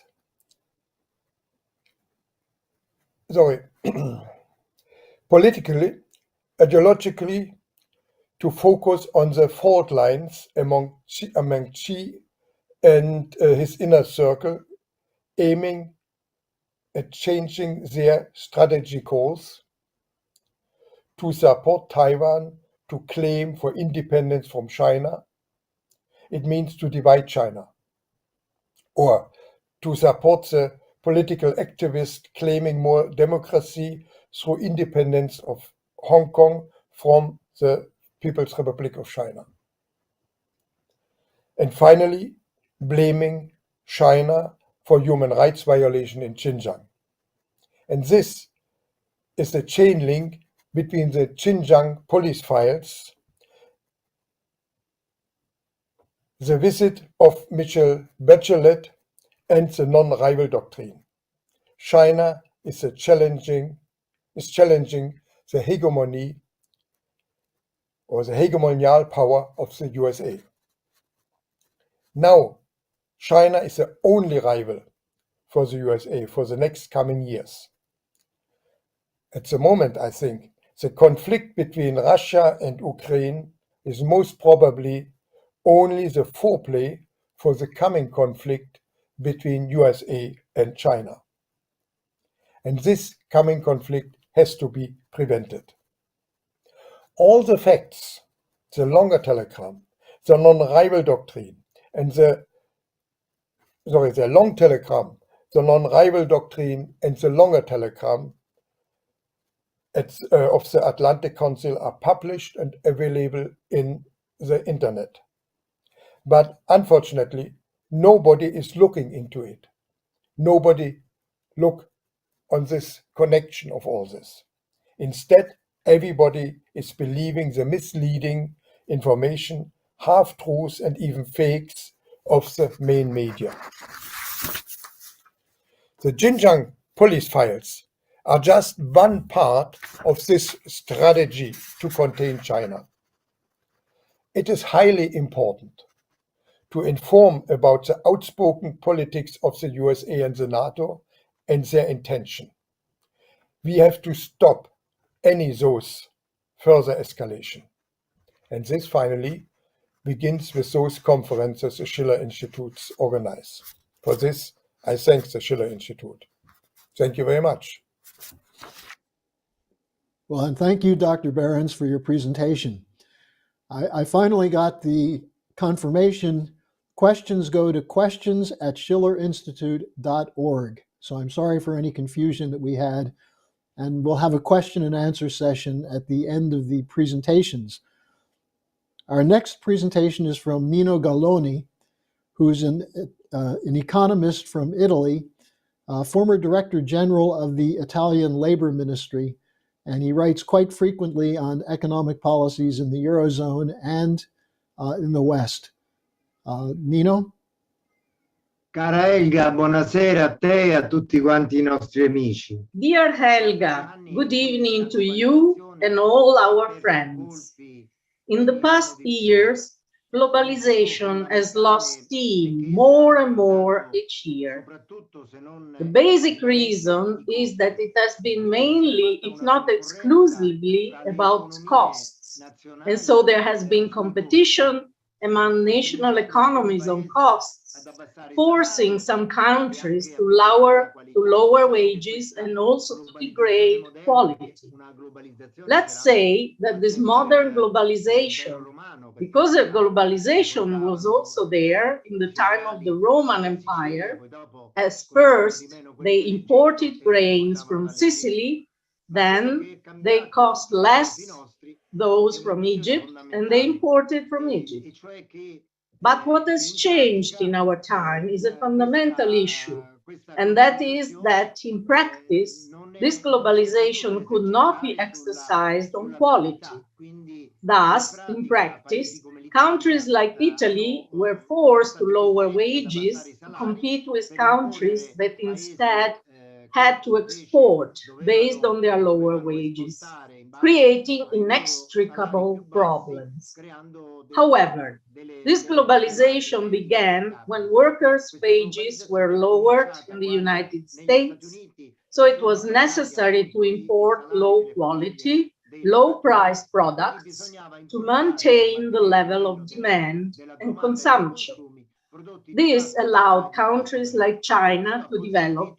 That is, they took advantage of the situation, while countries like Italy, instead of integrating with countries like China and competing on the basis of the quality of our products, led to paths that did not bring any results. Today, we suffer the consequences. Still, during the 1960s, for example, the problem of hunger in Africa that did not exist because Africans produced their own grains, their own millet, their own sorghum, and at some point they started importing cheap wheat and flour that came from North America, and they uprooted all their indigenous production. Then, when prices went up in the 70s, there was the debt problem of African countries because the ruling classes born out of independence struggles were ousted to replace them with corrupt classes that imported arms and luxury goods. And then it turned out that with inflation, the mass of Africans no longer had the money to buy the baguettes and flowers that came from North America. But now we have, in my opinion, a great opportunity. Prices rather than costs, which remain the same, of these grains are going up because there is no availability of these grains due to no investment in infrastructure, or rather because the ships are stopped in the Black Sea. At this point, an agreement should be made between Russia, Italy, and African countries, especially those who have shown that they care about their peoples, to use these Ukrainian grains while the African countries are reorganizing because prices are going up, to start producing their own millet, their own sorghum that can be planted in the rainy season. That is, in a few months. And then you have to use these grains that are under the control of Russia to get to the rainy season. And what will be planted? Besides millet and sorghum, also ancient grains. Today in Italy, and particularly in Sicily, Apulia, Campania, and Calabria, so many young people have gone back to the land and allowed us to replace 40 billion euro in food imports. We are world leaders in organic and biodynamic. At this point, I believe that we can reverse the perspective and take advantage of this war to give back to Africans what has always been Africans, and that is a productive capacity. I will also tell you about an experience I had in Congo with my missionary brother. We put water on plowed land and ears of corn sprouted, and people who did not have the money to buy baguettes got their bread made from their grains. Of course, the productivity of that land is low, and so we need to get out of the capitalist logic and globalization, and especially in a few years, when hypothetically cheap grains and cereals come back, I believe that these African countries that have demonstrated their strength, their independence, and will dialogue with Russia, and I hope with Italy, when we will be free from the yoke of these subjects who have been dominating us and denying our democracy for years, and will have been overcome by the just revolt of my country and of my fellow countrymen. I believe that these African countries will refuse to import again the low-priced grains and cereals to expand their own. And that will be the end of globalization and the restoration of an economy where quality, independence, democracy, and dialogue among all peoples will return. Auspico dunque che per andare in controtendenza. So, I hope that in order to go against the trend of the last decades, we must take advantage of this geopolitical situation that is forcing a very important change on the planet. There is no longer the unipolar world under American command, but a multipolar world that will have to dialogue. That means we have to investigate what will be the new Bretton Woods, as Lyndon LaRouche said so many years ago, and continue to advocate as long as he was alive until a few years ago. That is the way also to regulate economies and revive with a system of credit and at any rate non-debt currency economic development.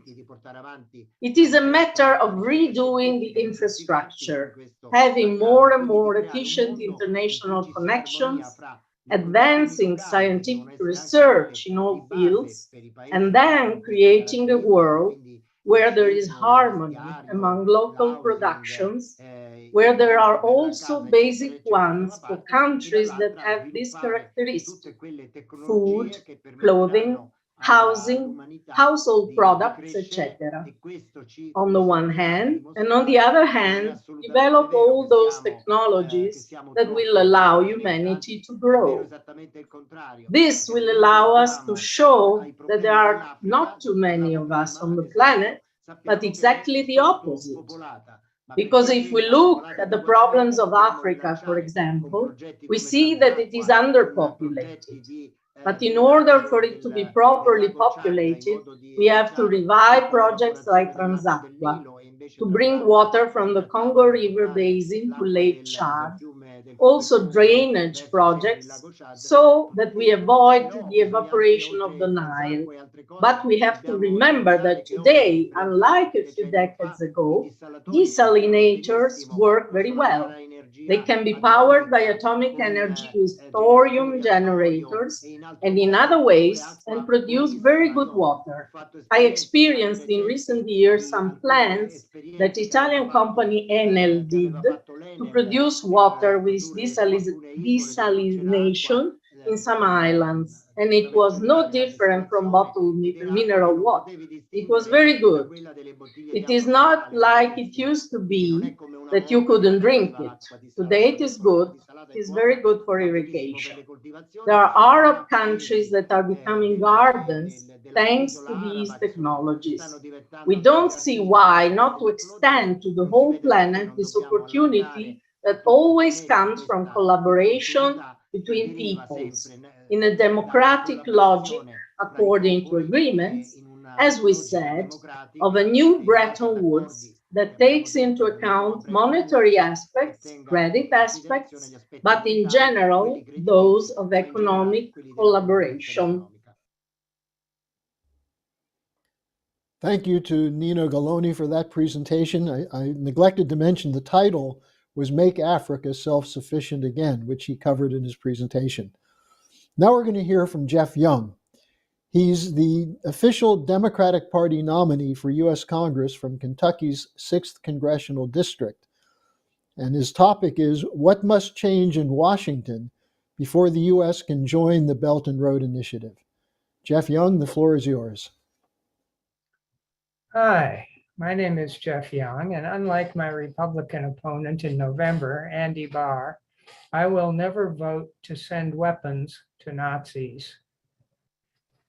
I've been running for various offices since 2012, but on May 17th of this year, I finally won a Democratic primary for the U.S. House of Representatives in Kentucky's 6th Congressional District. Please hold your applause until the end. 15 years ago, I never thought I would run for any office. From 2009 until 2013, I was a member of the very small Kentucky Green Party. The first campaign I really worked on was the independent campaign of Gatewood Galbraith for governor in 2011. Gatewood was ahead of his time. He supported the legalization of marijuana for many years before that, and wrote a very readable book called The Last Free Man in America Meets the Synthetic Subversion. Tragically, he died of natural causes shortly after his last campaign in 2011. In 2012, I ran for the first time for any office for the Kentucky State House of Representatives in my section of Lexington. I was still a Green and I lost, but I learned how elections work in Kentucky. In 2013, I decided to run for the US House of Representatives against Republican Andy Barr, who was in his first term at that time. The Greens didn't approve of my aggressive, attacking campaigning style, so I switched back to my lifelong party and ran as a Democrat. I had one establishment opponent who spent all of her time on the phone raising money. I spent about $27,000 of my own money in the primary compared to Jensen's $250,000, but I got 39% of the vote. I think that scared the Democratic Party establishment in Kentucky to death. She won the primary, but lost to Andy Barr. I ran for governor of Kentucky in the 2015 Democratic primary against Jack Conway, who had several $1 million saved up and was the Attorney General of Kentucky. I attacked him for having supported the Cheney-Bush illegal invasion of Iraq in 2003.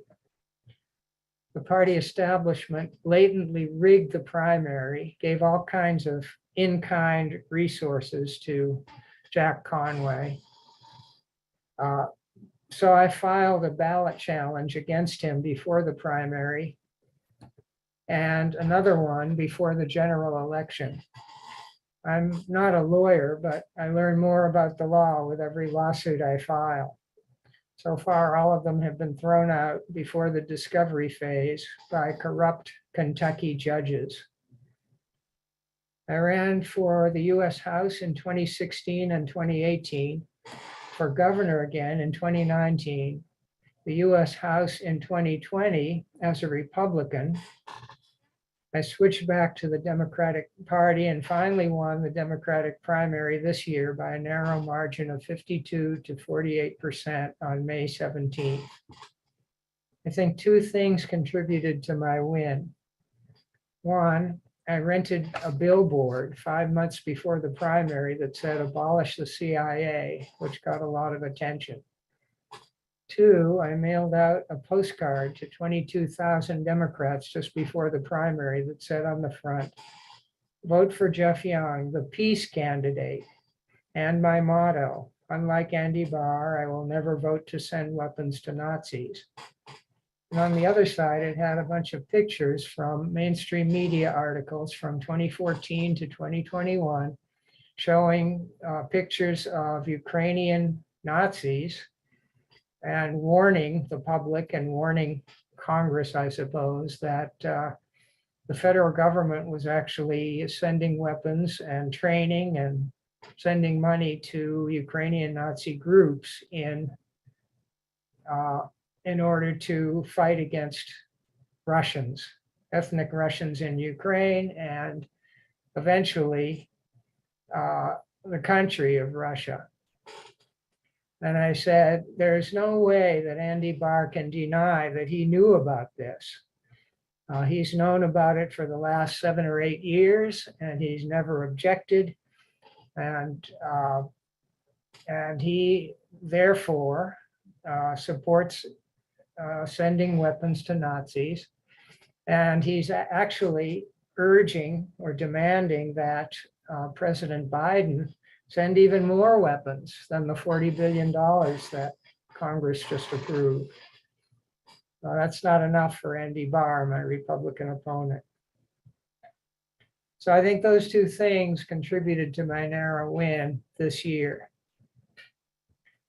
The other point I want to address is how can we bring the United States into this newly emerging multipolar world where we cooperate with the Belt and Road Initiative and help 2 or 3 billion more people in the world rise out of extreme poverty. My main answer to that is that before the empire, loosely centralized in Washington, D.C., can even think about joining China, Russia, India, and the Belt and Road countries, we first have to stop trying to destroy them. There's no way we can join if we're overthrowing their governments, playing war games directly on the borders of Russia and in the South China Sea, and acting in an unbelievably hostile way. So how can America change virtually all of our foreign policies 180 degrees? I have some ideas of first steps that I will try to launch if I win in November and go to the US House. First step would be to fire all the neocons. Neocons are people who believe that the United States has the right to attack or invade any country in the world, overthrow their government if they've been named as an official enemy. And there are plenty of neocons in the Democratic Party as well as the Republican Party. Totally bipartisan foreign policy, really since the end of World War II in 1945. So our whole foreign policy, bipartisan, has to be reversed. 2, we should start turning the Democratic Party into a peace party again. It has gone along with the neocons and with the military industrial intelligence media complex, and is now kind of a Me Too party for imperialism, which the Republicans have always supported just kind of reflexively. We have to abolish the CIA. Ever since it was founded in 1947, it has been in the business of assassinating people, torturing people, overthrowing governments hostile to the empire. And we have 16 other intelligence agencies, so let's get rid of the worst one and save some money. Speaking of saving money, we need to cut the so-called defense budget by 70% and the number of our troops by 70%. We have to end all of our economic sanctions against all countries and all individuals, especially Russia, because those sanctions are backfiring and destroying our own economy, not harming Russia very much at all. We should quit NATO first and then quit all of our other military alliances. We need to train the State Department to how to do diplomacy instead of issuing ultimatums and fighting proxy wars. We have to break up the 5 huge mainstream media corporations and the biggest social media corporations, because they do nothing but propagandize us now 24/7, 365. All of the propaganda favors war and empire. So that's some initial ideas, and I'd be happy to answer some questions that may come in. Thank you for that, Jeff Young, who's the Democratic nominee for Congress in Kentucky's 6th Congressional District. I think you probably will be getting some questions. Again, send your questions in to questions@schillerinstitute.org. Now, our next speaker has addressed the Schiller Institute before. He's Ambassador Leonidas Chrysanthopoulos. He's the former Greek ambassador to Poland, Canada, and Armenia, and the former Secretary General of the Black Sea Economic Cooperation Organization. His topic is the crisis in the Eastern Mediterranean and the Belt and Road Initiative. Go ahead, Mr. Ambassador. Hello from Aegon, Greece. I'm very happy to participate tonight in this important meeting. Witnessing what has been going on the planet since December gives one the impression that serious political leaders no longer exist, and they're still behaving incoherently and doing everything possible to destroy humanity. The situation in the Eastern Mediterranean was complicated enough before the war, but now it has even become more complicated, basically because of Turkey, who is taking advantage of the war in Ukraine to promote its own agenda.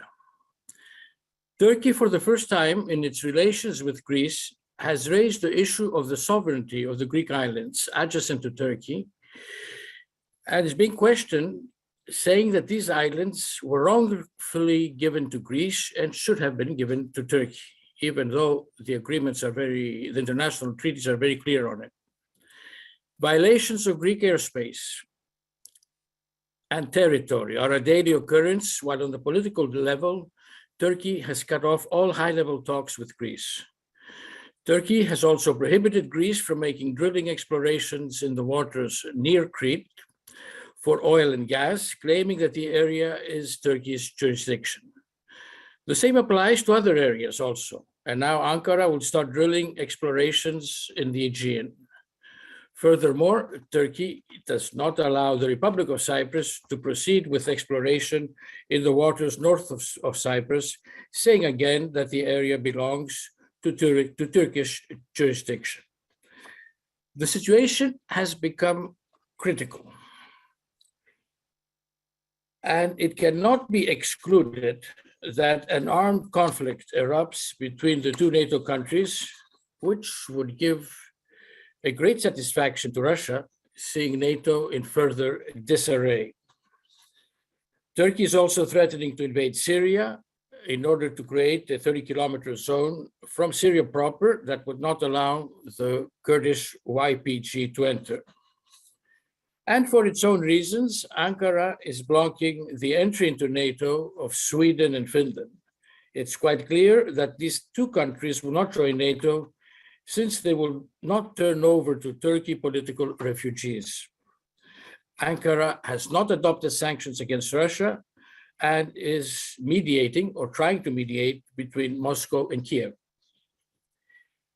Greece has become a US extension and has signed the Mutual Defense Cooperation Agreement with Washington, giving its military bases in Crete and Alexandroupolis to the Americans.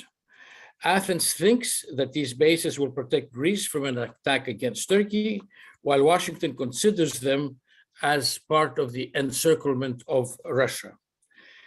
It is doubtful whether these bases will do anything in case of a Turkish attack. Athens is following orders from Washington and has thus sent weapons to Ukraine.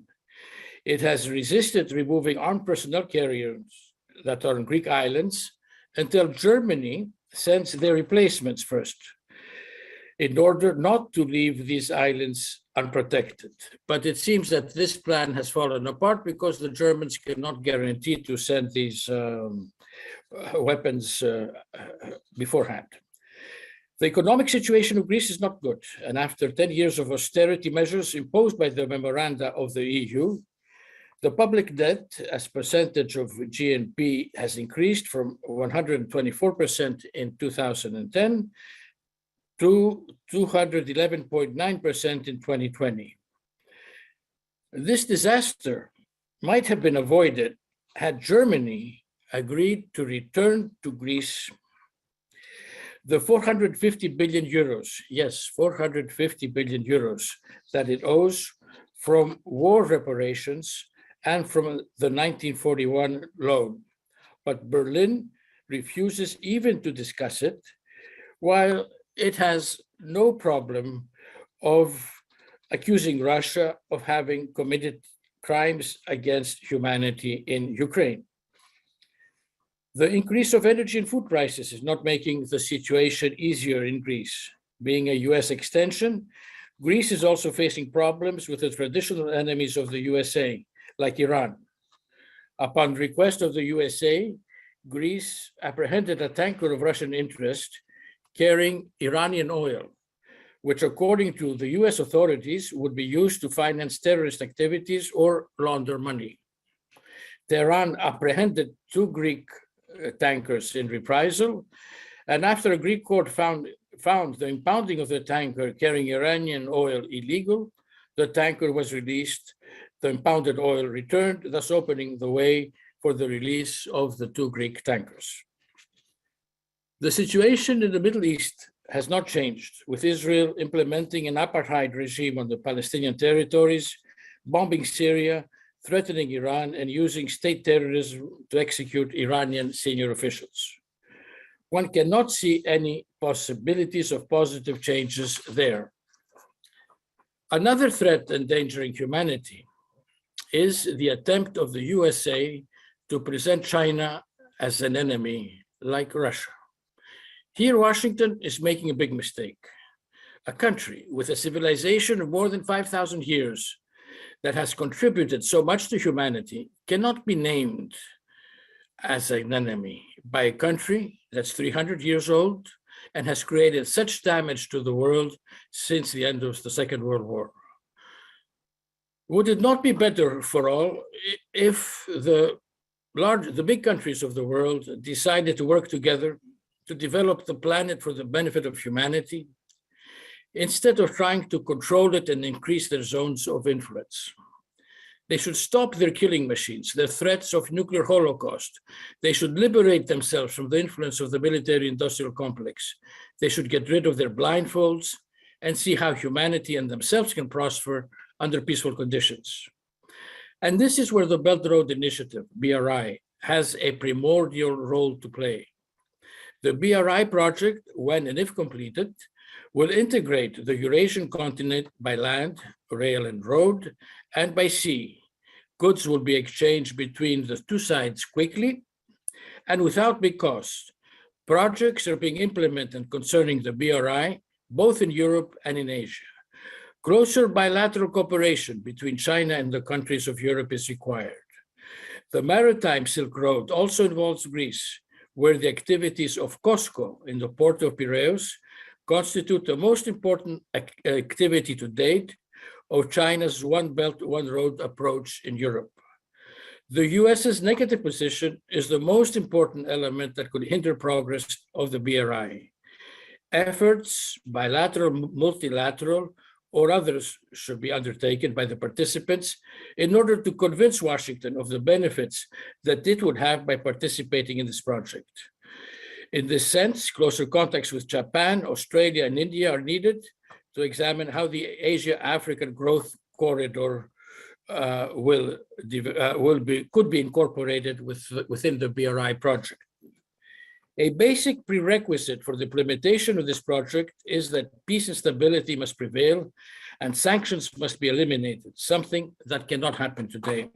However, the implementation and promotion of this project can also facilitate peace initiatives if the parties in conflict are able to understand that their participation in the BRI greatly surpasses possible benefits from victorious conflicts. This applies to the US, Russia, the EU, China, and the countries of Asia and the Middle East, including Turkey, Iran, Syria, Iraq, Egypt, and Israel. Such was the experience with the Black Sea Ring Highway, where differences between some Black Sea member states, BSEC member states, were able to be softened down to the extent that the highway was allowed to pass through zones of frozen conflicts. It might also help in the pacification of the European war that's being waged in Ukraine. It might also pacify the Eastern Mediterranean. In a world where armed conflicts and violence prevail and international law has ceased to exist, it is important to stress the role of culture, philosophy, humanism, and spirituality. They must be transported through the Silk Road in the form of exchange of ideas and culture between the East and the West.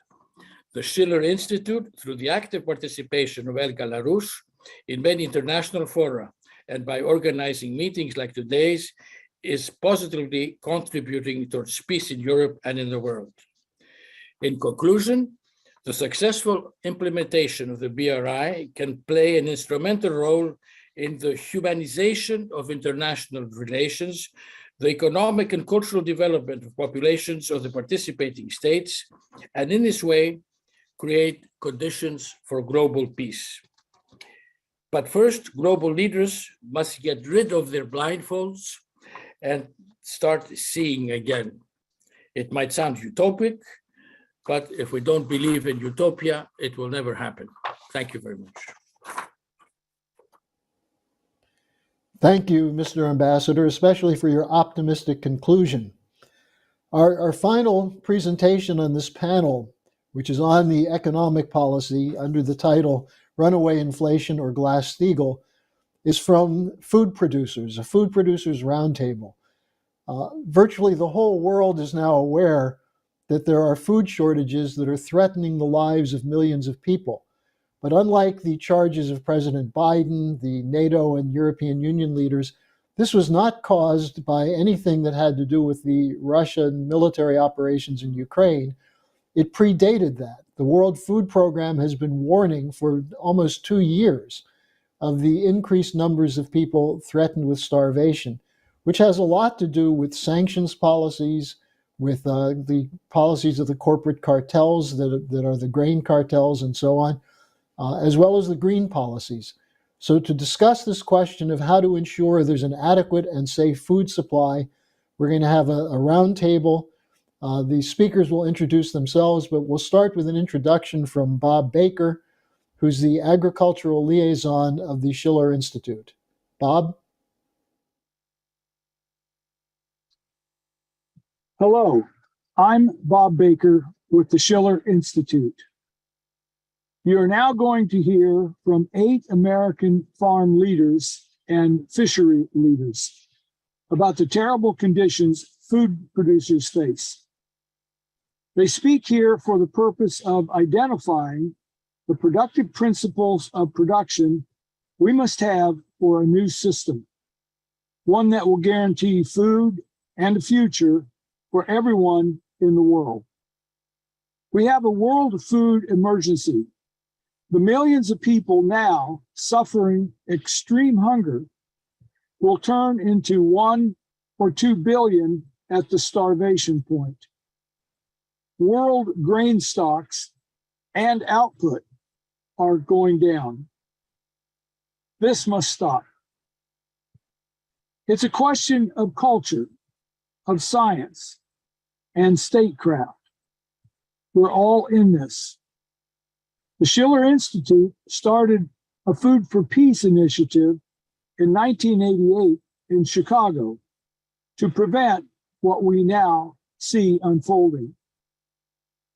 Today, let us all join in together and renew what it takes for food for peace.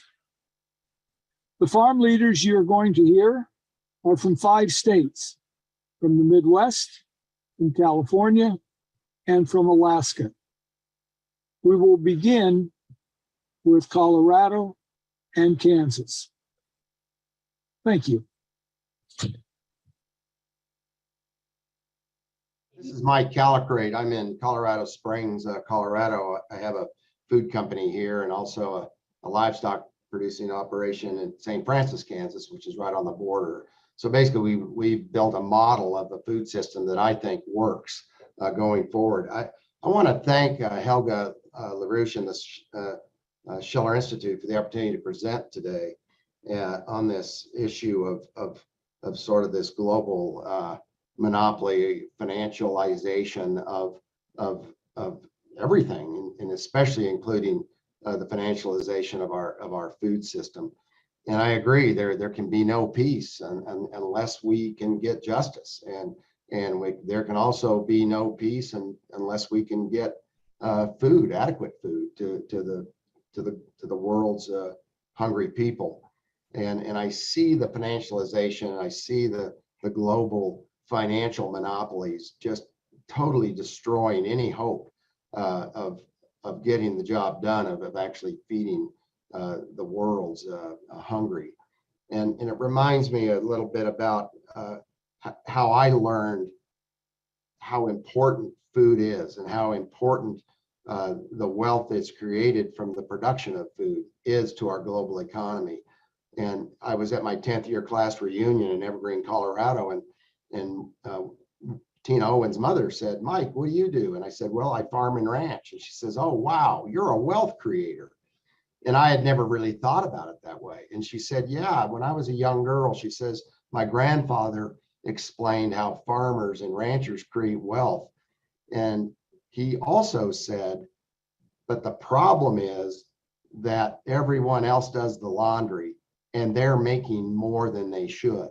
And when you see so much power in the financial sector, I basically compare it to like a tapeworm. They basically drain the wealth that's created from the land and from the people who do the work, and they put it in their own pockets and concentrate that wealth into the hands of fewer and fewer people. And as we know throughout history, the greatest threat to any free society is the concentration of power and wealth.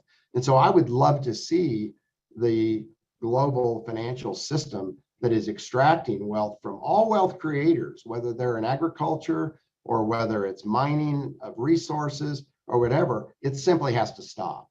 And we've got to get them back to doing some real work again.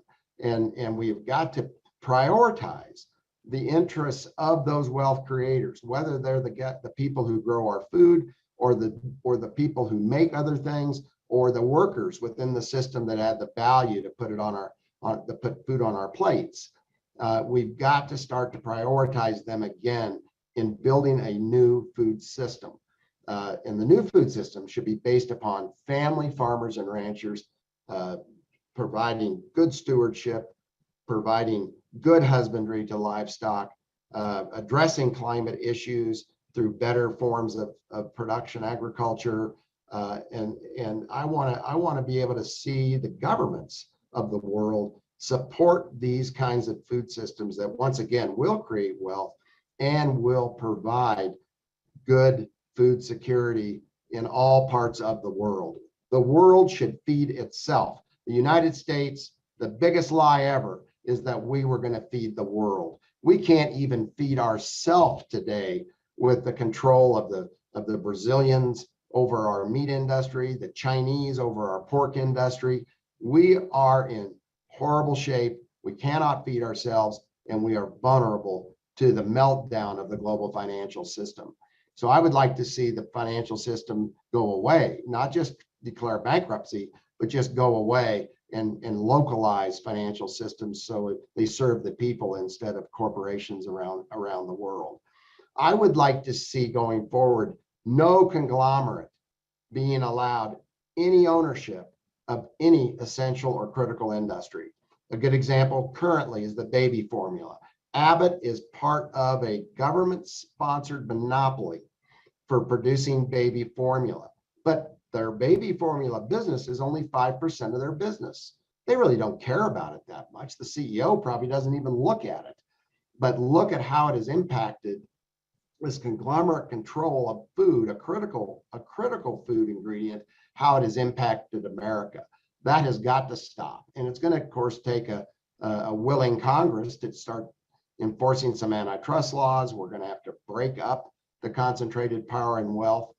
And in order to do that, it's going to take a new court system with judges that favor antitrust law enforcement rather than the Reagan appointees who believed government was the problem and that corporations don't need regulations. The trade should not be between Cargill and us. It should be between people that produce the food and people who eat the food. This is the food system we are building here in Colorado Springs. Another recent example is Cargill in Ukraine. Cargill is one of the biggest global predators on the planet. Cargill should not be allowed to be even involved in any of the critical industries. We simply need to break up this corporate power around the world. These are the real captains of industry. These are the real controllers of our food supply.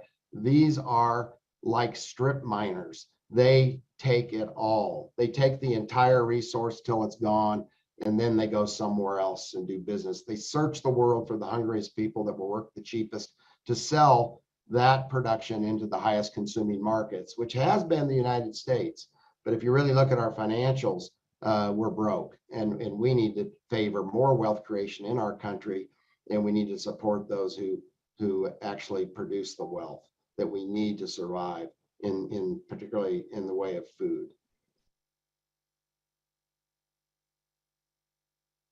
Hello, I am John Baker from rural Iowa. I am a fourth generation cattle producer and a community banker. I would like to thank Helga LaRouche and the Schiller Institute for the opportunity to talk with you guys today. I am going to go through a couple of points here on the conditions of agriculture and the conditions of rural America. We are at a breaking point here in rural America. Our family farmers are to the point where they are either retiring or forced to grow to a size that extends a comfortable financial situation. The diversity that the family farm had at one point and offered as a safety net does not exist anymore. A lot of young producers are entering into custom growing contracts with large vertical integrators for livestock, mainly pork and poultry, as their source of diversification. I believe we got to this point in the last 30 to 40 years with the basis of cheap food. The farm programs were designed for cheap food and favored large corporate processors, and a subsidy program for the producer's loss instead of a parity price program to keep the producer above cost of production. This allowed large multinational processors to buy products, mainly grain, at or below cost of production. That has driven a large majority of the family farmers off the land or out of production. I believe the best way that we can counteract the last 30 to 40 years of that policy is to go back to the economic policies that our country was based on and founded on, using LaRouche's 4 laws as the main driver.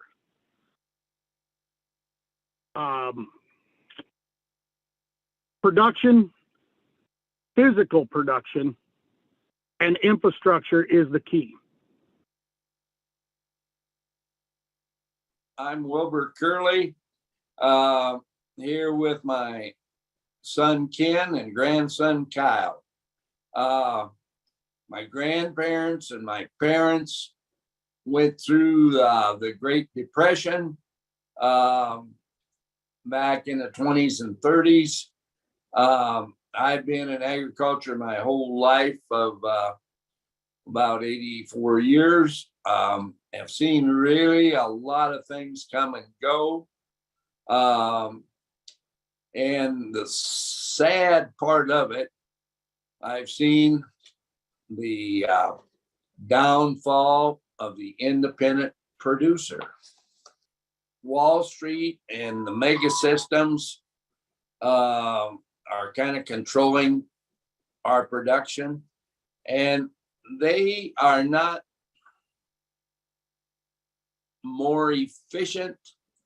They just control the value of the products, and that is leading to the demise of the independent producers. Back in 1920s, there was an act, the Packers and Stockyards Act was put into law, and it was used and broke up the railroads and the packer domination in our system. That act is still there. We do not have politicians with enough intestinal fortitude to enforce it. So the independent producers and the consumers both are being really taken advantage of at this point in our production system. There is light at the end of the tunnel. We've got to overhaul the banking system, put back in the Glass-Steagall Act, return fair market value for ag products, put culture back into agriculture. It's more than just agribusiness. Hi, my name is Ken Curley, and I'm a independent pork producer from Northeast Iowa. I've been a full-time pork producer since 1985, and I've watched our industry consolidate from what was an independent, smaller farm model to much larger numbers now. It's a very efficient system in volume when everything works. With the past problems, packing house, employee positivities for COVID, plant shutdowns, these kinds of things, it disrupted our industry greatly. We're now looking at the threat of a foreign animal disease and those shutdowns, and basically that's terrible for the people that care for the animals and for the animals. Again, a very efficient system. We can produce pork in the U.S.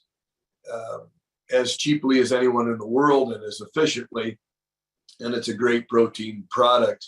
The problem is when the system is disrupted, the problems just multiply. And so as we look at this, the only solution that I can come up with, particularly now with food security as such an issue worldwide, is local systems. So, and that includes humane harvest, packaging, processing, cutting to local consumer specs, and that whole system being recreated that can serve individual families, restaurants, food service, groceries. We've actually got, in some instances, meat cases in Iowa that are short of meat products. And it looks to me like adding that component at least to our production system here would be a great benefit. Currently in the US, 1 out of every 5 pigs needs to be exported. And when containers aren't available, or there's geopolitical issues that shut down that flow of pigs, further consolidation in our industry occurs because it puts more independent producers out of business. And again, we're in the middle of the breadbasket of the United States and Iowa, and you've got the average consumer worried about food security. So again, maybe local production, local systems is a positive moving forward. I'm Kyle Curley. I live here in Northeast Iowa with Wilbur and Ken. I'm the 5th generation of our family to farm here in the US, and I've got 2 little girls, 4 and 6. So they'll be the 6th generation, hopefully. I worked in town for 7 years prior to coming home, and I've been home farming full-time for 4 years now. So when I graduated in 2005, farm ground was bringing about $5,000 an acre.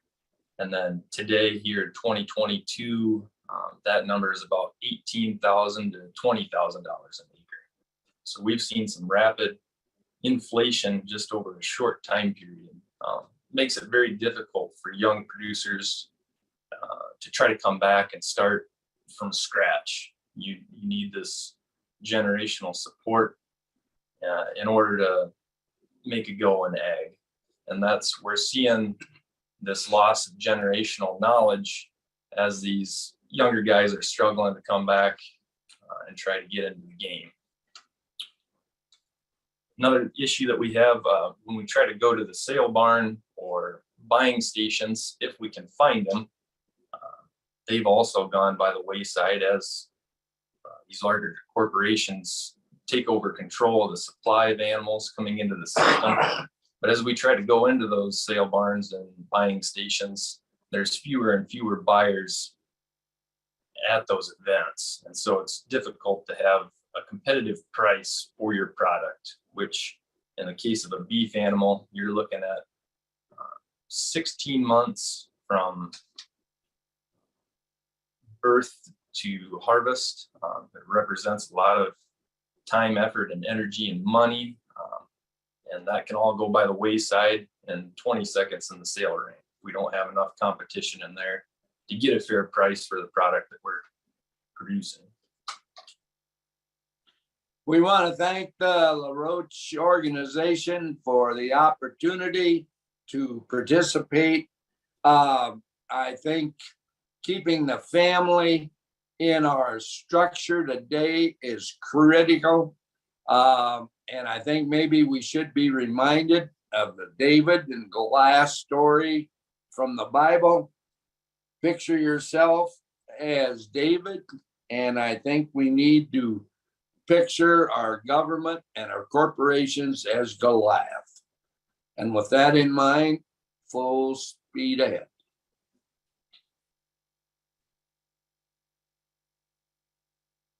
My name is Frank Andrus, and my sons and I are farming here in the Sacramento Valley of California, and we are struggling to survive the worst drought that we've had here in 127 years. And so that's what we're doing here. Okay, I could have mentioned also the re-looking by many people now at the NWAPA project because of the drought in the whole western part of the United States is causing people now to look at another source of water, because our traditional sources here in California, the Shasta Lake project and also the Colorado River project is those reservoirs at dangerously low positions right now, and it's causing some farmers, like in the Imperial Valley, I know that they're dependent solely on the Colorado River for irrigating their crops there. Being a desert area, they are totally dependent on that water there to produce their crops. Well, I wanted to thank Helga LaRouche and also the Schiller Institute for making this available to be transcribed all over the world, other farm people and consumers as well, because we're on the verge of food security all over the world. Because farmers have been producing food for less than 30% of parity. This has caused a real severe crisis in our food production and our food security now. So we're glad to see, and I salute the farmers in other countries for the efforts that they're making over there, especially the farmers who just had some very good success in India by having some stability put into their crop prices over there. So I'm grateful for the opportunity that the Schiller Institute has provided, and I'd like to participate in the future as well.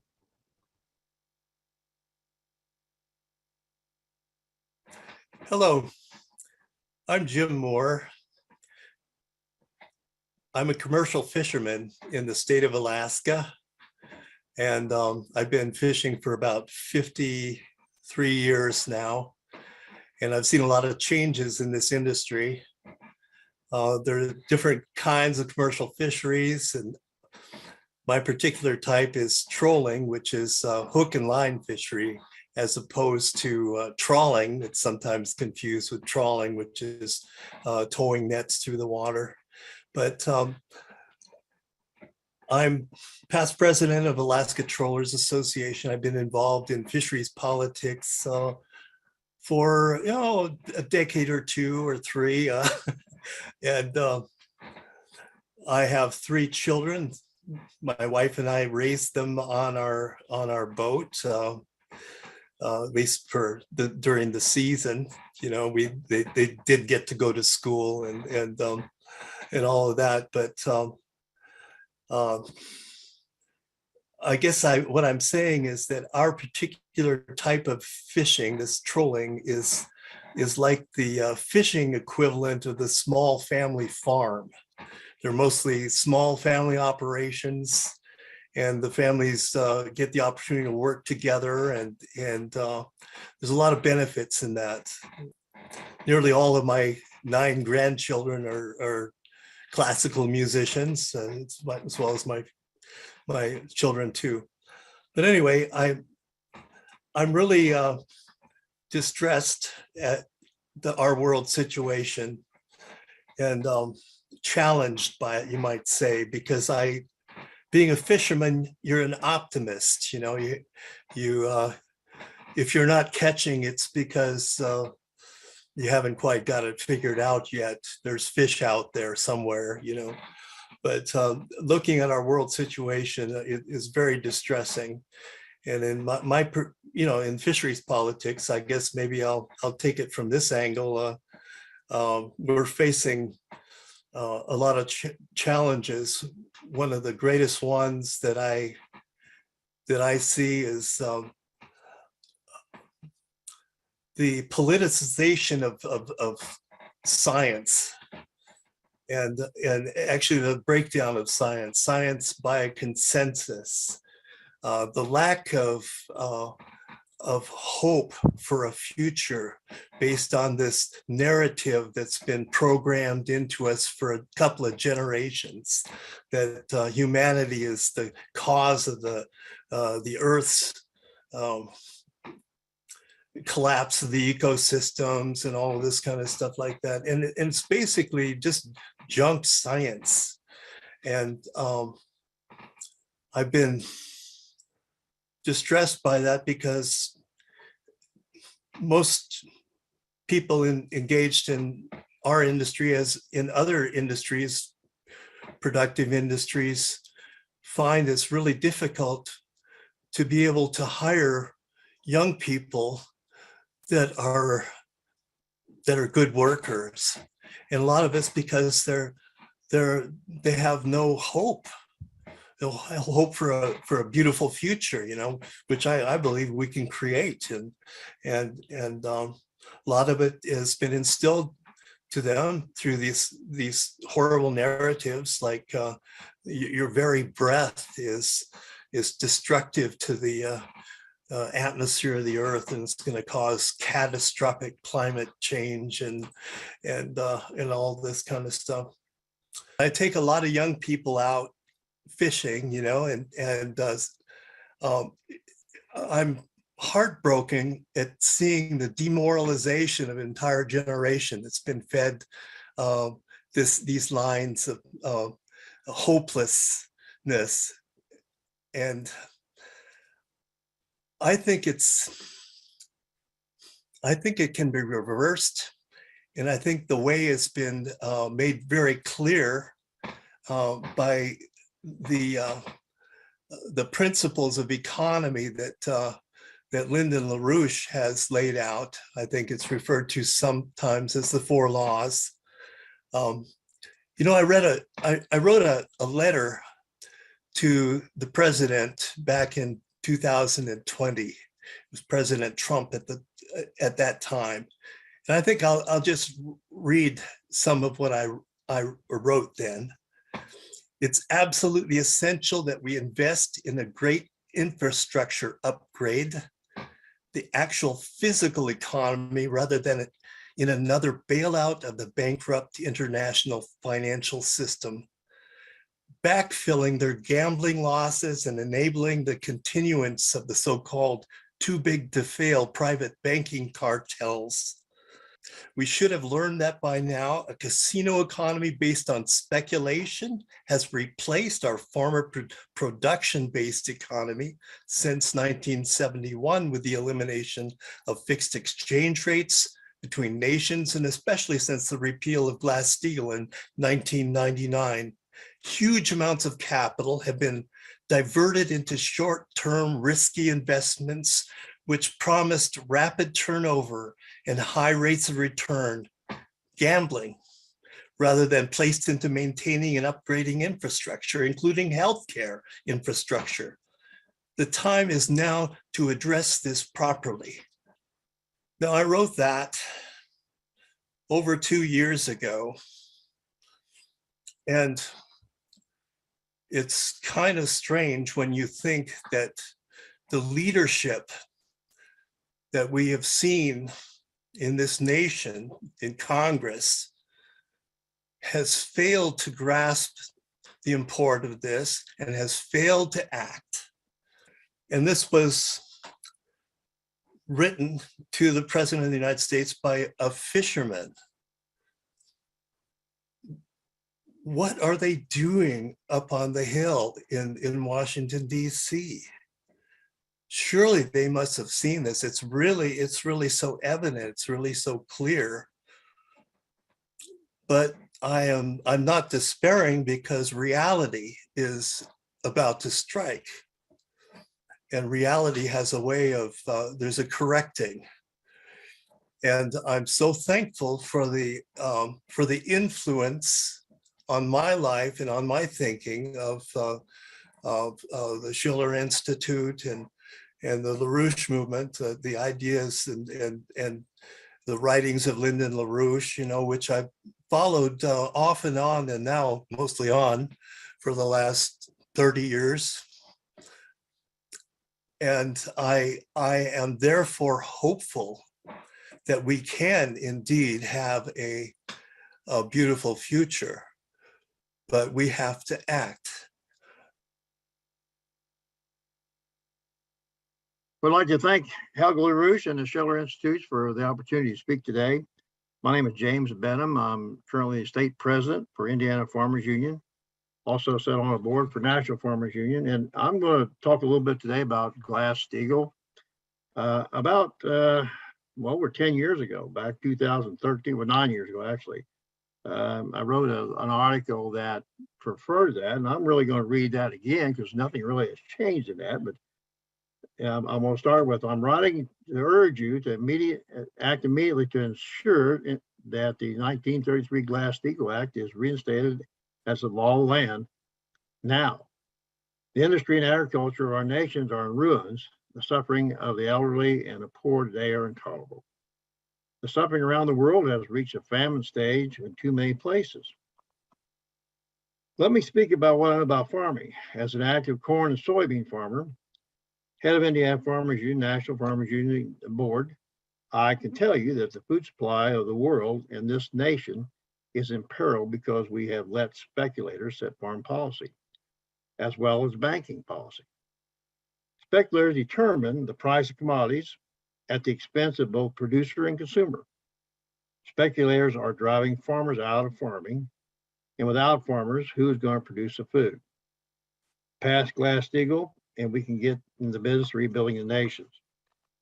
We'll be able to pass farm and food supply legislation based on the principles of parity pricing for farmers and food security of Americans. The domestic production reserve, we can finance urgently needed water projects such as North American Water and Power Project in NWAPA. Now, let me recap on a couple of those things, because when we talk about Glass-Steagall, back in 2013, there was a couple of bills in Congress trying to pass that. Today, things have gotten worse because there's no such bill in Congress. They have gotten way past that to where they are actually enslaved to the banking systems and speculators we have in the world today. You know, we have a lot of people in Congress that are basically captives of this industry. And I used to talk about, still do, and have been admonished for saying this, but we have the best politicians money can buy. And that's a fact.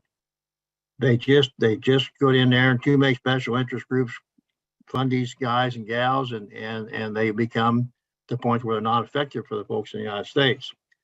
As far as parity is something that we've talked about for a long time on agriculture, that we felt like that would be a fair shake and a good return on the investment for people to continually be able to produce food.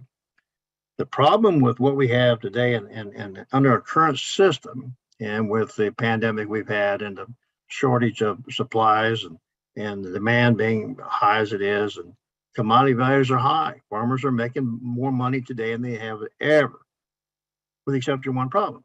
The inputs that they've got have climbed that same ladder, and so therefore they continually squeeze the value of the dollar that the farmer's receiving because of the speculation and the ability to increase their prices, because farmers have to have some of these inputs to produce a crop. One of the big things that we've talked about early on, that most of our potash comes from Russia. We've had a mine or two here in the United States. They've long shut them down years ago. And so without that potash, there's a concern about the ability to raise crop. There's other alternatives, but none that people want to really try to explore because it's easy and what people have been accustomed to doing. So with that, I'd like to finish up on a couple of things. I am a Christian. I do feel like we're in the end times, and that some of the things we're dealing with now are because of our turning away from God's creation and the biblical means of doing things. And I do want to make one statement today, and it's a little bit like what we had in Sunday school this morning. It was in James chapter 1, verse 26. Those who consider themselves religious and yet do not keep a tight rein on their tongues deceive themselves, and their religious is worthless. Religion that God our Father accepts as pure and faultless is this: to look after orphans and widows and their distress and keep oneself from being polluted by the world. There's our challenge. How do we institute this? How do we get back in those kind of reins? And the understanding of the fact that people that are in charge of these things that are now, that's causing us all these troubles, are not going to give it up easy. So I'll end with this. What are we prepared to do? Just simply, what are we prepared to do? Thank you so much. You all have a great day, and I hope this has been a worthwhile message. Thank you. So we've had a whole series of presentations that have taken up various aspects of the financial system, its collapse, its impending collapse, the danger implicit in it, and proposals on how to get out of this. And we'd like to take this now into the panel and bring the panelists back up. I think we have a few people who are here for taking questions. Okay, good. Wow, okay. I'd actually like then to start with Helga, who's here to join us. Helga, do you have any thoughts after hearing these presentations about how this gets toward what you were talking about, of how we can do mission impossible in reversing the economic collapse?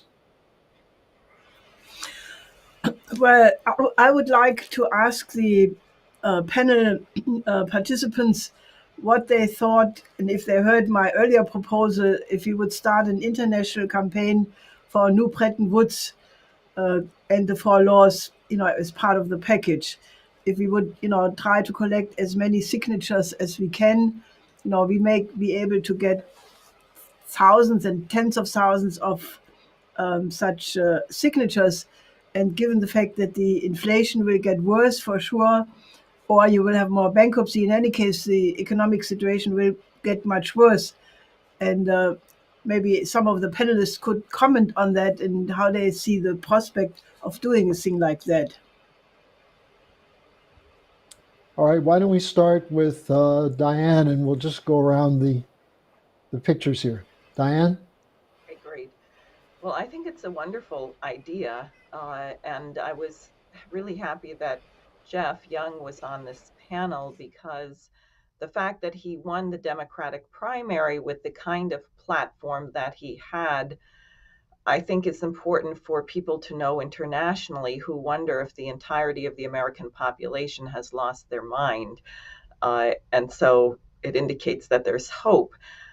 The question of a new Bretton Woods, based on Lyndon LaRouche's conceptions of international cooperation and development, I think is critical, because we're facing something terrifying to most, which is that the system is totally and thoroughly bankrupt. And when you say that, everyone panics, because they begin to think about money, and they begin to wonder whether they're going to be able to survive. So the advantage of making reference also to something which occurred in the lifetime of some people, our older generations, unfortunately, we're much diminished for not having more World War II generation people among us, but that it wasn't so long ago, and that it was international in scope, and the aspects that Franklin Roosevelt intended where it fell short, namely the role of the International Monetary Fund, the World Bank, we can set up some new international equitable system. So I think it's a very good idea, and something which could be a real rallying cry, as long as we are very clear that what we are proposing is distinct from some of the sophists and lying groups who have called for a new Bretton Woods but don't mean anything like what you are talking about. Since Diane mentioned you, Jeff, did you have some thoughts about Helga's proposal to launch a mobilization for a new Bretton Woods? Well, please remind me, was the old Bretton Woods designed to have fixed exchange rates between the currencies of different countries all over the world? Is that, what do you mean by a new Bretton Woods, please? Helga, do you want to mention that? What we mean by that is essentially the Bretton Woods as it was intended by Franklin D. Roosevelt. He had the idea that the most important aspect of it would be to increase the living standard of the developing countries. And then, unfortunately, he died prematurely, and the actual shape of the Bretton Woods system, which still was very useful for about 2 decades, in terms of the third world aspect, it was more shaped by the outlook of Churchill and Truman, and therefore there are many people in the developing countries who don't like the idea when you say new Bretton Woods. But if you look at the economic platform of Lyndon LaRouche, or rather the draft protocol for the superpowers, which he wrote in 1984, he says there the absolute first condition of a new credit system must be to increase the living standard of the developing countries. And naturally, he was very, very prescient when he recognized that when Nixon decoupled the dollar from the gold standard, and especially replaced the fixed exchange rates with floating exchange rates, that was the beginning of the disaster. So yes, fixed exchange rates, which naturally periodically have to be adjusted, and a certain band has to be there, but it's absolutely important to prevent currency speculation and to prevent the kinds of manipulations what we have been seeing in the last several years. So the answer is emphatically yes. It does mean fixed exchange rates, and it means especially that the power of credit generation is being brought back to the sovereign power of governments, and not in the hands of private bankers like the Federal Reserve, the European Central Bank, and other central banks are actually so-called private institutions who do not feel obliged to the common good, as we have seen. So that is my answer. Yes. Harry, if you want to add anything, Jan, go ahead. Well, thank I you think for just explaining the only that. thing, Jeff, the only thing I would add is that especially important is that the doing away with the fixed exchange rates opened the door for the speculative system, for the speculators to come in and decade by decade chip away at such things as the Glass-Steagall bill, banking regulation, the privatization of finance, which turned the economy into a global casino. And so Lynn's insistence on going back to the principles of the Bretton Woods, not necessarily the way it was carried out, but the original ideal, is to take the power away from speculators. And that's the importance of the Glass-Steagall proposal. Jeff, I'm sorry, why don't you go ahead and pick it up? Okay, well, thank you. I now understand it a little bit better. So I think, okay, so it's necessary. I'm here twice. It's necessary to, let's see, can I delete one of myself? Or can you? It's necessary to reduce the power of financial institutions, especially for-profit ones, worldwide. I agree with that part of it. I think I don't think fixed exchange rates are the solution. I don't think they're even part of the solution. The problem is that over the decades in the West, United States, Canada, Western Europe, Australia, Japan, financial institutions have displaced and hollowed out the productive economy. I think that's the real problem. And that can be addressed by things such as the Glass-Steagall Act for the 21st century, or its original form from 1933. But the political power of the banking industry has to be curtailed severely. Speculation, you know, a small amount of speculation is fine. You've got some countries that, you know, their currencies might be overvalued. They may be making some mistakes in their policies. And, you know, there should be a market response when a country messes up. And you know, they may be running deficits that are too high. Their currency, the value of their currency should decline. So speculation itself is not a problem, but predatory vulture speculation is a problem where, say, the Western banks decide that Venezuela has to be punished because they're, quote, too socialistic. They engineer a run on the Venezuelan currency and they impoverish the entire country. That has to be stopped.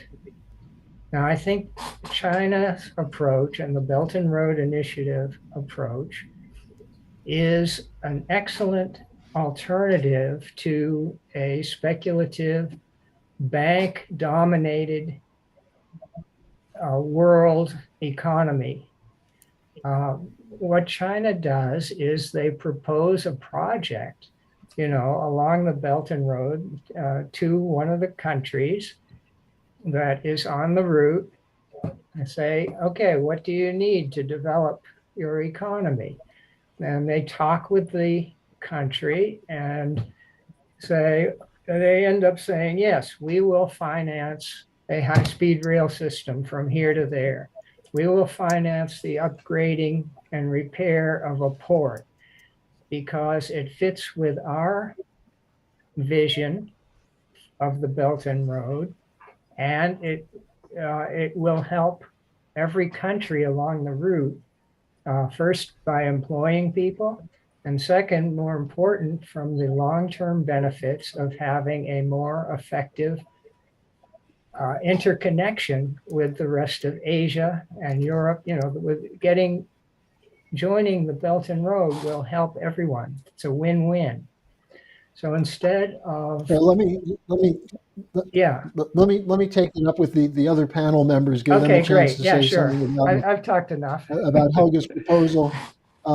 Jim Moore, what do you think? Do you think there's a willingness among people in your profession to make sure that we get back to the principles of the Franklin Roosevelt global economic development? Well, I'm seeing that the principles behind the Bretton Woods are the constitutional principles of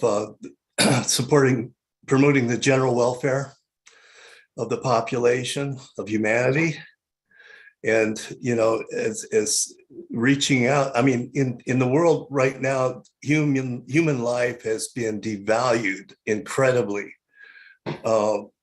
There's death stalking at the door. We're looking at the apocalyptic war and famine and disease. These things that Bertrand Russell and these Malthusians welcomed as necessary friends, right? And the value of humanity, if you have some sense, as I do, being a Christian myself, that of the tremendous value of humanity has got to be recognized, certainly, if we're going to move forward. And I'm thinking of, like, to take a little diversion here. I was educated in California, and I was in Berkeley in the 60s, and when a lot of this rock, drug, sex culture, this environmentalism, this that had some good elements in the beginning, but it was ultimately hijacked and became a political, philosophical, toxic influence. That was my opinion. And I just want to read a couple sentences from a review that's Bill McKibben's The End of Nature. David Graeber, a biologist for National Park Service, expressed his own hopes. He says, human happiness, bear in mind the Constitution, life, liberty, pursuit of happiness. Human happiness, he says, and certainly human fecundity are not as important as a wild and healthy planet. I know social scientists who remind me that people are part of nature, but it isn't true. Somewhere along the line, at about 1 million years ago, maybe half that, we quit the contract and became a cancer. We have become a plague upon ourselves and upon the earth until such time as Homo sapiens should decide to rejoin nature. Some of us can only hope for the right virus to come along. I think our identity is at the root of the crisis. And a government that does not promote the general welfare, as the current government obviously is not, and life, liberty, and the pursuit of happiness as an expression of the creative nature that God gave us, that government has got to be changed. And how do we get back there? I mean, it's hard to say. I mean, if we're going to do an education program or petition about reinstituting the Bretton Woods system, there's got to be a whole bunch of education to bring people to the point where they understand what it is and why we need it. And so, okay, let me go to the ambassador now, Jim, because I think as someone who's seen the effects on his country of the free market European Union policies, he might have something to say about the idea of moving toward a mobilization for a new Bretton Woods. Leonidas, do you have some thoughts on that?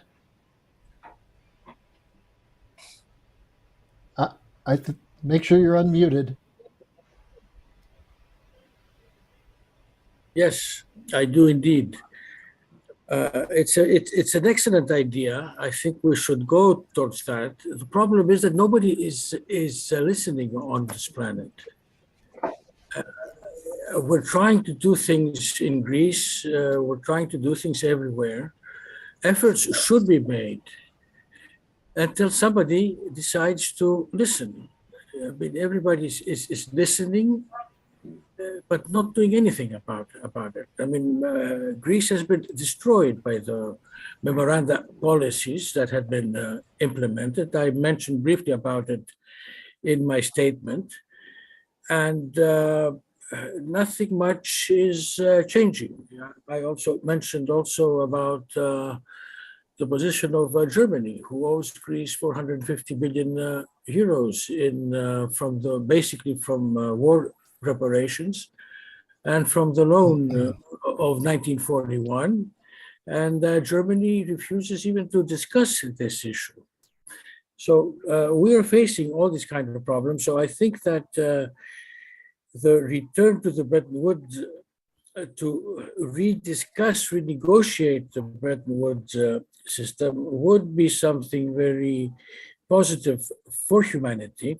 And also at the same time, we should look at the issue of deleting the global debt, which would allow humanity to start on a new basis. And of course, that means that the banks would be out of the business that they're doing today without the last legal act. So this is a very good proposal that Elga LaRouche has made. I think that we should work on it and try to convince people to listen and to adhere to it. That's a long struggle, but we should go to that for the benefit of humanity. Thank you. Anyone else? Yes. Bob, go ahead. Yes, I'd like to just add to that, because when got rid of the Bretton Woods system and floated the dollar, very shortly the dollar collapsed 50% in value. And in agriculture and food production, that had a major effect, because what happened is when the dollar collapsed, all of a sudden U.S. grain was the cheapest grain in the world for the grain cartels to ship around all over the country, all over the world. And in many cases, that cheap grain put a lot of farmers out of business in other parts of the world. But it became very high in the United States. So the demand for grain moved our corn from $1.50 a bushel for where it had been for maybe 10 years to up to $3.50. And soybeans went to $14. And just to give some idea what that purchasing power was back then, that's like $80 today in terms of $2,022 a bushel for soybeans. So the amount of income came into U.S. agriculture, and the Federal Land Bank put in variable rate interests at very low rates. So farmers started buying land, and the price went up, just shot up from around $350 an acre to over $2,000, $2,200, I think it peaked out at. And then Volcker came in with the 20% interest rates, and land prices crashed 60% in about the next 14 months. Now, that's a huge stabilization process. It's just one example. In agriculture, because this also had in all the industries and started a process of monopolization like we've never seen. This is a process that, many people, behind this in the Anglo-British American Wall Street circles, they knew this would happen, and that set in motion a policy we fought a revolution to get rid of. All right, let's move on to the next question because we have a lot of questions here. I know maybe Helga would want to take this one, maybe Diane. It's from Miss Wei Wang, who's the Europe representative of the Chengdu Economic Daily. And she asks the question of what is the expected impact of the Ukraine crisis on global food security, refugee, health, and energy issues related to food supply, both for Europe and the developing world, and how are the countries and regions such as India, Africa, preparing themselves to deal with this? Helga, you want to take that? Well, it is already pretty bad, and it's normally blamed on Putin, who's responsible for everything according to the mainstream media. But the reality is that, there are right now, the sanctions have basically made it impossible for especially Russia to export a lot of food, but also fertilizer, and that has greatly contributed to the crisis. There is right now an effort by Russia to help to ship the Ukrainian grain and other food reserves.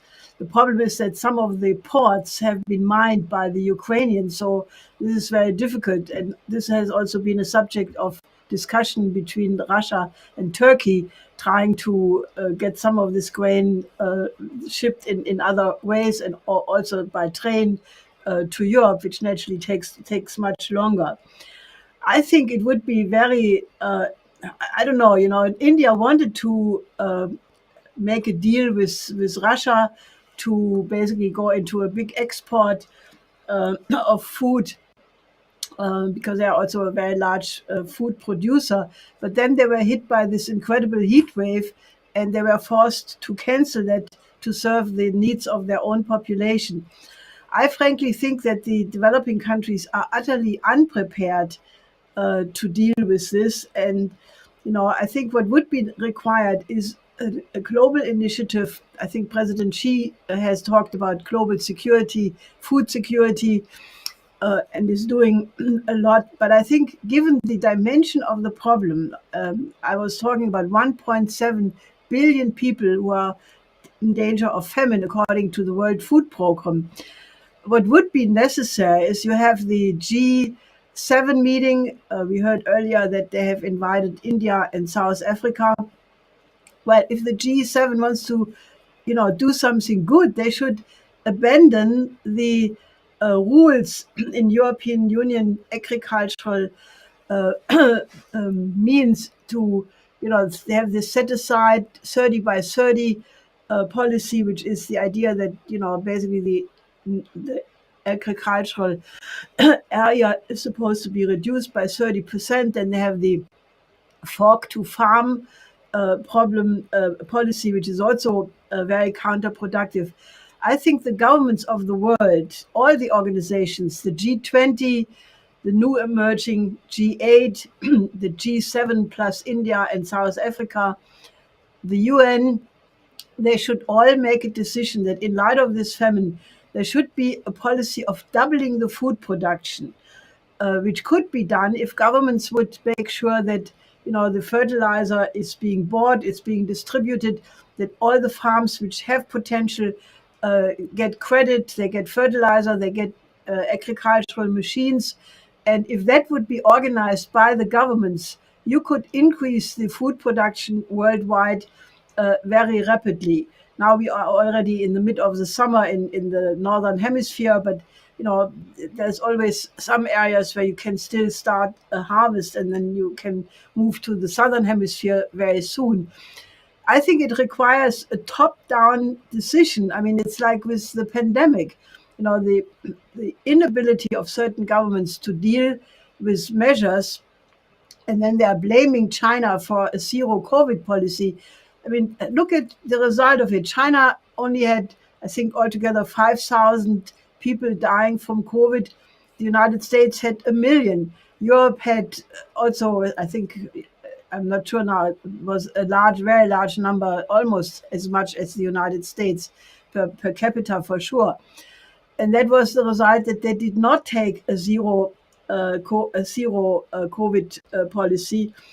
And that is the problem. So I think that if we learned anything from the COVID handling, the governments of the world should be asked and put under pressure to double the food production. I mean, for example, you have countries which are incredible. Yemen, David Beasley made this incredibly beautiful, powerful video, which I think everybody should watch, called Hunger Ward, where you see how babies are dying of hunger. They have arms like my finger, of the strength of my finger. Take Afghanistan. They have they had at the beginning of the winter the danger of 25 million people dying of hunger. These are the things which must be addressed by a joint effort by the international community. And, you know, if there would be as much coverage about the starvation in places like Syria, Yemen, and many African countries, Afghanistan, like we have it about Ukraine, you know, then there would be a different public awareness of it. But naturally, this is not happening. You almost never hear about the horror shows which are going on. So I think that, you know, also from the panelists of this this panel, I think they should really contact the farmers in other countries, in Germany, in Italy, in India. I think there must be much more international cooperation to assert the necessary pressure to force through these changes. Okay, now, yeah, Jeff, and let me just say we have a number of questions and a limited amount of time, so let's try and keep answers to the point. Go ahead, Jeff. Thank you. I'd like to propose 3 measures that could address this question. It was framed in terms of the impact of the Ukraine conflict on the international food system, the resulting shortages and famines. I think the first thing that has to be done is to make Washington and cancel all economic sanctions that we now have in place. Sanctions just, all they do is mess up the system. 2, Ukraine needs to surrender to Russia and let Russia bring peace to the country, denazify it, and allow normal day-to-day life to resume. That would include demining any areas of farmland that have been mined by the Ukrainian army, and just bring Ukraine back to normal. I think the only way to do that is for Ukraine to surrender. And 3, we should end NATO, which has been an aggressive force, threatening force to Russia and many other countries. Just cancel it, get rid of NATO, and the world will be a lot more able to deal with famines and crises if the world is peaceful. Thank you. Diane, you wanted to say something? Yeah, thank you. I do. Just as, in a sense, the military action in Ukraine has been used as the pretext, we hear from President Biden that Putin is the one making gas so expensive and Putin is the one causing hyperinflation and so on. I think clearly what Helga has said has to be done, and the situation, especially the mining of the Black Sea by the Ukrainian military and the sanctions which prohibit Russian vessels from docking and unloading grain and things like that, have to be reversed. But actually, there was a policy paper put out by the Russian Foreign Ministry, which makes the point that the food crisis had begun long before this. And there is a policy which was expressed by Prince Charles and others at COP26 and elsewhere of cutting food production. We saw this in the United States, where American farmers, recognizing the danger and the escalation of starvation, wanted to increase food production, but our agriculture secretary, Vilsack, I don't know why he's called the agriculture secretary, but at any rate, he said, no, this would be bad for the climate. We can't take land out of set aside. We can't increase food production because that would throw us off our goals for starving everyone to death. So I think we have to actually see that we've had, as Jim Moore was saying, a really anti-human policy, which says that human beings are a blight on the planet, that we shouldn't increase food production. The prices had already gone up.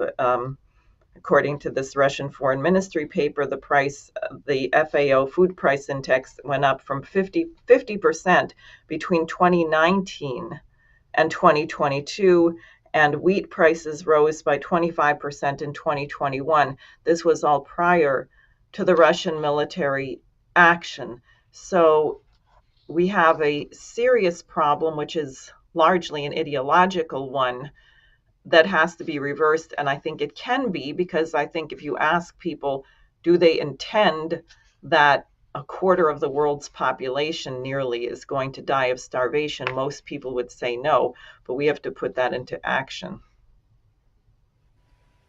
Well, let me take up a couple of questions together that get at this whole question of how do you do a mobilization to realize these things. We have from David Baccini in Italy, who has a company where he's trying to issue bonds that would take money out of the speculative system and generate funds that would go into expansion of industrial districts, maximizing local workforce, and so on. He asks a question of how do you get policies that will organize, that can be implemented to allow this kind of industrialization policy to occur. It's another question, how do we get Glass-Steagall? So why don't we take that up, because we're in the middle of a discussion about what kind of mobilization is necessary.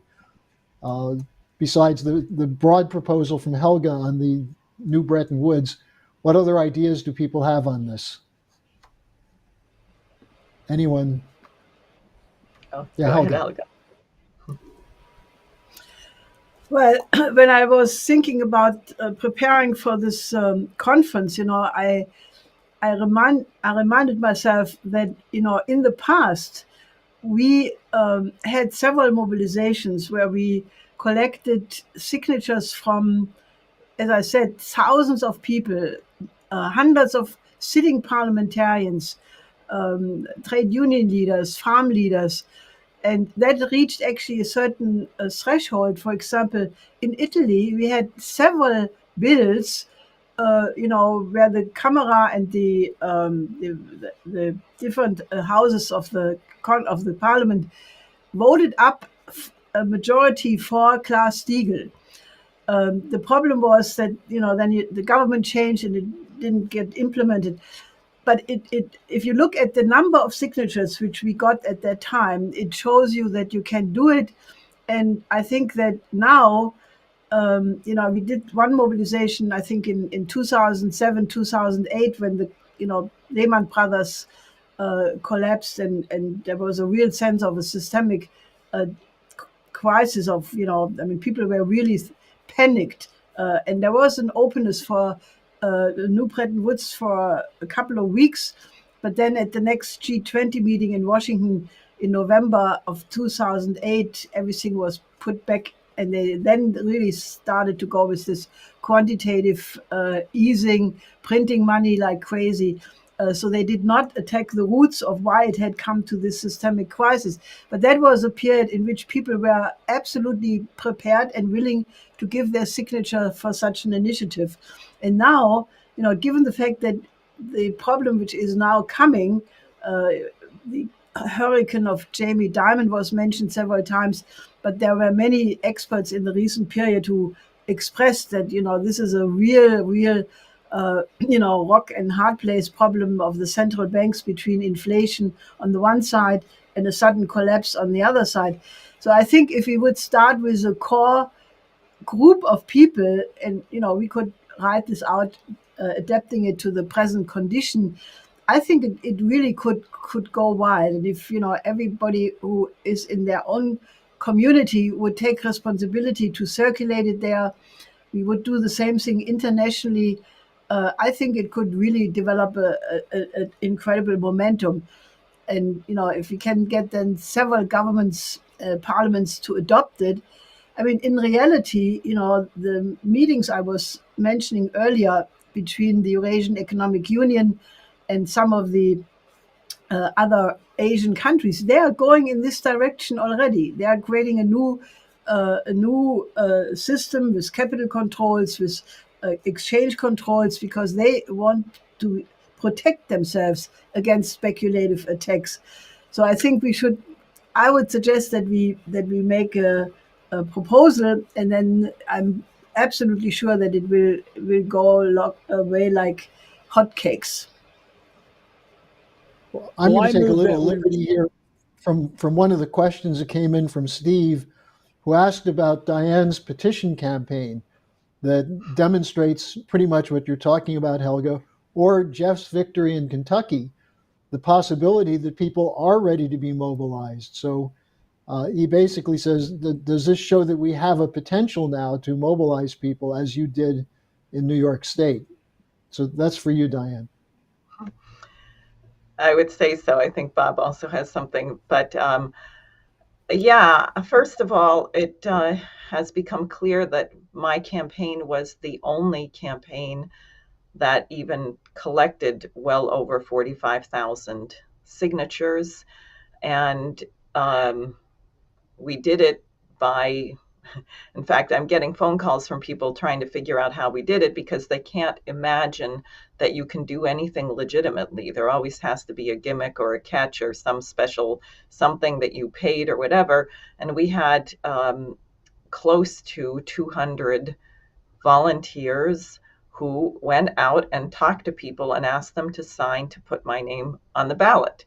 And therefore we intersected, I don't know, we probably had conversations with 80 to 90,000 people, but maybe in the order of magnitude more saw us out there organizing. And the fact that so many willingly signed, there were those handful of Schumer supporters who refused, or some, being American first and Schumer supporters second, agreed that ballot access should not be restricted to only incumbents, and they signed in order that there could be a debate or could be questions. So I think that does indicate that people can be mobilized on principle. People will move now more likely on heavy ideas than on trivial ideas. Yeah, I move to respond to what Helga is saying, that experts in every field should lay out the agenda of what needs to be done. We should do this with agriculture and food, and we can follow up on this after the conference. But the food producers, you already heard from, identified many principles that we must have for plenty of food and successful farming. So speculation, no speculation, plenty of credit, parity prices,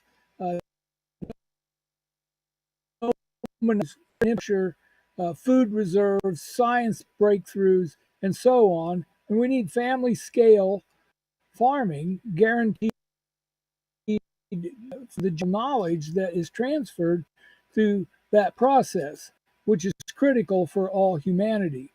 And also, I think the idea of a second green successor to the 1960s first Green Revolution is what we need. I thank Dr. Kordunov for our friend from Russia who spoke this morning for putting that forward. That the point is the first Green Revolution was based on science and building infrastructure and based on the principle that every nation, every single nation, should and could be as self-sufficient in food as possible. And that's what, Henry Wallace believed, the founder of the Mexican Center for the Green Revolution in the 1940s. And he was the vice president under FDR and the agricultural secretary from Iowa. So, India became self-sufficient in grain in 1974. And Norman Borlaug came from the U.S.-Mexican work system. And so we must do this everywhere. Let me get back to the question of the Belt and Road Initiative, just because I think we may have someone on the line from the Society of Economists of Peru. Dave, do we have Jose Apatia on?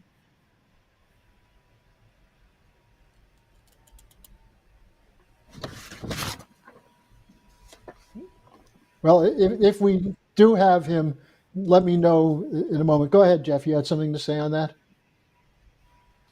Yes. I guess, well, I've been a member of the anti-war movement for about 40 years and involved in electoral politics for the last 10 years. And I've thought a lot about how to mobilize people. I approached that question by focusing, one, on stopping the worst villains, the people who are blocking progress, who are making things worse, and two, on amplifying the best ideas, whether they come from Kentucky or some other country in the world. So currently, my thinking is that the worst villains are Wall Street, huge banks, other countries' central banks, the Federal Reserve, which has been doing a really bad job for at least the last 15 years, military-industrial intelligence media complex, which is making it impossible for Americans to know up from down, mainstream media corporations, and the neocons. And the best ideas that I'm seeing now with regard to these international economic questions that have been on the agenda today are coming from Russia and China. There's a Russian economist now working on a new financial system based on gold, natural resources, and a basket of currencies. So let's just amplify what is coming out of Asia and Russia and reduce the power of all of these villains. Now, we do have, is that Jose Apatia from Peru? We're going to have a simultaneous translation. He has a question on the South American Bio-Oceanic Corridor, which is part of the broader proposals around the Belt and Road Initiative. So, Mr. Apatia?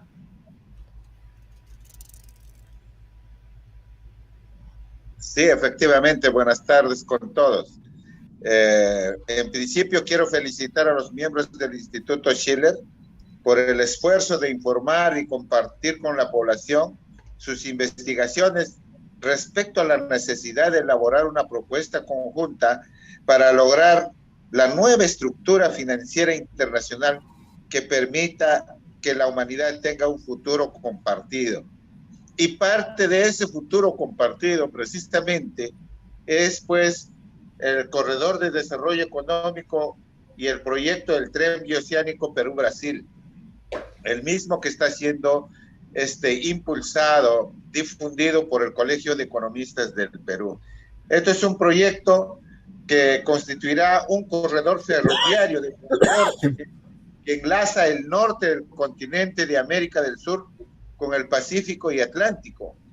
Este megaproyecto del tren bioceánico es de gran importancia y necesidad y trascendencia histórica para nuestra patria, cuya viabilidad técnica, económica, social, ambiental del proyecto es por la ruta norte de nuestro país. En la evaluación se ha considerado los indicadores de magnitud, inversión del proyecto, relieve, condiciones geológicas, beneficios sociales, impacto ambiental, puertos de destino, entre otros. Aprobada la construcción del megaproyecto, cuya inversión inicial es de 10 mil millones de dólares para los trenes de carga con una velocidad por hora.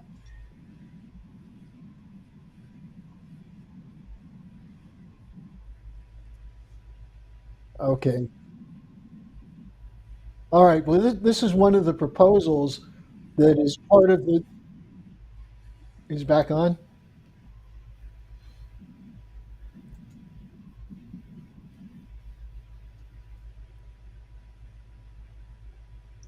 Habilitar más de 2 millones de hectáreas listas para la agricultura, que permitirá frenar la migración del campo a la ciudad por falta de conectividad. Permitirá también reducir la migración hacia la capital. Imagínense el Perú. La capital del Perú ha concentrado al 30% de su población, producto del abandono del campo, producto de la falta de conectividad, de infraestructura. Entonces, este es un megaproyecto que estamos promoviéndolo desde el 2016, en que se firmó el memorándum de entendimiento entre el presidente Xi Jinping, la presidenta Rousseff y en aquel entonces el presidente Humala en el Perú. Para terminar, agradezco una vez más a la señora Helga Sepp por esa iniciativa y a todos los miembros del equipo de la RUCH con la siguiente pregunta. ¿Tendremos la posibilidad de hacer realidad este megaproyecto del tren bioceánico Perú-Brasil? Gracias y esperamos pues seguir aunando esfuerzos, así como los salmones, luchar contra la corriente, avanzar contra corriente hasta hacer realidad una humanidad que tenga pues un futuro compartido. Muchas gracias. I think his proposal speaks for itself, the way he presented it, that this does represent the kind of great project that's possible if we can break the control of the unipolar order and its free market looting policies. But if someone has something specific on this they'd like to comment, otherwise I have one final question for everyone, which I think gets back to this whole question of the mobilization. So maybe we should just proceed to that. This is actually sent in for Diane, but I think it's good for everyone. Liam writes that he said he's a young person and he's concerned that young people lack the skills or the desire to work productive jobs. They're not incentivized or encouraged to develop the skills needed to contribute to the productive economy. How can we inspire young people to develop the skills needed to contribute to the physical economy? So why don't we start? Jim, you want to take that first?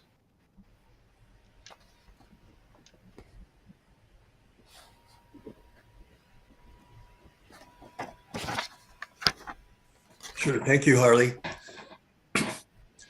Well, as you may have recognized, it's a concern of mine, and I guess I'm doing it one at a time. But I think just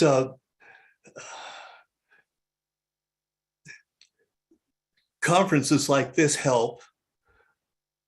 And the crisis that we're entering into now, it can also be a kind of a wake-up call to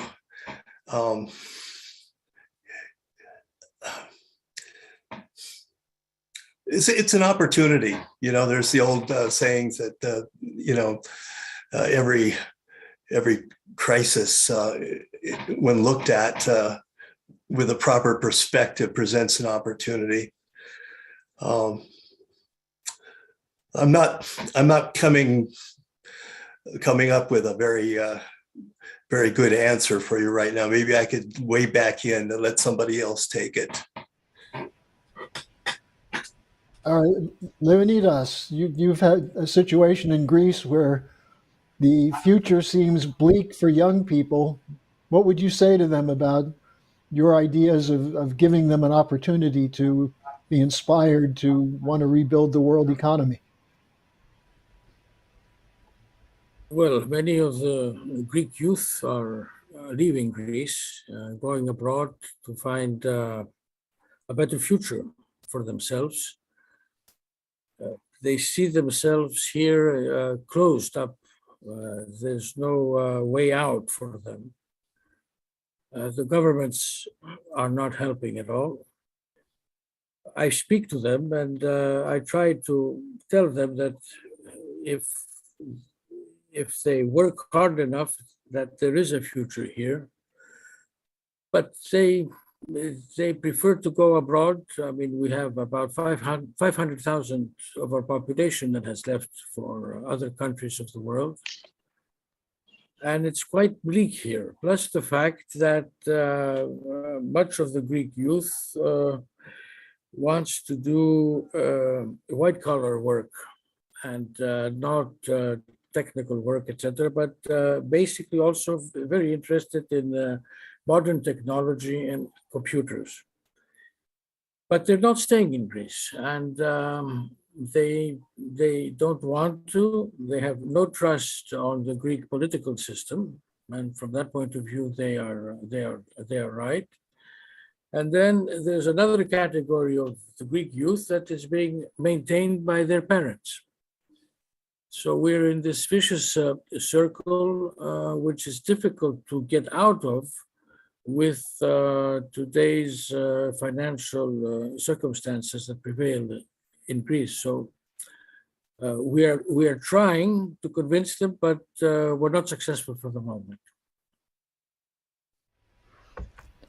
Bob, I'd like to ask you, because one of the problems in agriculture is that with family farmers, the young people are moving off the farms, and you actually lose an incredible capability when young people are no longer brought in, because you can't really take someone and give them a university education who knows nothing about farming. It's a much more difficult thing. Do you have some thoughts on this? I know you have an idea of a million new family farmers. Yes, well, I mean, when Abraham Lincoln set in motion the Homestead Act of 1862, the U.S. government had all this land. And so he created a mechanism through credit, through Transcontinental Railroad, to launch projects to get people out to the land. And today we have an interesting situation where we have tremendous numbers of older farmers retiring with nobody to take over the land. And it's interesting because I just read a statistic in Iowa. 80% of the farmland in Iowa is debt-free. And they just sold a farm for $25,000 an acre. So this is all being manipulated now under the current process by the banking system as another mechanism. But one of the things we could do is we need a government program where you could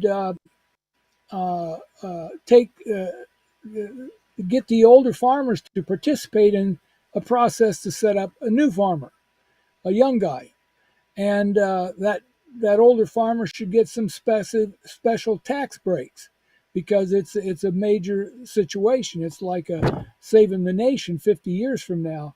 And we should set up a parity pricing system so that when people participate in that program of setting up 1 million new farmers, that they're going to be getting parity price. That means the farmer as well as the young farmer. And that's going to be a huge incentive for all the farmers to want to participate, because it's going to be providing the kind of prices, and at the same time put in the Glass-Steagall or put in the bust up these monopolies that are controlling the prices. And if the farmers got parity, you'd probably see the food prices in the grocery stores go down, because you're going to eliminate all the rip-off by the monopoly interfaces between the producer and the consumer. And I think you would see whole communities excel with that kind of a process. And I think that's in line with the idea of what we used to call, what our nation was founded on. And that's an idea. Okay, Jeff, again, we're taking up the question of inspiring youth to build the future. And that gets at the whole question that Helga posed of what do we have to do to get a mobilization to get these economic reforms implemented?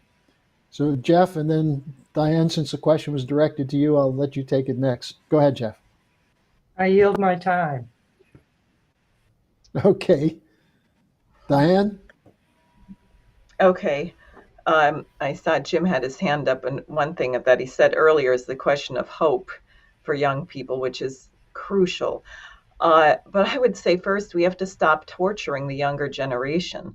They are saddled with debt, with this green ideology. You're telling children that they are nothing more than a carbon footprint, and they're just destroying the atmosphere, and they can't possibly expect, like Barack Obama told the people in South Africa, that don't all you people think you're going to have air conditioning and electricity. You're going to boil the planet over. So there's been a very pessimistic, zero growth, negative growth idea imposed upon younger generations about what the future is. So I think we have to have a much bolder image of what the future should be. For example, the United States should be building entirely new cities, science cities, cultural centers, new symphony orchestras in our new science cities. There should be something which is forward-looking. I think I had a chance to do some petitioning on campuses and actually found that the young people I met there, this was in Buffalo and Binghamton, were actually quite optimistic. And that was, I was quite relieved to see that the optimism hadn't been crushed out of them. But if they're going to graduate with a zillion dollars of debt and then work in a Wawa for, a convenience store, for people who don't know what that is, for $15 an hour or something, what's the point? So the things that really matter to human beings tend to be in what you might call the spiritual domain or the thought domain, as opposed to the physical domain, the things that we consider so it's in your hand, you can touch it, actually are the things that are transient, where the principles are immortal. So I think we have to fight in that realm. Now, on the more abrupt side of things, perhaps we should shut down Amazon for a few weeks so people realize that you cannot order something on the computer and have it show up mystically on your doorstep. There's a whole process involved in that. Maybe we should shut down the social media and ban text messages for a couple of weeks and help people to realize that they live in a universe with actual physical principles and not a cyber world. And Helga, I'm going to give you the last word on this, but from this, we have a comment from Gail, who's a longtime supporter, who said Helga's idea to train youth worldwide for healthcare jobs, building hospitals, medical centers, and so on, Great opportunity for youth, also to work with the building of infrastructure, agriculture, and water projects. So Helga, what do you think? Well, I would welcome if there are, in this process, there would be a lot of young people who would volunteer to either help build up agriculture in Africa or health systems in other countries of the so-called global south. I mean, people should actually, step forward, because there are a lot of older farmers who would like to help the developing countries to set up modern agriculture. So any such initiative is very welcomed. I mean, there is the dimension that people are so freaked out about China, systemic competitor, but then I said many times, if the West continues to do what they are doing, you don't need China. You are undoing yourself. Look at the mass shootings. Look at the drug legalization. A country which legalizes drugs basically gives up the mind of the young generation. I was in China, and I asked a lot of young students, what do you want to do, when you finished with your studies? And people said, I want to be astronomer. I want to go to help to build up Africa. And they made a poll, not in China, but here, where they asked the same number of 15-year-old what they want to become when they are, taking a job. The number one position in the West, and actually in the United States, was influencer. In the number one position in China was astronaut. And here you see the difference. One is a serious science and, trying to grasp physical principles of our universe and go out and discover the universe, which is a whole exciting new world which you can conquer. Influenza, it means nothing. So I think if the competition between the systems is supposed to, be an incentive, then, the governments would do something like Roosevelt's CCC program. And, if that is not coming from the governments right now, that is why we created the Committee of Coincidence of Opposites, and that effort is still going on. And if people are interested in collaborating with these projects, please contact us, because it is very much urgent. So I think in concluding my remarks, I would say, this question of the identity, which came up several times in the discussion, I think that is something one should start with, because once you have a noble image of humanity, of the absolute sacredness of the human being, the limitless self-perfectibility of human creativity, and then you have a completely different respect, and you can tell the Klaus Schwabs of this world, who in this recent book actually said that the desire of people to overcome poverty is exactly what destroys the planet.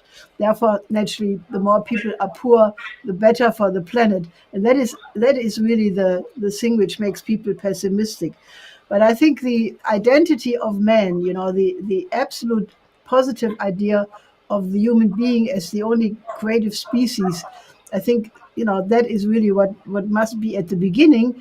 And then I think it's very useful if everybody very personally says, what is the world I want to contribute to become?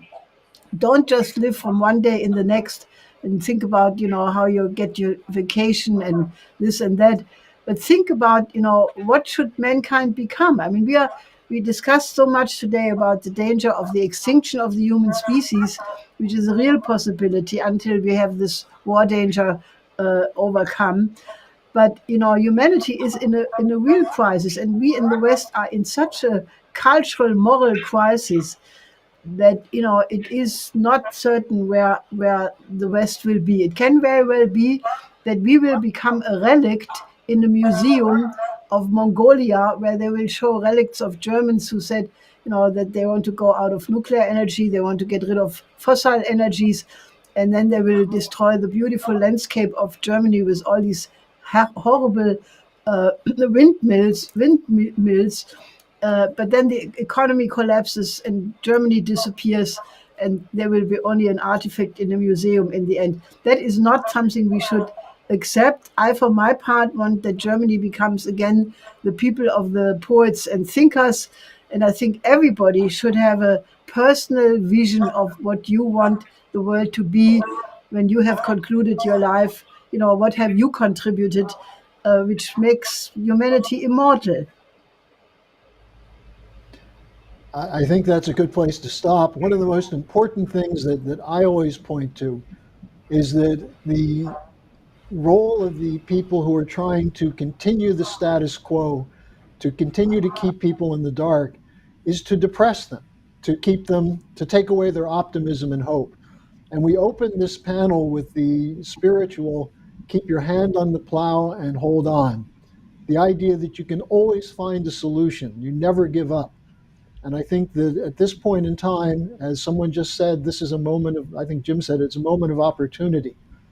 So I'd like to thank all the panelists, everyone who's watching today. Share the videos of the earlier panel and this one.